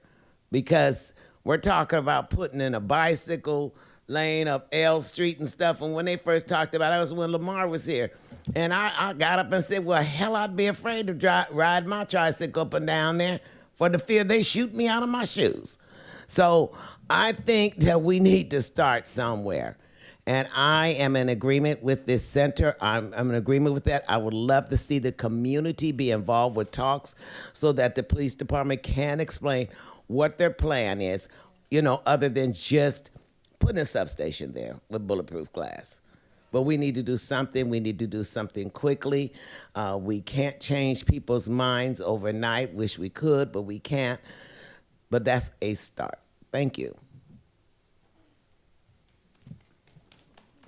Next speaker is Pastor Neil, followed by Yvette and Melissa Case. All right.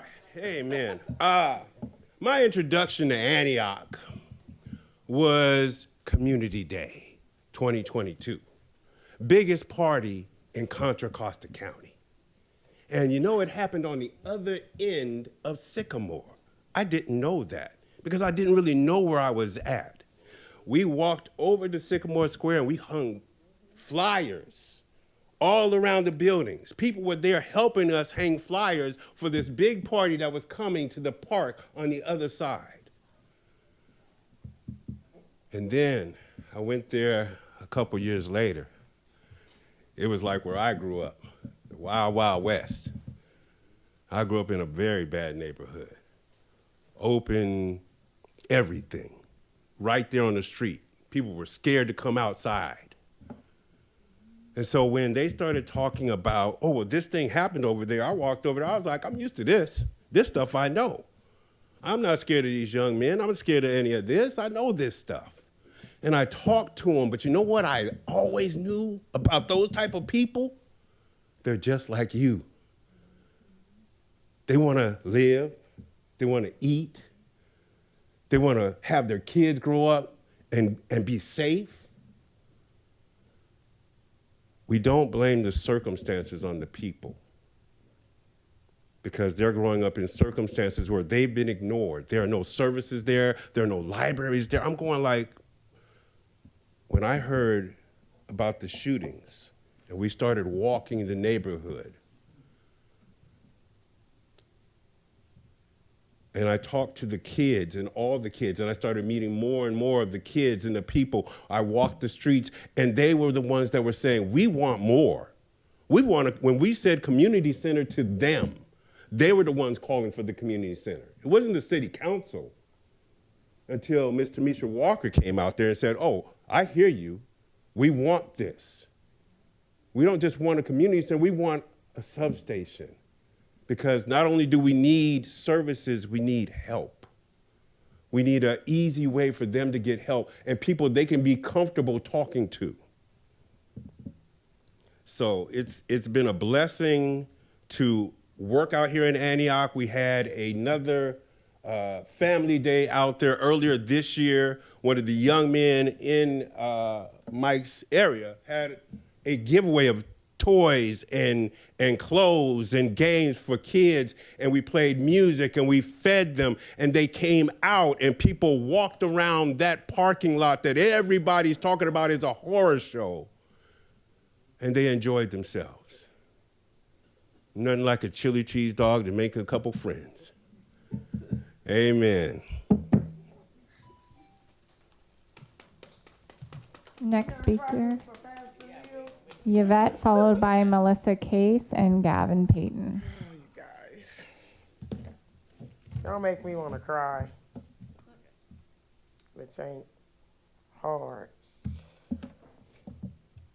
This letter is from Jaylani Stewart. He is the gentleman where on January the 4th, no, I'm sorry, December 28th, he called and said, I want to do an event, Miss Yvette. I'm like, what you want to do? I want to give away clothes. Can you guys come out and feed? We were there.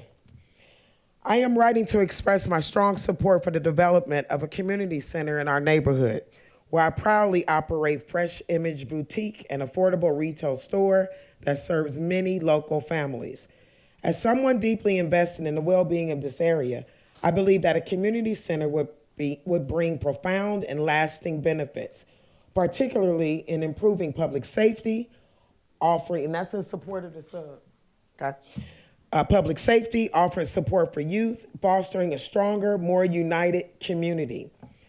In neighborhoods where resources are limited and opportunities scarce, our youth are often left vulnerable to negative influences such as gangs, drugs, and violence.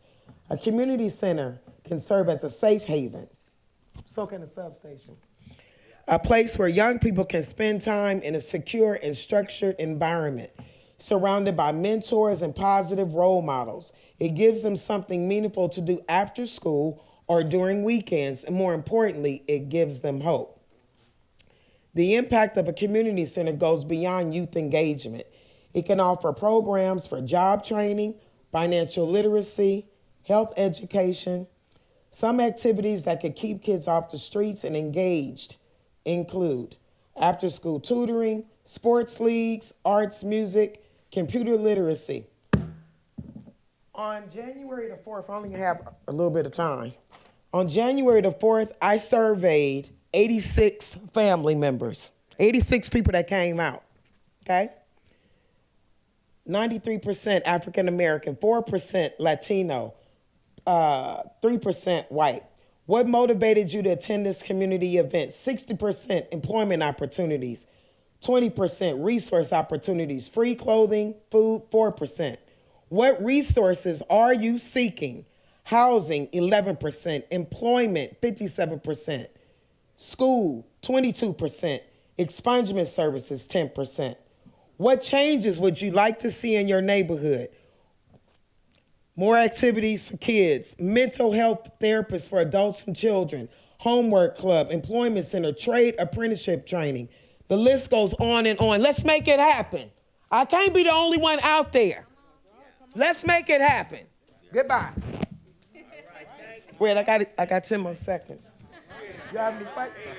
And I have copies of the letters and the statistics for you guys. Thank you. Next speaker is Melissa Case, followed by Gavin Payton and Frank Sterling. I have to follow those two. It's not going to be as inspiring. But to me, this is a no-brainer idea. Supporting this agenda item is not just a win for the community that live there. It's a win for the businesses there as well to thrive. They've lost good businesses in that shop. It's sad to see those go.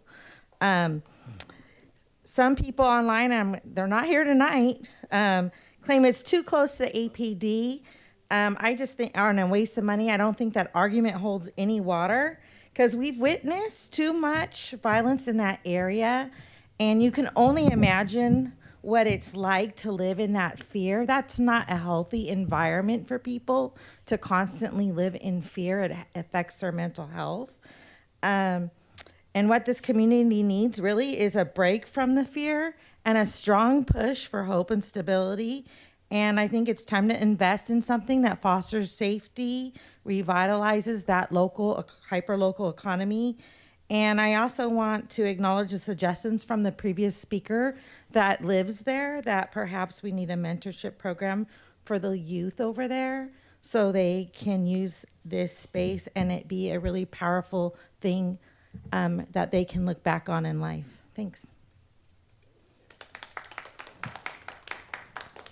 Next speaker is Gavin Payton, followed by Frank Sterling.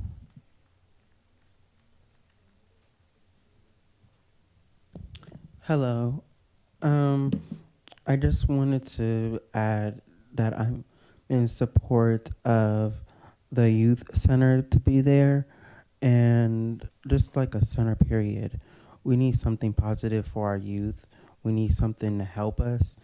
Also, we're in full support of the African American Holistic Wellness Hub to also be out here so we can also get help for our youth. And I just wanted to tell you guys that when you have resources for youth, they tend to thrive. When you have something for them to do, they're able to grow. And maybe like the cities that are in Contra Costa County need to come together and say, hey, our youth is out here struggling. What can we do as each city to support each other? Because youth travel throughout this county. When they go to school, to even going to work, like let's help promote each other when we have youth things to say, hey, this is happening in your area, or reach out to the other cities like, hey, there's things out here for you to do. Because they may be like, maybe their grandparent lives in Antioch, but their parents live in Pleasant Hill. That will be a great way to interact. Let's get out there. Let's tell them that there's these things going on in the community, because I see you guys have programs and stuff out there, but I do not see you guys having a table where the community events are happening and telling them that, hey, this is here. We would love to see you guys table. Dr. Jag is having an event on May 3rd, and we would love this. We should have the Antioch City Council to be there. We should absolutely have a table and tell them these are the programs, these are the job resources for youth. Parents will love this information. It's just as educational to the parent as it is for the youth. So let's have a center. Let's have something out there so youth can thrive and grow, because youth are going to be coming up behind you guys, and eventually we will have to vote them in where you guys are currently sitting. So let's create general wealth. Let's set it back.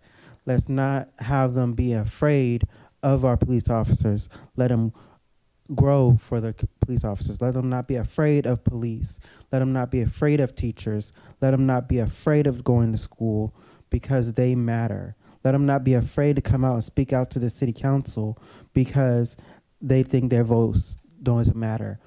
Whoever youth is listening out there tonight, your voice matters. Your voice is heard. Thank you. Next speaker is Frank Sterling.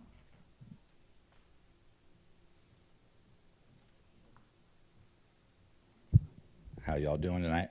I'm a little bit late. I chose not to come down because I have terrible allergies like some of my friends out here. And I see you're debating a substation here, and not really here to comment as much on the substation is, let me congratulate these guys, Bunting and Brad. Congratulations on your job appointments, and future congratulations to you, V-Hill. But what had me so frustrated today and to come down here was that this officer here, I don't really know personally, but I do know that he was responsible for the death of Luis Gongora Pat. He was the center of protest here, where people camped on the front of the police department for over 2 weeks. The family of Luis came down, spoke to everybody. Mayor Sean Wright wouldn't come out. Contra Costa County News blog wouldn't come out. So it dragged my ass out of here to come down and say, why is he representing this? And I'm sorry, I don't know you.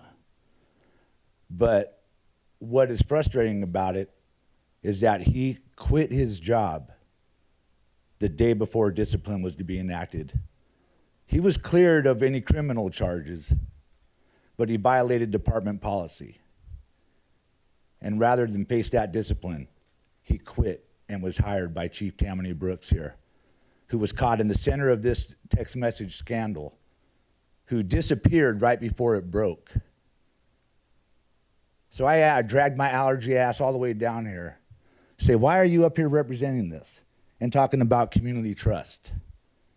It's very frustrating to me. You know, we're trying to rebuild here. I was very sad I wasn't here earlier because I wanted to give my welcoming speech to our new officers and say what we're trying to move away from, not towards, you know. And some people look at that in different lights. I like to think I'm welcoming new guys and saying, hey, we're trying to move in a new direction. I hope you follow the lead. But my heart was beating so hard when I first got here, you know. Like I said, I don't know you. I just know what happened. No, I'll just leave it there, okay? Thank you all.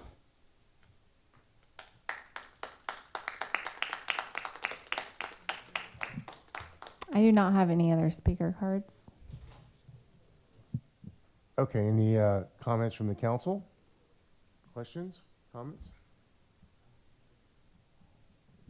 Well, I did request this to come back, so I guess I could speak on it. I want to thank everybody who came and spoke tonight on this item. I also want to thank Chief Addington and former Chief Addington and Chief V. Hill and the city manager and everybody in the city, as well as my colleagues up here on council who have been going through this process and having very spirited debate and hearing everybody's concerns around like what will what are the proven approaches? Like, how can you know if this is effective a year from now, 2 years from now? And the good part about this is that a lot of what law enforcement is required to do in the state of California and has been for 2 decades is to provide quality data.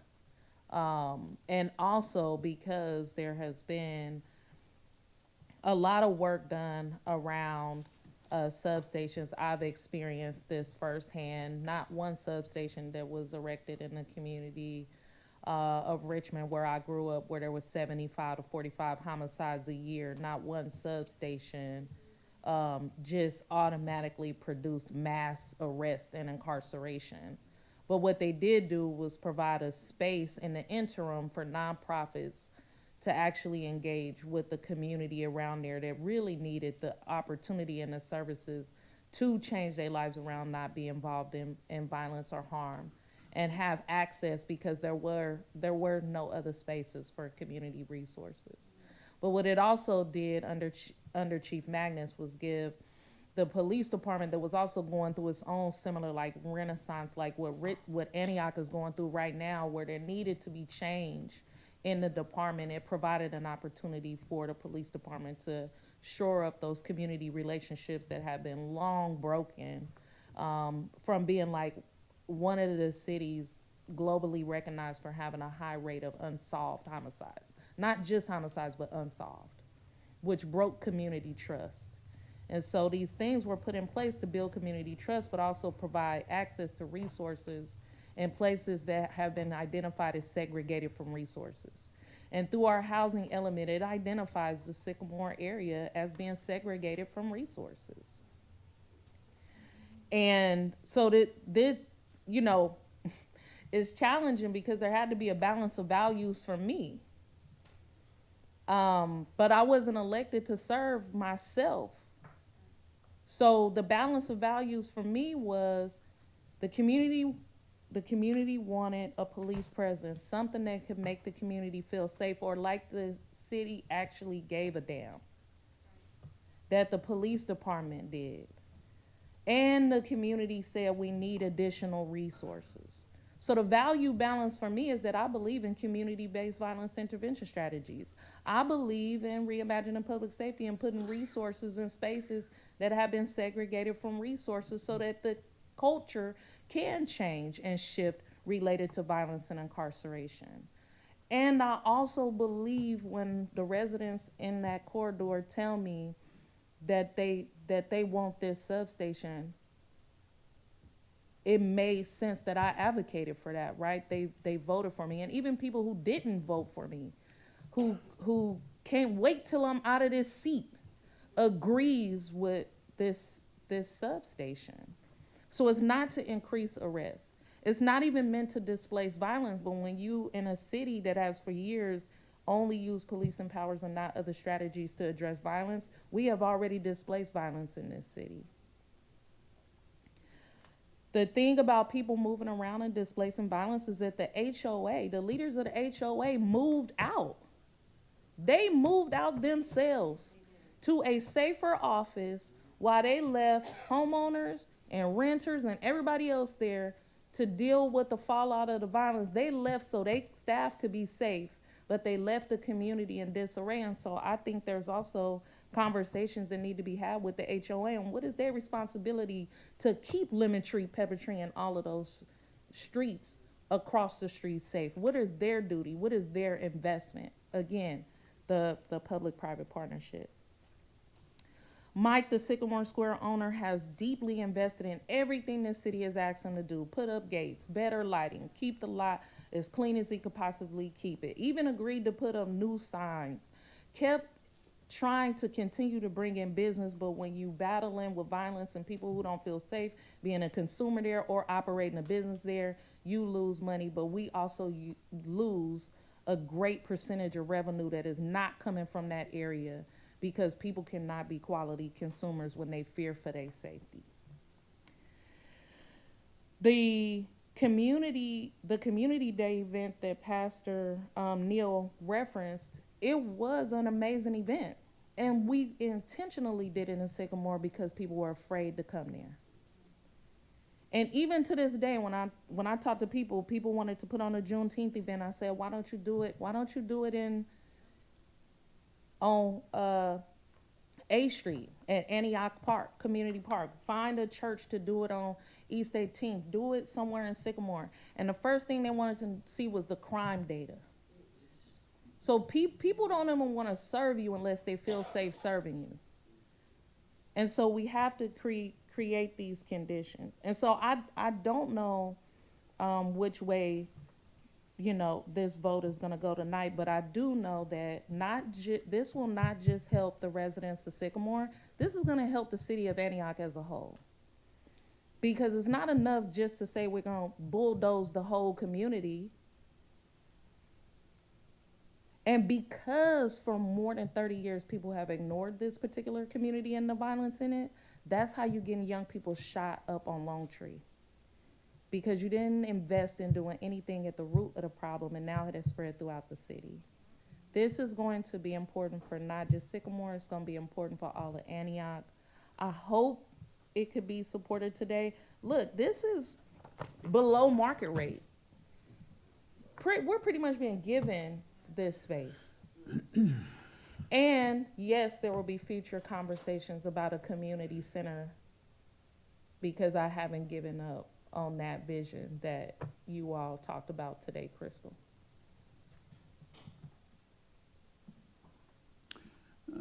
Lieutenant Maloney, can I ask questions?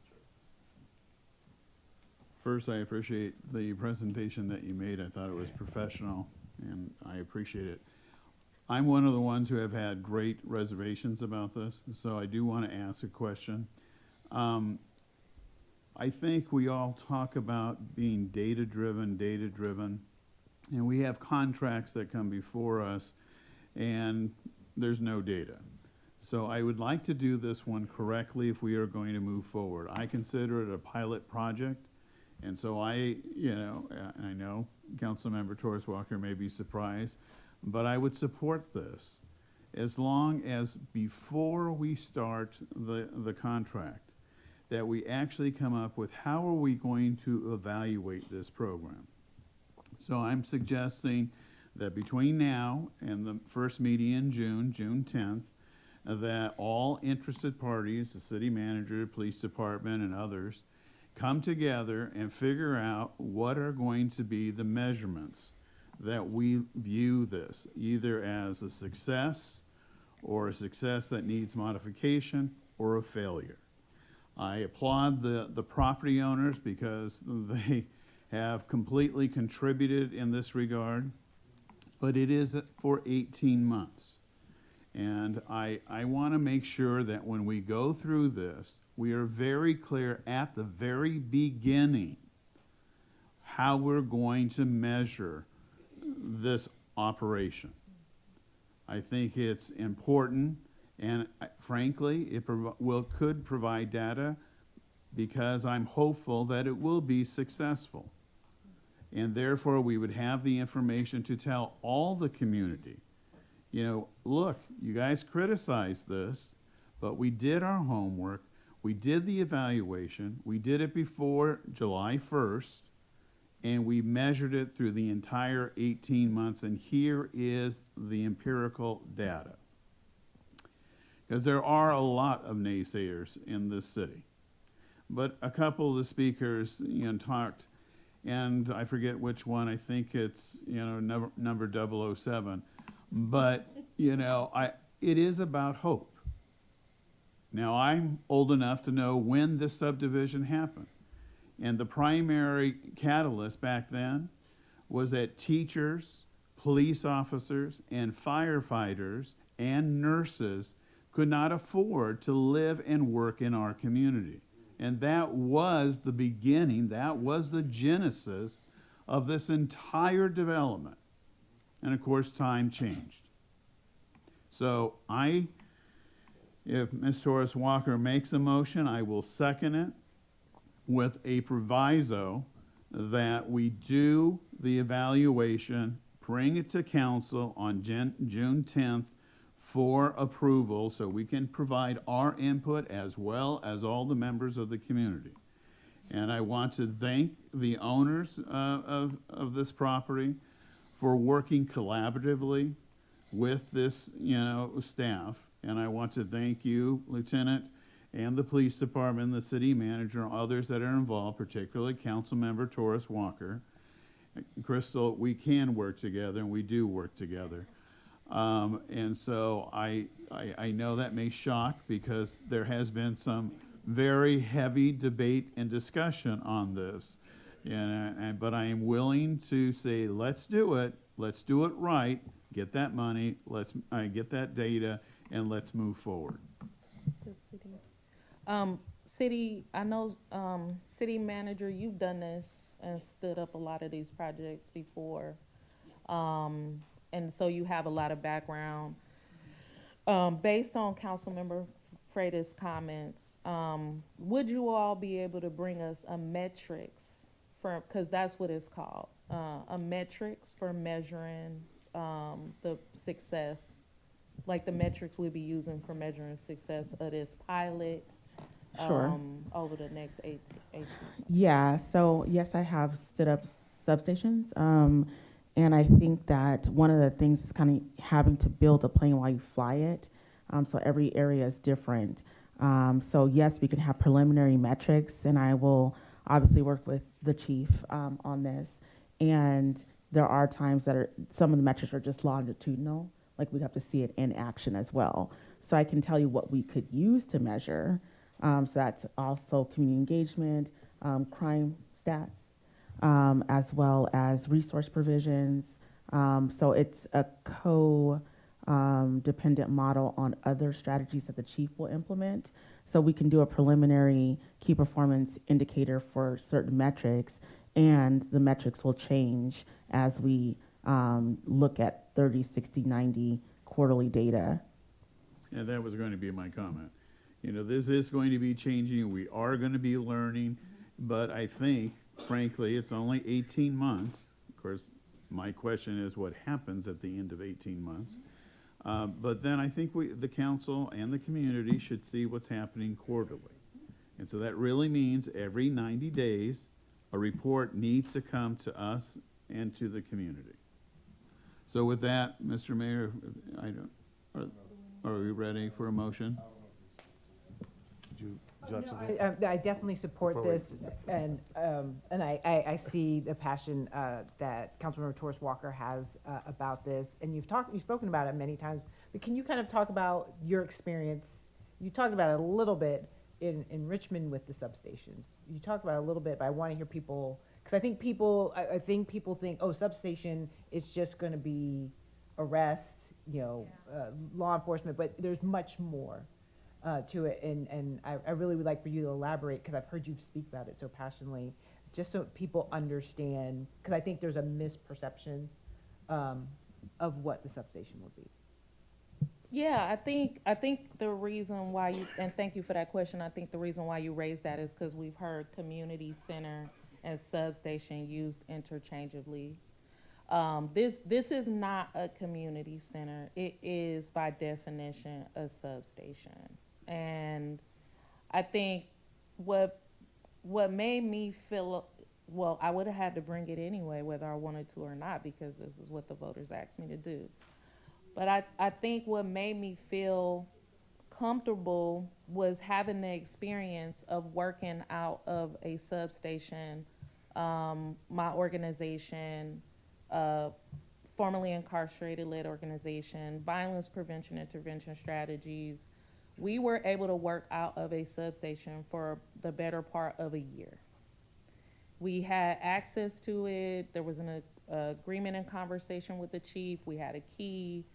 And as long as we were respecting the space and we were locking up when we left and setting the alarm, we hosted community dialogue meetings there. We would do planning strategy meetings there for people who wanted to do civic engagement and go to the city council meeting. We would do job training there for people who were going to be registering people to vote or doing voter engagement strategies.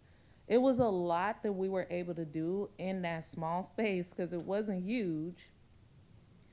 But it was a lot that we were able to do there, and there was a consistent police presence. Not that there was like an officer there on site all the time, but they frequent the space so much that we never, well, we didn't feel unsafe anyway because it was our community. Right.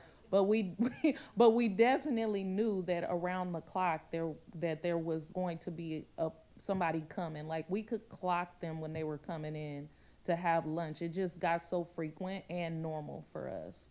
It also helped build those critical individual relationships that I now have from people in the department by meeting them while I'm in that space and getting to talk to them. And so I think like the long-term strategy is to do what a young man said do when we did a walk to stop violence. He said, if you want to help this community, bring a community center here. It's an empty lot across the street. We did start conversations last year also about the empty lot across the street. But before we can do anything to move long-term strategy, we got to figure out how to shore up the safety of the community and resources in the short term. And so that was my experience. That is what I'm hoping the police department is committed to, working with a group. I just mentioned several nonprofits just in my second chances thing that would love to be there and serve the community. Thank you for that, because people need to hear it, because a lot of times people that aren't in the community, that have no connection to the community, that don't even live in the city of Antioch, seem to have all sorts of opinions. Right. And it's funny that people want to have these profound opinions, have never interacted in that community, never spoke to that community. That community is asking for that. So I really wanted, Councilmember Torres Walker to really explain that, because you've worked with that community, you live in that community, so you really understand that you're hearing what your community is saying. You're being curious and not judgmental. And so I really wanted her to talk about that and really kind of drown out the noise of those that don't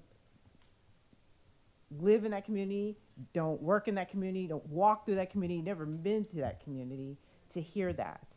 And for her community to really hear that she's very passionate about their needs and what they want, and she's listening to them. So I just really wanted you to speak to that. Okay, a couple comments. Having that I was at the high school, at Antioch High School for such a long time, many of the youth attended Antioch High School, and at the high school we could provide a great deal of resources on the campus, mental health and after-school programs, that sort of thing. But I was always concerned about we weren't doing enough because it wasn't extending into the community where our students lived and families. So I'm all in favor of bringing resources to the community. I do think that, as Councilman Freitas laid out, I do think we need to look at the data and look what the outcomes are. Because I think that my understanding is that Pruitt Park was developed with a substation was the original plan. And if we are to do this right and learn from it, possibly we might be able to do something in Southeast Antioch as well in the years to come. So I'm all in favor on this, and so I'll go ahead and defer back to Councilmember Torres Walker and Councilmember Freitas.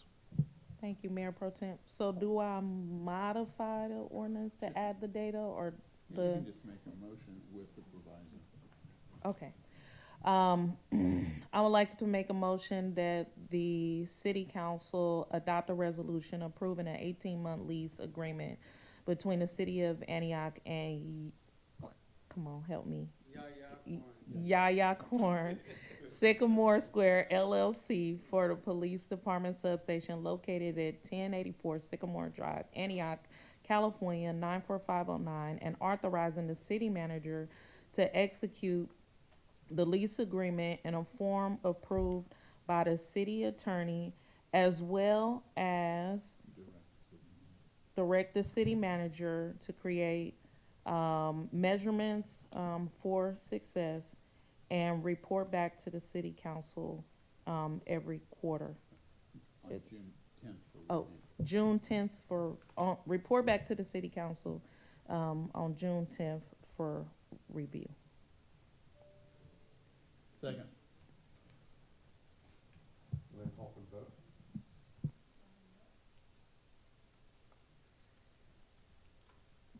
Motion passes 4-0. What, Mayor? was that clear, City Clerk? You got Yeah. Okay. That was perfect. Thank you. Mr. Mayor, can we have a 10-minute break? No, just Robert's rules. Okay, You can take a 10-minute I'm gonna go break. ahead. You do not need Sitting in for the a mayor, I'm going to go ahead and make the decision that we're going to take a 5-minute break, and we'll resume at 9:58. It is 9:53 and council is going in for a 5-minute break.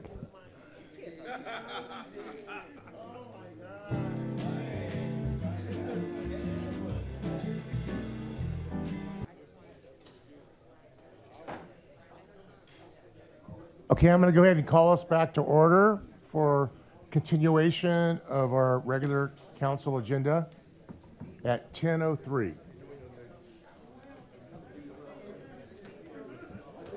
If I could have you join us, so we get started. Yeah. As we get started, I'd like to request that we suspend the agenda that we have right now, because I really think, like, we have people that are waiting, I believe, for the Planning Commission appointment and the Contra Costa, the two appointments we have scheduled.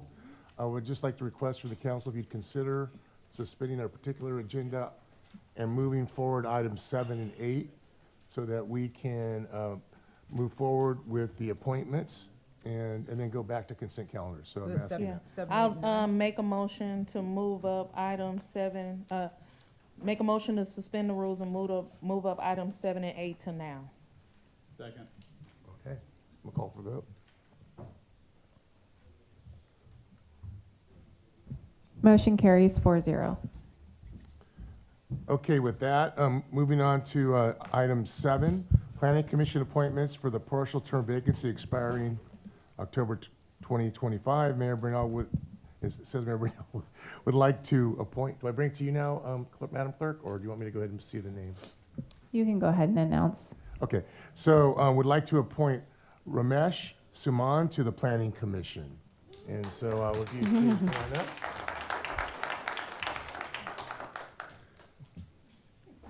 Do you want me to do your intro? Does he? I can do your intro if you want.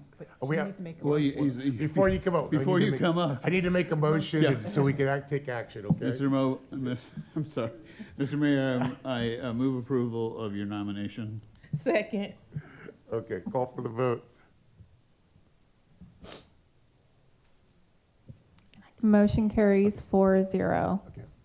All right, City Manager? Thanks so much. Scott? We're tired, so we're skipping steps.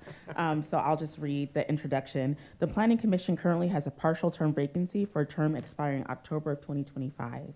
The Planning Commission is a 7-member advisory body that makes recommendations to the City Council on the physical development of the city. 3 applications were received for the position and provided to Mayor Bernal to review. Mayor Bernal has selected Ramesh Suman for the partial term vacancy. Good, congratulations. You want to call him up? Come on up now. Now it's official. Congratulations. You can say a few words if you'd like.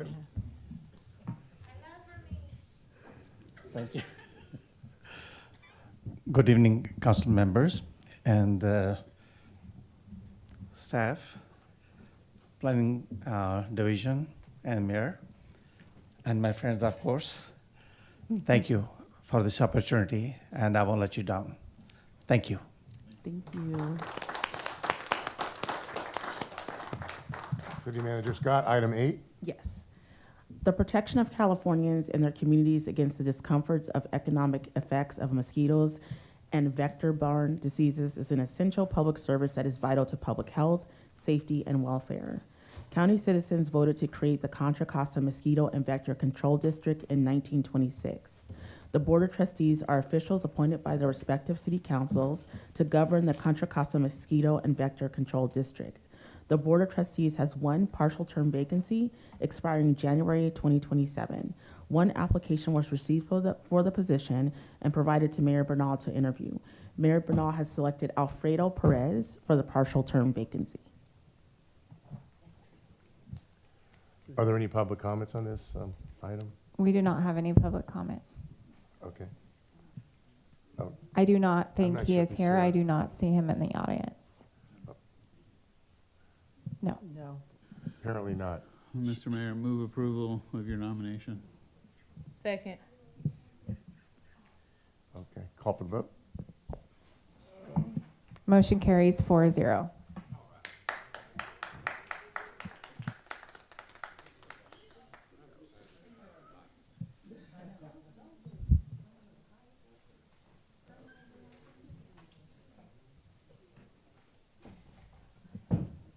Okay, we're going to go back to our regular agenda, which is item 6, consent calendar. So at this time, I'd like to ask if we have any items that council members or the public would like to pull. I believe there's a public comment for item U. I have quite a few public comments. Okay. So we were going to see if the council wanted to pull any items as well and then adopt the consent calendar. Yes. I have one too. I would like to pull item J. Oh, well, he got Item L. Item R. Item U. Item V. J, L, R. What was the other So that is J, L, P, R, U, and V we will be pulling from the consent calendar. Okay, so you did. Those included the ones from the public, Then, Mr. Mayor, I would move approval of the remaining consent calendar. except for items J, L, P, R, U, and V. Okay. Second. J, L, P, R, U, and V. So they are motioning to approve all items on the consent calendar except for J, L, P, R, U, and V. Okay, is there a second? Second. Call for the vote. Oh, you did? Seconded by Councilwoman Member Wilson. Motion carries 4-0. Okay, so now we need to go back to the items that we pulled from the consent calendar, correct? So what was the first? So the first one would be J, and Councilmember Freitas Jay? wanted to pull that one. All right. Thank you so much, Mayor and City Council. The City of Antioch Planning Division applied for and received an $850,000 grant from the Metropolitan Transportation Commission for work to complete MTC's transit-oriented communities policy requirements around the Antioch BART station. In order to accept this grant, council must adopt a resolution accepting the grant and committing to taking steps towards achieving compliance with the MTC TLC policy.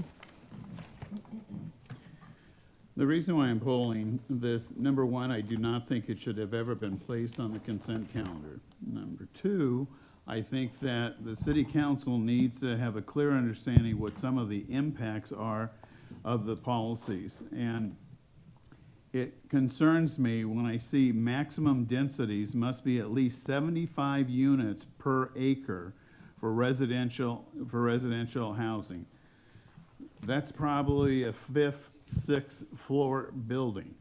And it concerns me a great deal. Other part of it says, with regards to the Antioch BART station, residential density of 50 units, per acre. But from our perspective, we don't know what that means. And I have, I was there when intermodal development at Contra Costa Transportation Authority was approved. So when I went through this, that it's a game that's played, that if you want the money, then we're going to shove down the policy. And it is concerning me as I go through this document and was reading these policies without any presentation of the impacts to our community.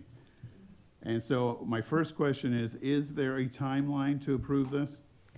Yes, so just to back up, this was the same presentation I gave on January 28th that went over all of these policies. So at that time, I talked about the grants as well.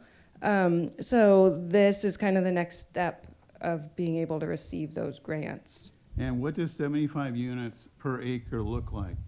So the thing to know about this is that it's an average density. The policy itself is very complicated.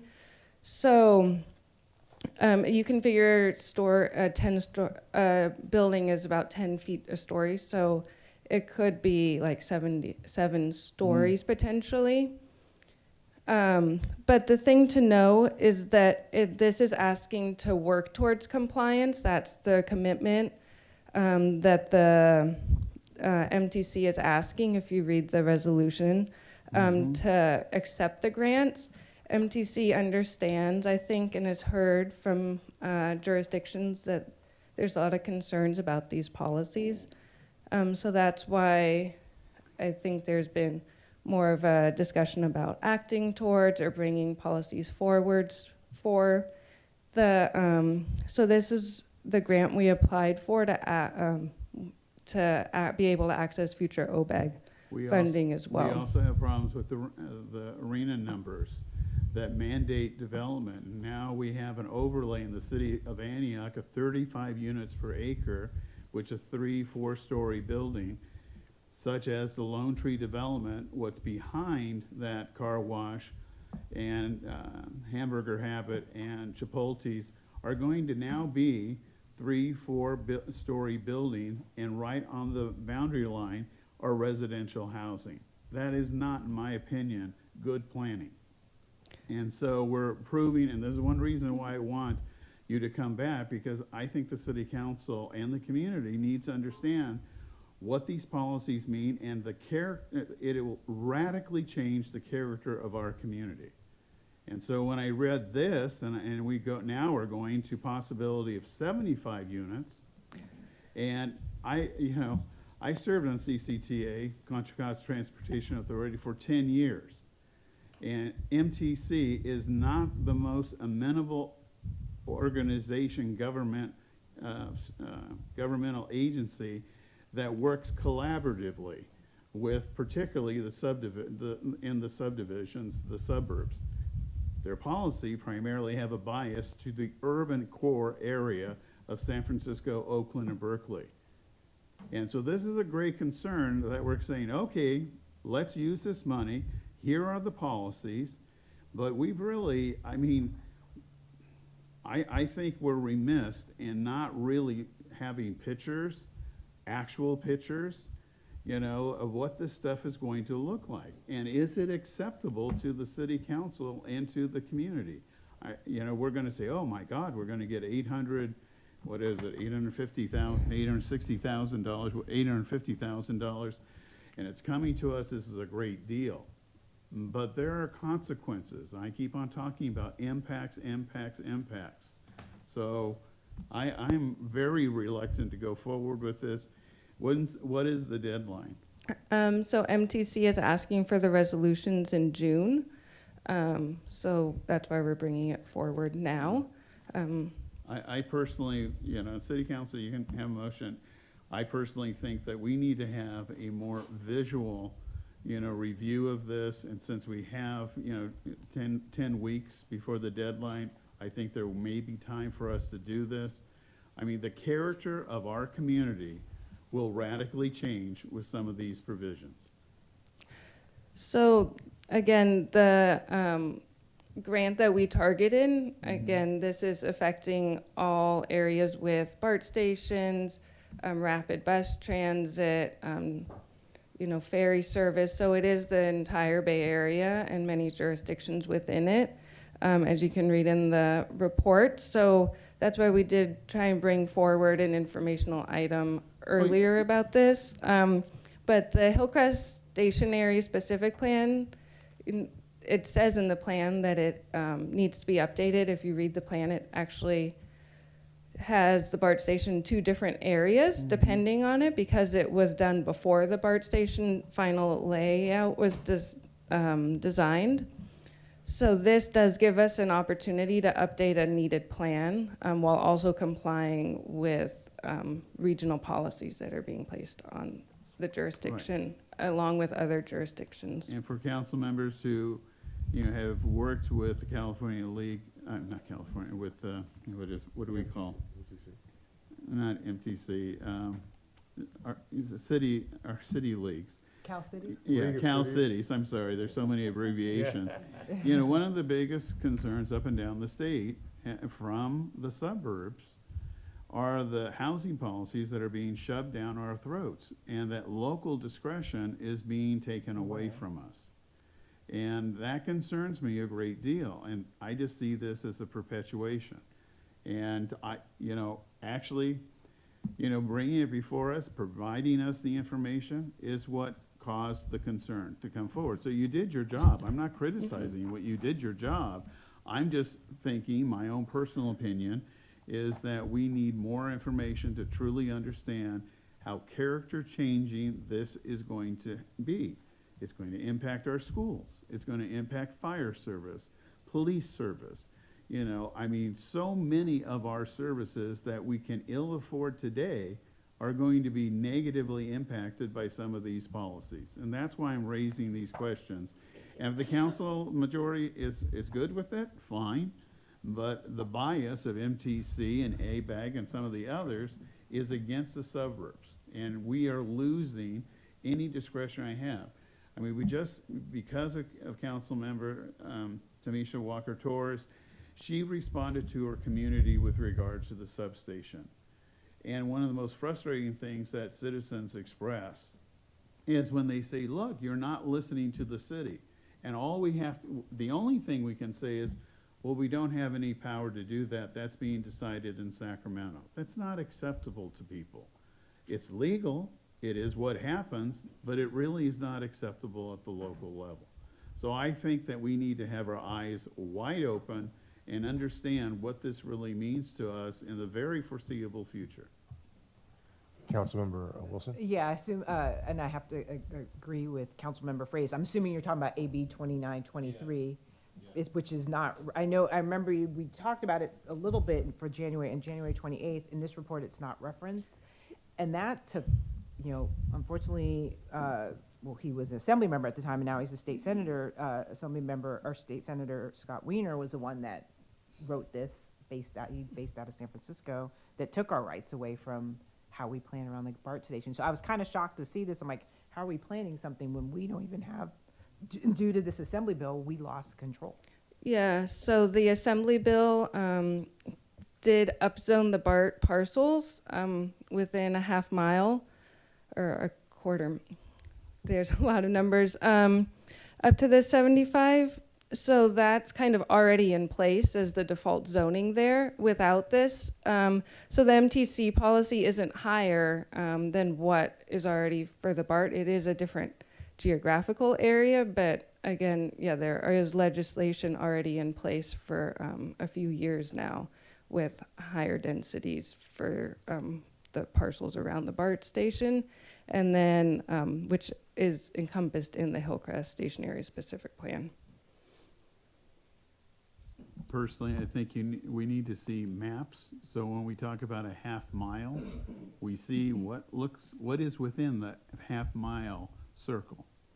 I think we're supposed to do, what's the road called? Slanton Ranch Road is supposed to be connected sometime in the future, so that when people could actually travel from Lone Tree out to Hillcrest, and we're going to have 75 units per acre. So there's a question about congestion. There's questions about circulation, people getting into the BART station itself. And BART, has not provided adequate parking for their own train station. And so this compounds a lot of the problems. People complain, they have to walk a half a mile, park their car to get to the BART station. Well, this isn't going to help. So I would just mention that on the BART-owned parcels, the Antioch, the leeway for when, or look ahead for when the Antioch parcels would develop they're off the chart in terms of, they're focusing on more inner core BART stations now. So the Antioch BART stations aren't, there's no talks of development on them now. I think they understand that. Also, you'll notice that there's 3 separate parts to the grant. So there is, as part of the MTC TOC policy, the station access planning. That's part of the requirements, and looking at access gaps and ways we can improve access. So that is would be fully grant funded. And then parking is another aspect as well. So those are all included in the policy, and there are aspects of that within the grant. And I'll just further add to the Hillcrest Station Area Specific Plan update would be a comprehensive update looking exactly at that. It needs to look at access. It needs to look at traffic, how the city interacts with the BART station. New environmental review would all be completed. So all of that would be done as part of the specific plan, because the specific plan is looking at long-range planning for the entire development, but it would also, because of this grant and because of the policy, be looking at certain minimum densities.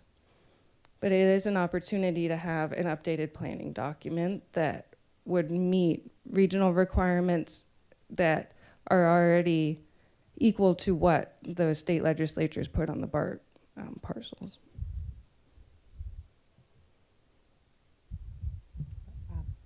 I just don't know what we're supposed to be doing. I'm trying to figure out what I get, If there's a motion, this have been,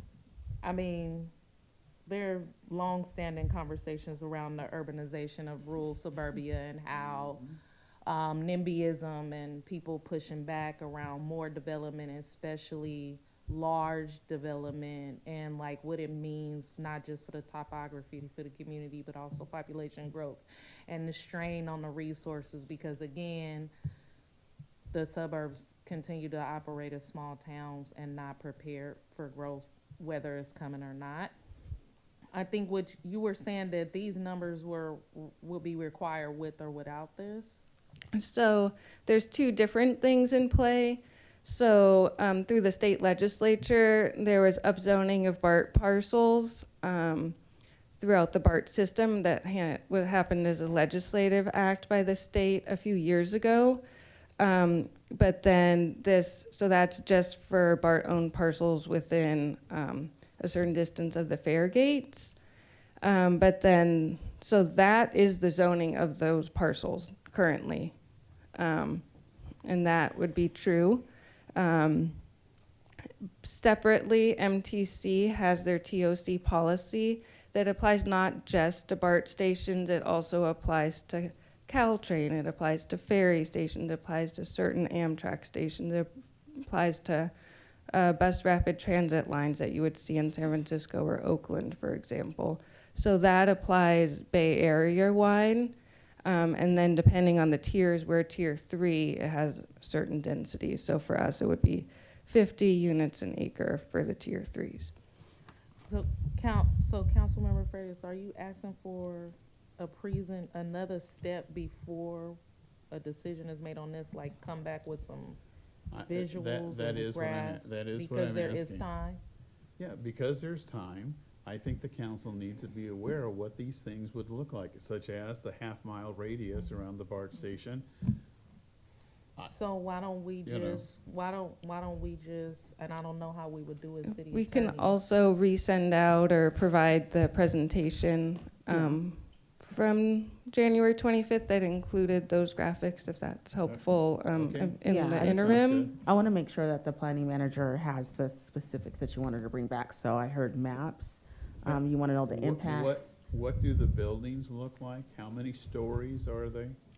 So it'll be How difficult. dense? So part of this will be very difficult to know that, because if you read the policy guidelines, it's an average across the area. So part of the analysis is we have to fully figure out what densities we'll need to get to.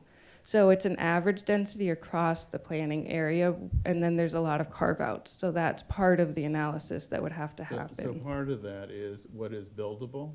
In the half-mile radius, we have Pacific Gas and Electric has their gigantic, facility. So they're not going to have any of the housing, which makes the numbers go higher, not lower, because that piece of the property, which is huge, is not developable. The railroad right-of-way is not developable. So those are two catalysts to increase density, not bring it lower. There's the Contra Costa County Flood Control District.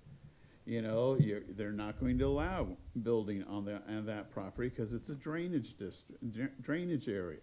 So you take those people, which is in the half-mile radius, you take those areas, and I don't remember seeing that on a map, and say, look, there can be here's the area, but no building can happen on PG&E, on the railroad, and on the flood control district. So what does that look like?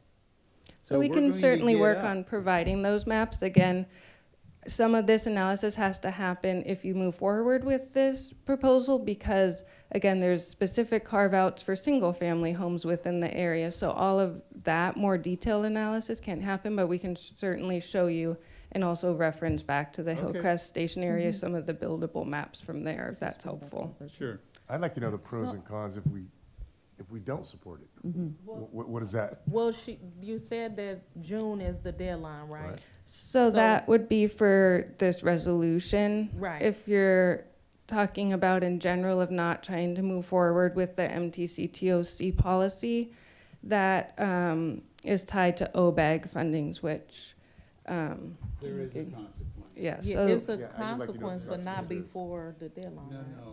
Yes, you can get the money, but on the, what is, I can't remember the brief. So One Bay Area grants, so there's been 3 so far.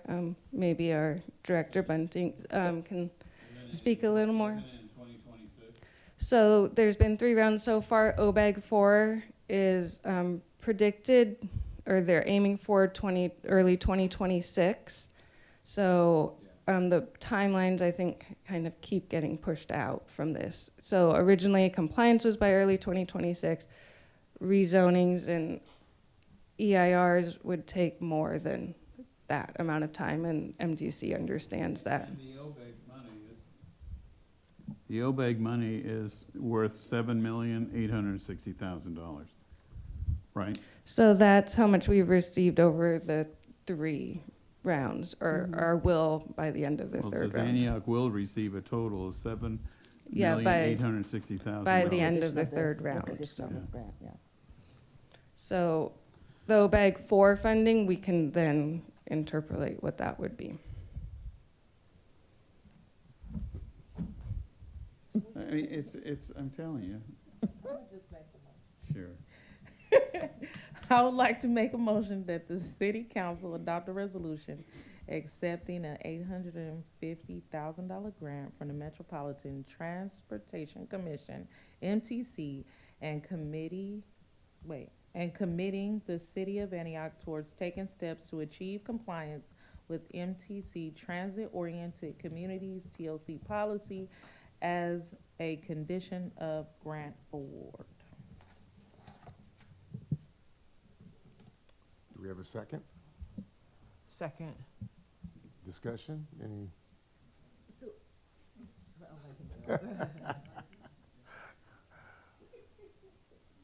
she said June.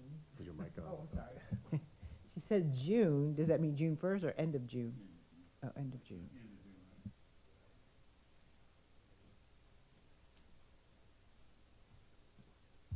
I'd have to check on the latest date. We've gotten a couple others, but I can confirm that. Mr. Mayor, there is an impact. I mean, even if we held to June, and that is with the other round of OBEG money. I mean, because it just shortens that time even more.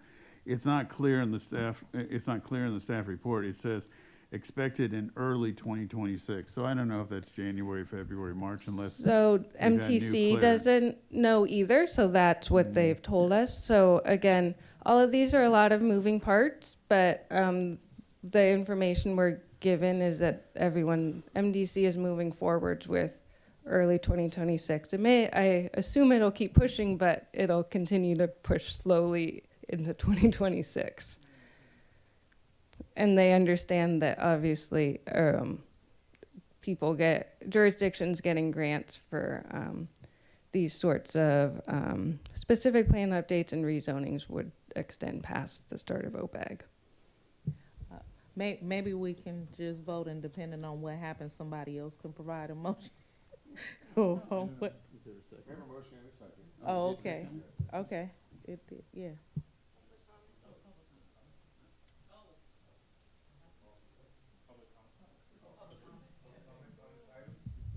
Do we have any public comment on this item? I don't have any speaker cards. No public comment.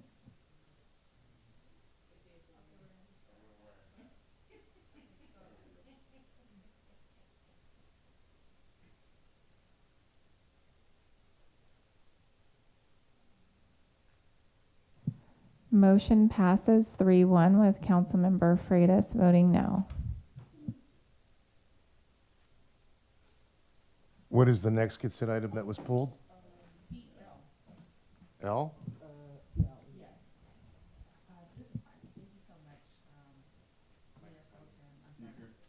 Go ahead. I can hear you. I'm very tired. Thank you so much. This item is to approve the annual agreement supplement with Contra Costa County to pay for library maintenance services at the Antioch Library on 18th Street.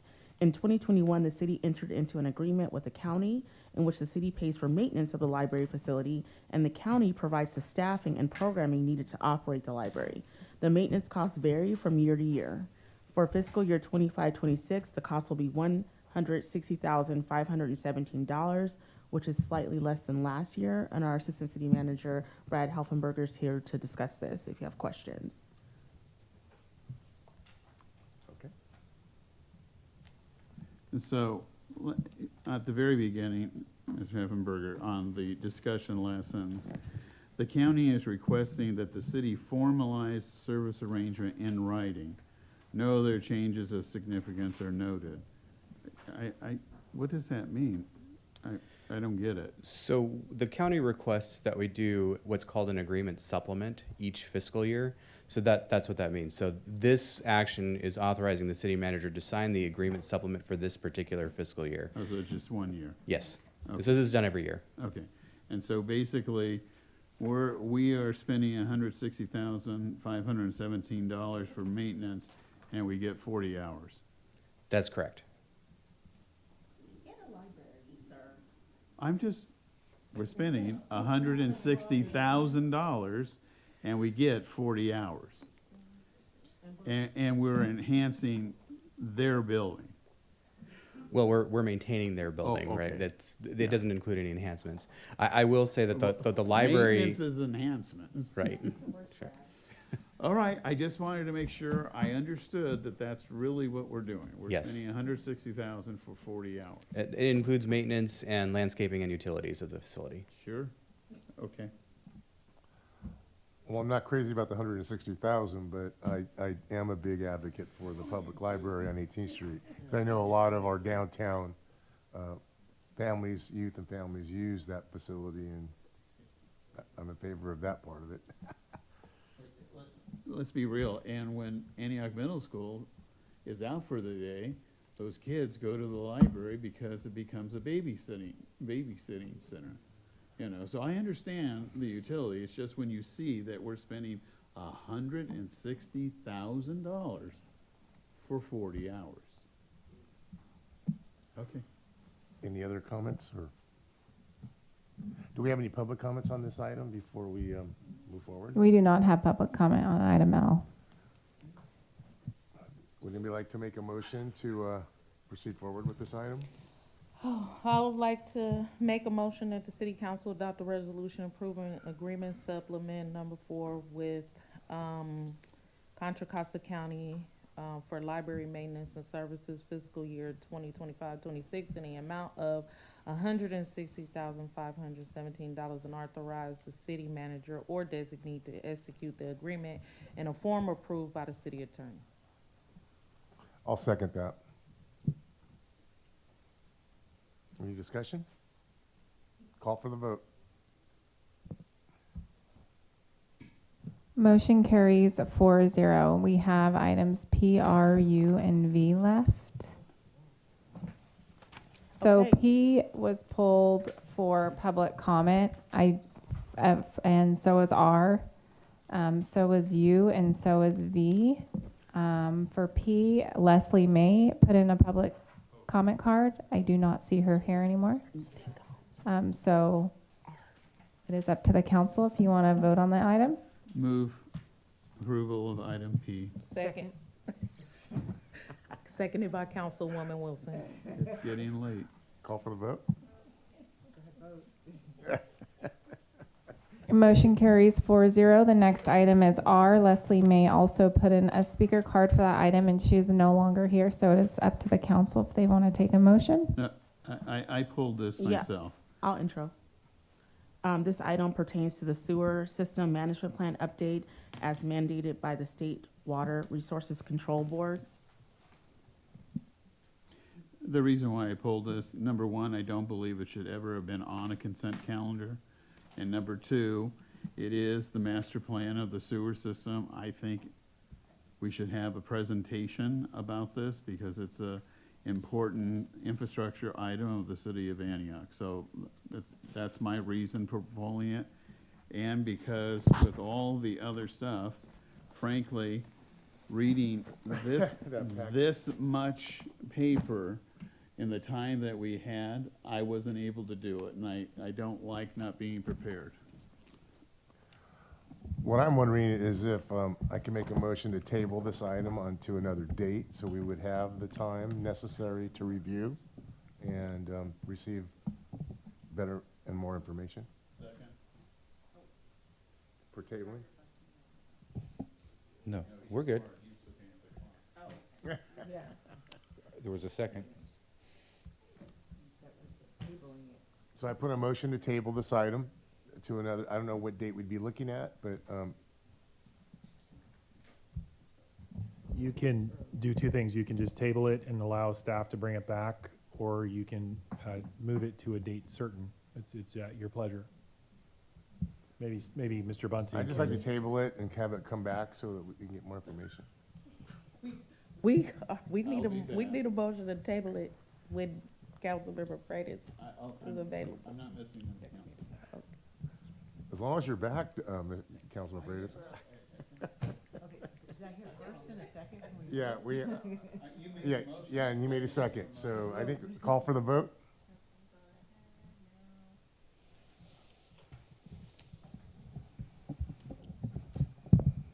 Motion to move item R to a future agenda carries 4-0. Okay, and then on to. We have U and V. I don't know if the council pulled item U, but we had 2 speaker cards for U. I have Ray Rodriguez and Dr. Kimberly Payton. Thank you so much, Mayor Pro Tem and Council. This item U is proposing amendment number 2 to the Consulting Services Agreement with One Day at a Time, ODAT, through its fiscal sponsor community initiatives to increase funding by $602,000. This amendment supports continued implementation of the city's 2022 to 2025 California Violence Intervention and Prevention, CALVIP program, with no impact to the general fund.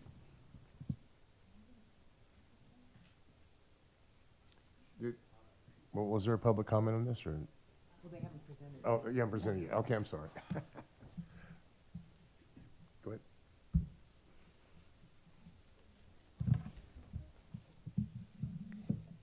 Good evening. So we are asking for approval for this contract amendment for One Day at a Time, who's currently operating as the CalVIP service operator for the 2022 to 2025 grant. The CalVIP award was in the amount of $1.8 million, and the grant was received in July of 2022. And with that, we started One Day at a Time in July of 2023. So they are making up ground in reviewing the requirements that were set forth in the proposal we submitted and was awarded, and they're making great progress. We have Johnny Rodriguez, who's the executive director, here to speak to programmatic outcomes thus far. The CalVIP BSCC governing board submitted an offer to all the cohorts, to cohort 4, all the participants of an extension, and we applied for it and we received it. So instead of the contract ending on June of 2025, it has been extended to December of 2025.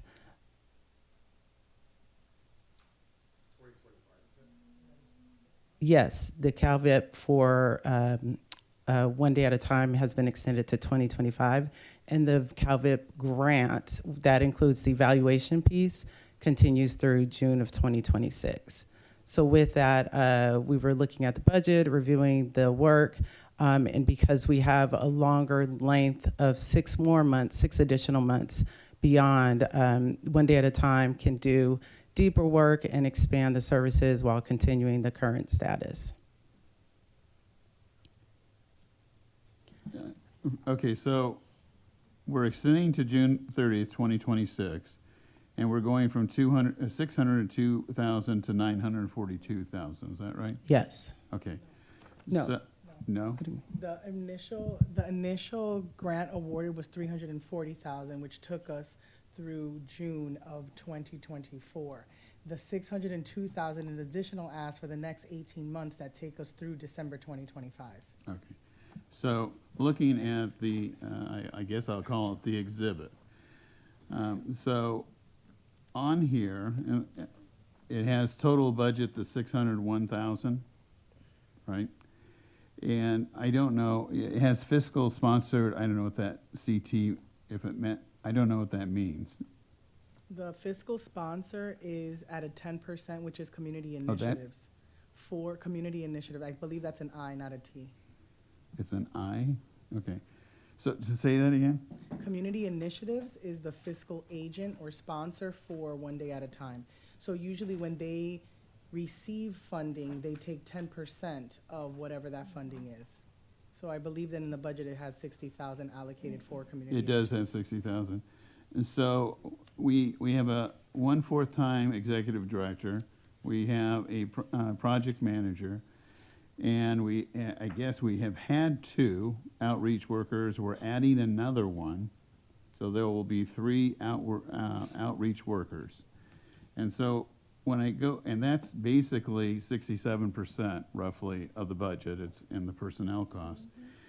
So what is and what are client incentives for 36,000? Yeah, so I'd like to ask Johnny to speak to it. They know specifically the fellows that they partner with and what their needs are, so I'll allow him to share. Thanks so much, Director Johnson. I also asked for a service model, program model. So please speak to your program model, whether or not this is intensive case management. We need a baseline for what the program model is. That's what I have. So going back to your question, I guess, and then if I can, God, this thing's falling. So when it goes to, go ahead, ask the question again. I'm sorry, sir. I mean, Councilmember Fraze. A little tired here. Client incentives. So some of the incentives are, for example, food. Some of the things are essentials. For example, hopping driver's license to. Well, wait. You have food at 20,000. Okay. You have education at 20,000, transportation 10,000, food, groceries, extra assistance 20,000, and that's why it's like, okay, what are client incentives at 36? It's not food, it's not transportation. What is it? Okay, I apologize for that. Just go ahead, Mom. I'm sorry, I'm gonna just, because usually I work with Sarai, who is the program, like the development director over there. And the 36,000 for client incentives really is to be able to relocate some of these fellows.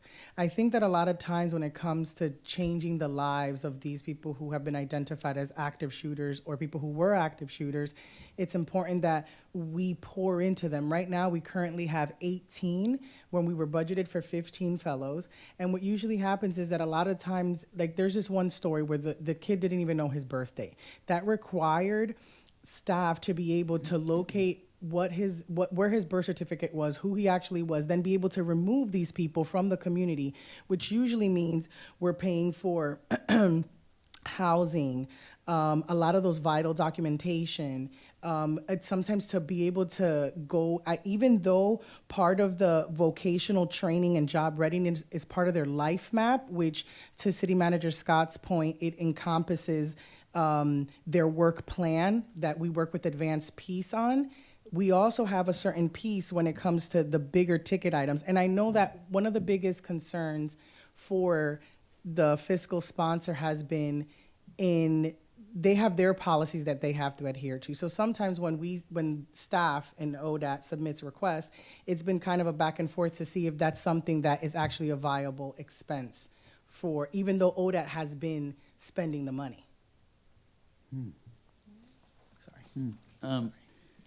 I think in the presentation that we had, we discussed the CalVIP itself. How many clients are we talking about?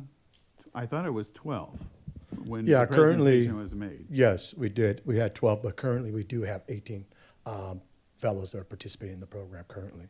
I also wanted to mention, I know that you mentioned a couple of things that we're looking at hiring a new NCA. We also are looking at hiring a field coordinator that will work directly with our NCAs within the community to be able to navigate and build more partnerships, relationships to do more in the community. So in that budget as well, and it should be in there. There'll also be a field coordinator that we're looking at hiring to work directly with the NCAs. So, Mr. Rodriguez, I guess I'm looking at the ratio between staff and client.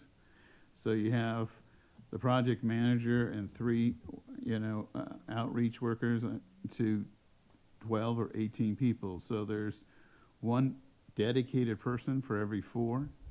Is that? No, currently we have 2 NCAs that are working with the 18 participants. I mean, you do have the project manager. The project manager, yes, but they're not working directly with the fellows. They're actually working directly with the NCAs and with the city and with the organization. And although there is a project manager in the budget, right now that position has been vacant. Currently, that position has been vacant since maybe, I want to say October. And so ODA has been heavily recruiting for the project manager. The person who's been stepping in and overseeing the NCAs and having the conversations with the city is their development manager. I mean, the project manager is a $120,000 position. Mm-hmm. It's not insignificant, and it's vacant? Yes, currently it is. Okay, so you heard some of my earlier discussion with regards to the police substation. How, number one, contracts need to be attached to the agenda so they can see the contract itself, number one. Number two, how are we measuring success? I mean, how do we, where's the data?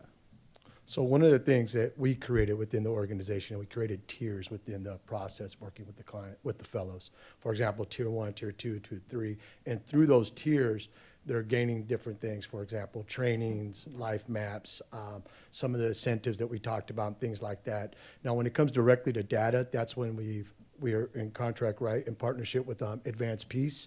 So all of our staff then gets the information that they do on a weekly, on a monthly, and they send that to a data analysis, and they go back and they work the data. So that's not directly something that we do as an organization. That's the portion that Advanced Peace right now is leading but in for regards us to as the a data. policy decision, I think all of us, how is success measured? And have we been successful? Or do we need to make modifications? And if it's a failure, let's end it. I mean, and we can't answer those questions based on the information we have.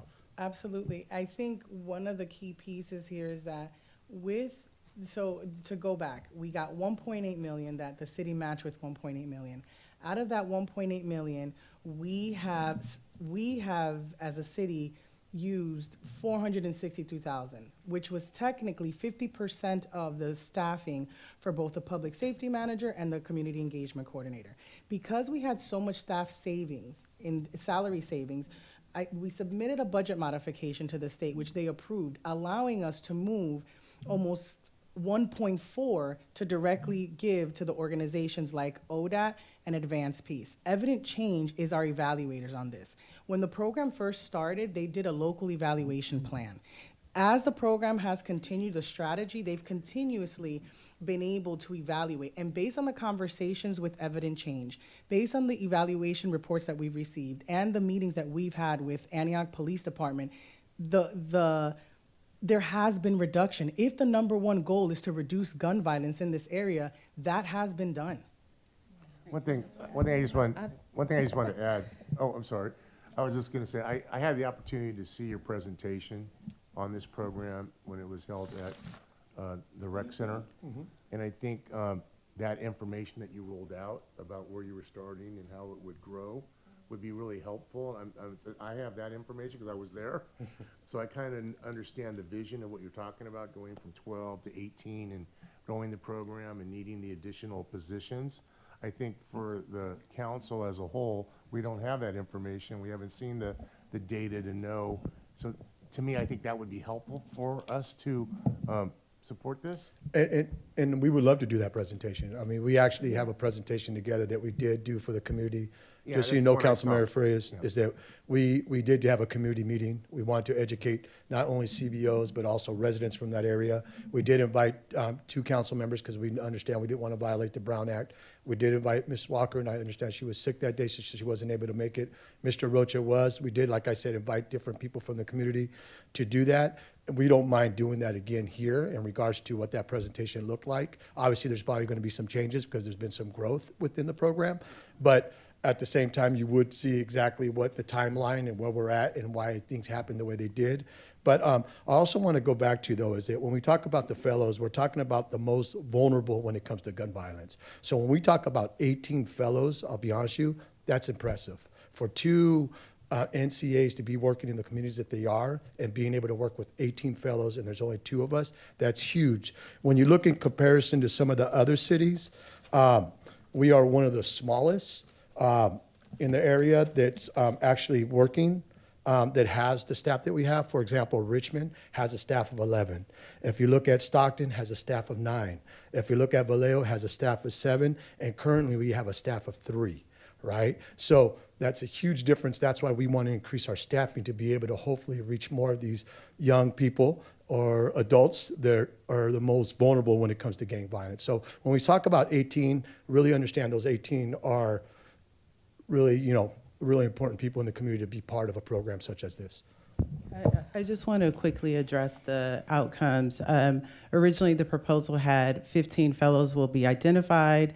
ODAT has now reached 18, and hopefully with this new NCA that gets approved, they can extend and expand and add even more fellows to the program.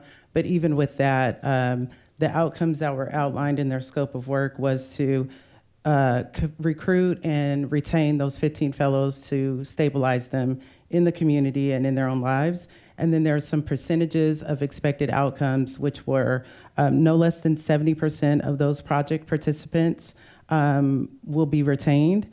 No less than 90% of project participants will remain alive, avoiding arrest and avoiding re-injury. 25% of gun violence reduction total for the rate in the city of Antioch. 60% of the project participants will be engaged in some sort of workforce education program, and then 25% of those project participants. And I know that they can measure some of those percentages with the current group of fellows that they have, but by the end of December of 2025, we should be able to fully, wholly evaluate the program to see if those percentages have been reached. So, Ms. Johnson, when staff reports are being prepared, the question you should ask is what policy questions are you trying to address? And without the information, it gets very difficult. It gets very complicated. It gets late at night because the answers you have, but they're not given to us. And so we constantly are having this be a problem. And it somehow, some way, it needs to be reconciled. And, again, if the information is there, then questions don't necessarily need to be asked because it's all there. You're always going to hear me ask, what are the measurements? How are you collecting the data? How do you measure success? Councilmember Freitas is going to ask those questions. Because I don't want to spend money foolishly. Sure. Councilmember Torres.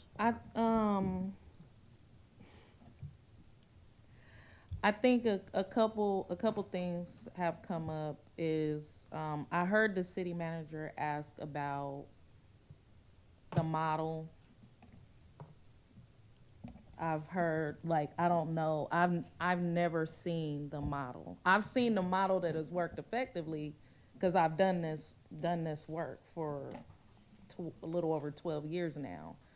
But I think the challenge here is not understanding the total model, the impact the model has had on the community, because you can't attribute 100% of violence reductions related to gun violence to this program at this point, because we haven't seen any outcomes, data presentation, anything that's come to us to say that this model has been effective.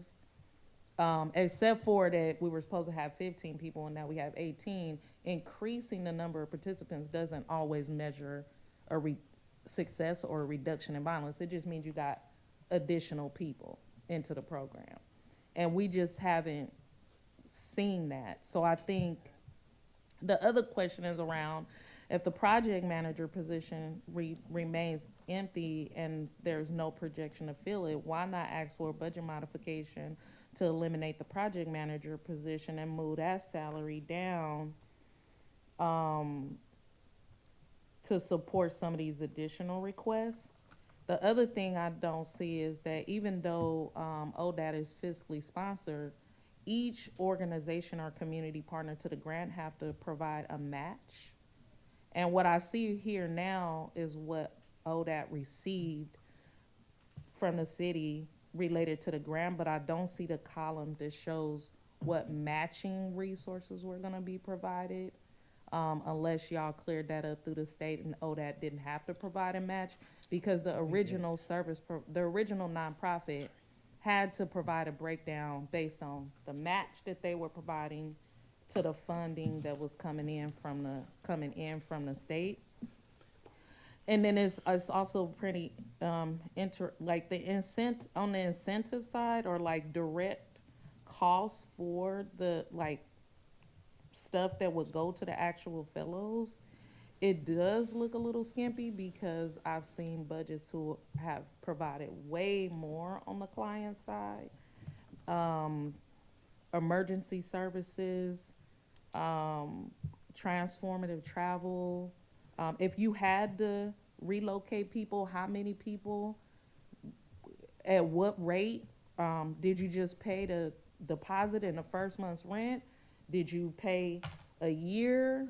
Did they get relocated to a family member? There's just not enough information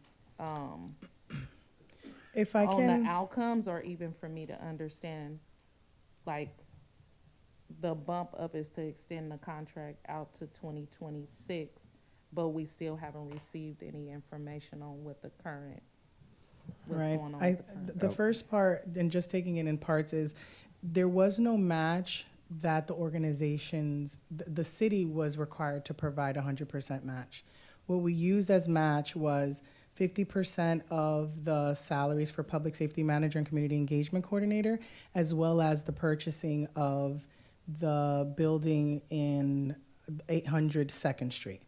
At first, and that was also part of the modification, what we were doing for a good almost 2 years was matching it with staff. So 10% of the director's salary, 25% of the youth services, 20% of unhoused resident coordinator. It was getting to be too tedious to do all of that. So we said, how can we really give a good lump sum that would be considered a match? After talking with the state, they said, absolutely, that building can cost as a match. So that was able to, we absorbed some of the match with that.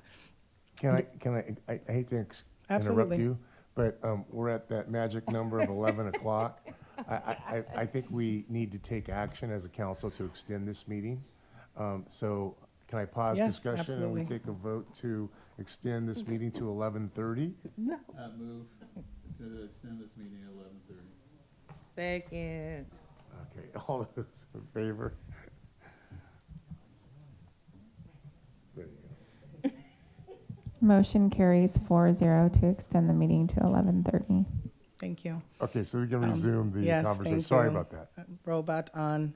So the other part that was asked is, I absolutely hear that request, which is something that we can absolutely do in talking with ODAT, is to see how we can absorb, since considering we're operating for another 8 months or so, if we can absorb that program manager cost and salary and maybe bump up some of the client incentives, because to your point, 36,000 looks a little low.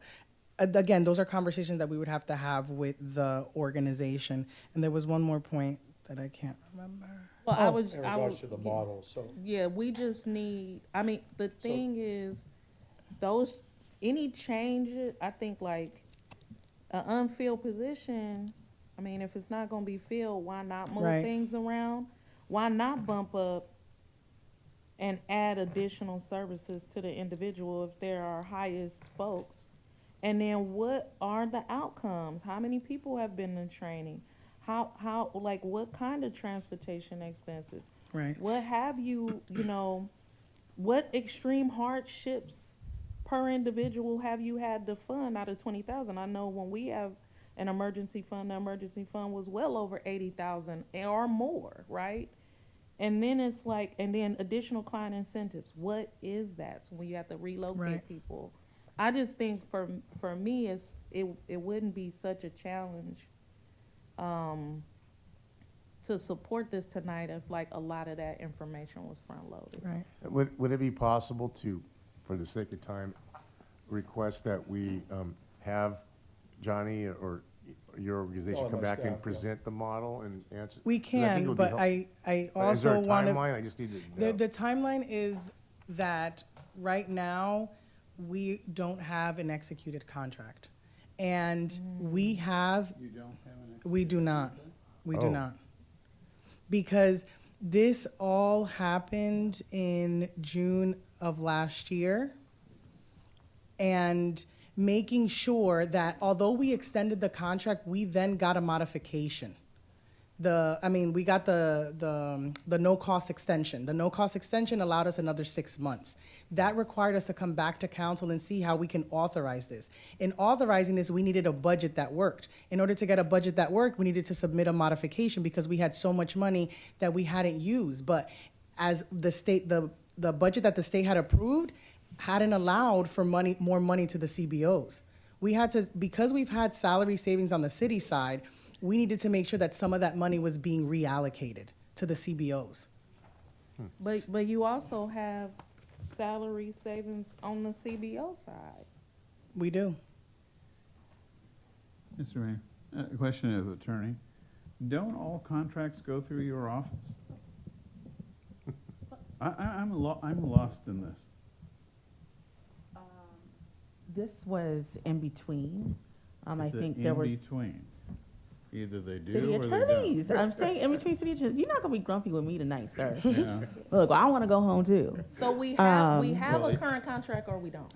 Do Well, we have that, I mean, He would. my understanding is we do have a current contract and we're amending it to add the amount of Yes, money. Right. So to there is a extend. contract that is in That's effect. So, Fine so, cap- so we have a contract. current contract, we asking for an amendment to that contract, but Yes. then we have a lot of unanswered questions. So Right. it's Yeah. not that we don't have a contract, it's just that the contract cannot be amended until we get, Yeah. I'm sorry. We do have a contract. that's, We do. we, Do we or do we not have a contract? We can't amend a contract that doesn't exist. Right. So Right. staff is Right. presenting an amendment to a con, now That I was, will, I misspoke. It's Okay. way Okay. too late, and there's too many thoughts going in my mind. The reality is that this is an amendment to a current contract we have. The current contract we have is only for $340,000. We are amending that contract to include another $602,000 for a total of $942,000 for the rest of the term. Now, I remind that regardless of what the direction is, these are CalVIP funds that right now, every time that we report, what they're telling us is, hey, you've only spent 20% of these funds. Because, it took a year for us to get the department and the program up and running. Yeah. which is the question is, why are the incentives so low? Why is the direct cost to clients so low? Why is there a project manager position that couldn't be filled? Why wasn't a budget modification requested on the CBO side to the city to move that money for a position that clearly wasn't gonna be filled? Boost up the incentives because you got additional participants and made a lot of these changes before it came to us. And then then the conversation moving forward would have been about the additional cost, just extending the contract.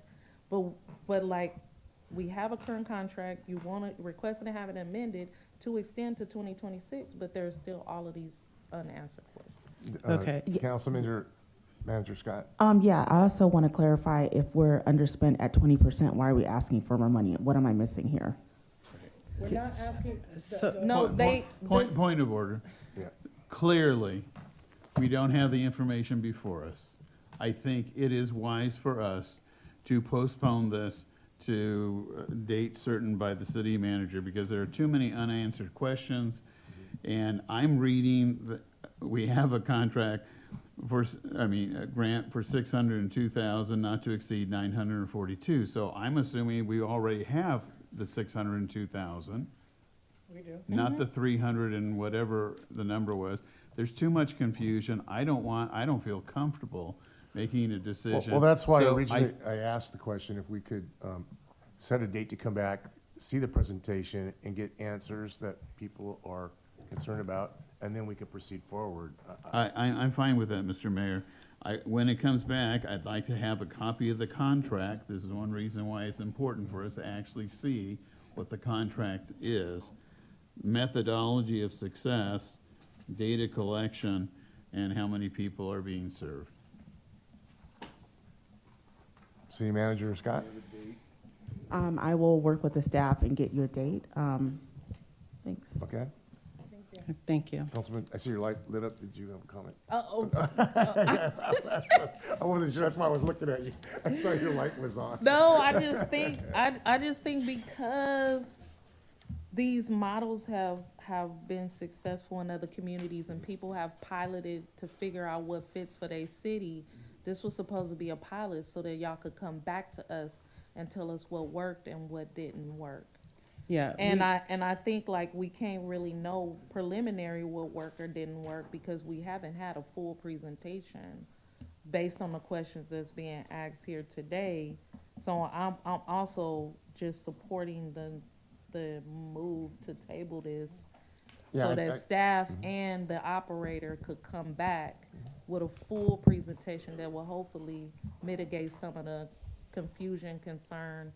We can move forward with the extension of the contract, also knowing that now we have a potential model that's viable for another round. We're talking about applying for another round of CalVIP funds without even knowing if what we've already done has contributed. Yeah, thank you for bringing that up. That was one of the last things I was saying is we can certainly provide you all of the programmatic updates and outcomes that have happened so far and that we anticipate happening before the end of this contract.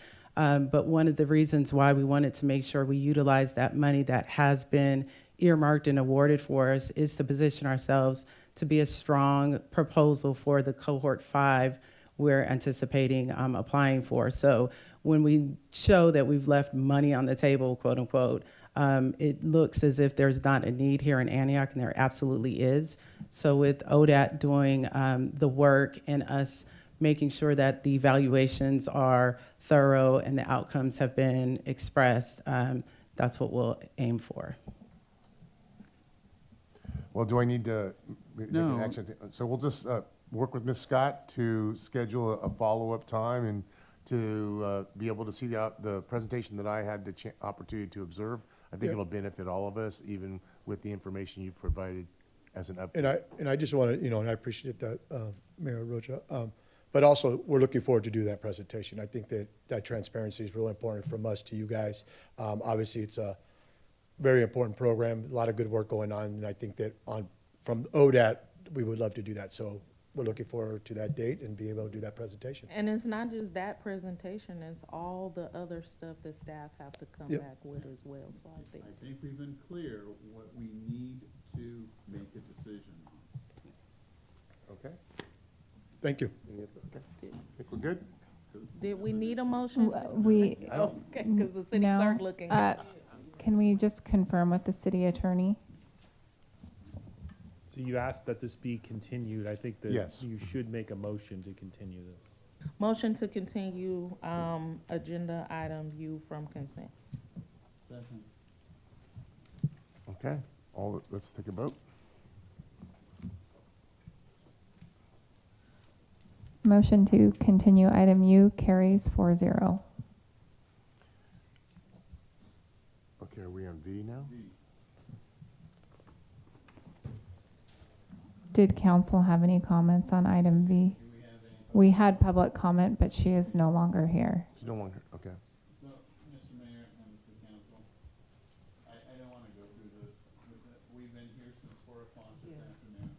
Everything we said on the prior item is true on move that we table it to a future council meeting determined by the city manager. Mr. Mayor, I would move that we table item V and direct the city manager to bring it to us at a later date. All the comments that we had on the prior item apply here as well. I'll second that. And any discussion before we? Well, one of the things I was hoping, because I think this is different than the than item U. So this is the organization, and I'm not saying we should move forward with it. I just want to give clarity that it's different. This organization is not carrying out the work on the ground. This organization is brought on to consult with the city on best practices as well as ODAT. And I think it would be, I'm assuming that what we would like is a breakdown of that work that's happened so far. Like to see a contract, like to understand, you know. Okay, that makes sense. So the same issues. Staff, everybody understand with Yeah, the, yeah. just trying to bring some clarity to it. We can vote now. But by the way, just one point. This, because during the budget period since January to present, I have advocated for a purchasing officer and more of a coordinated effort with regards to items that come before the city council. And I'd like, again, to raise that issue and direct the city manager to please report back to us on a possible recommendation. Yes, got it. Okay, so we need to take a vote, right? Yeah.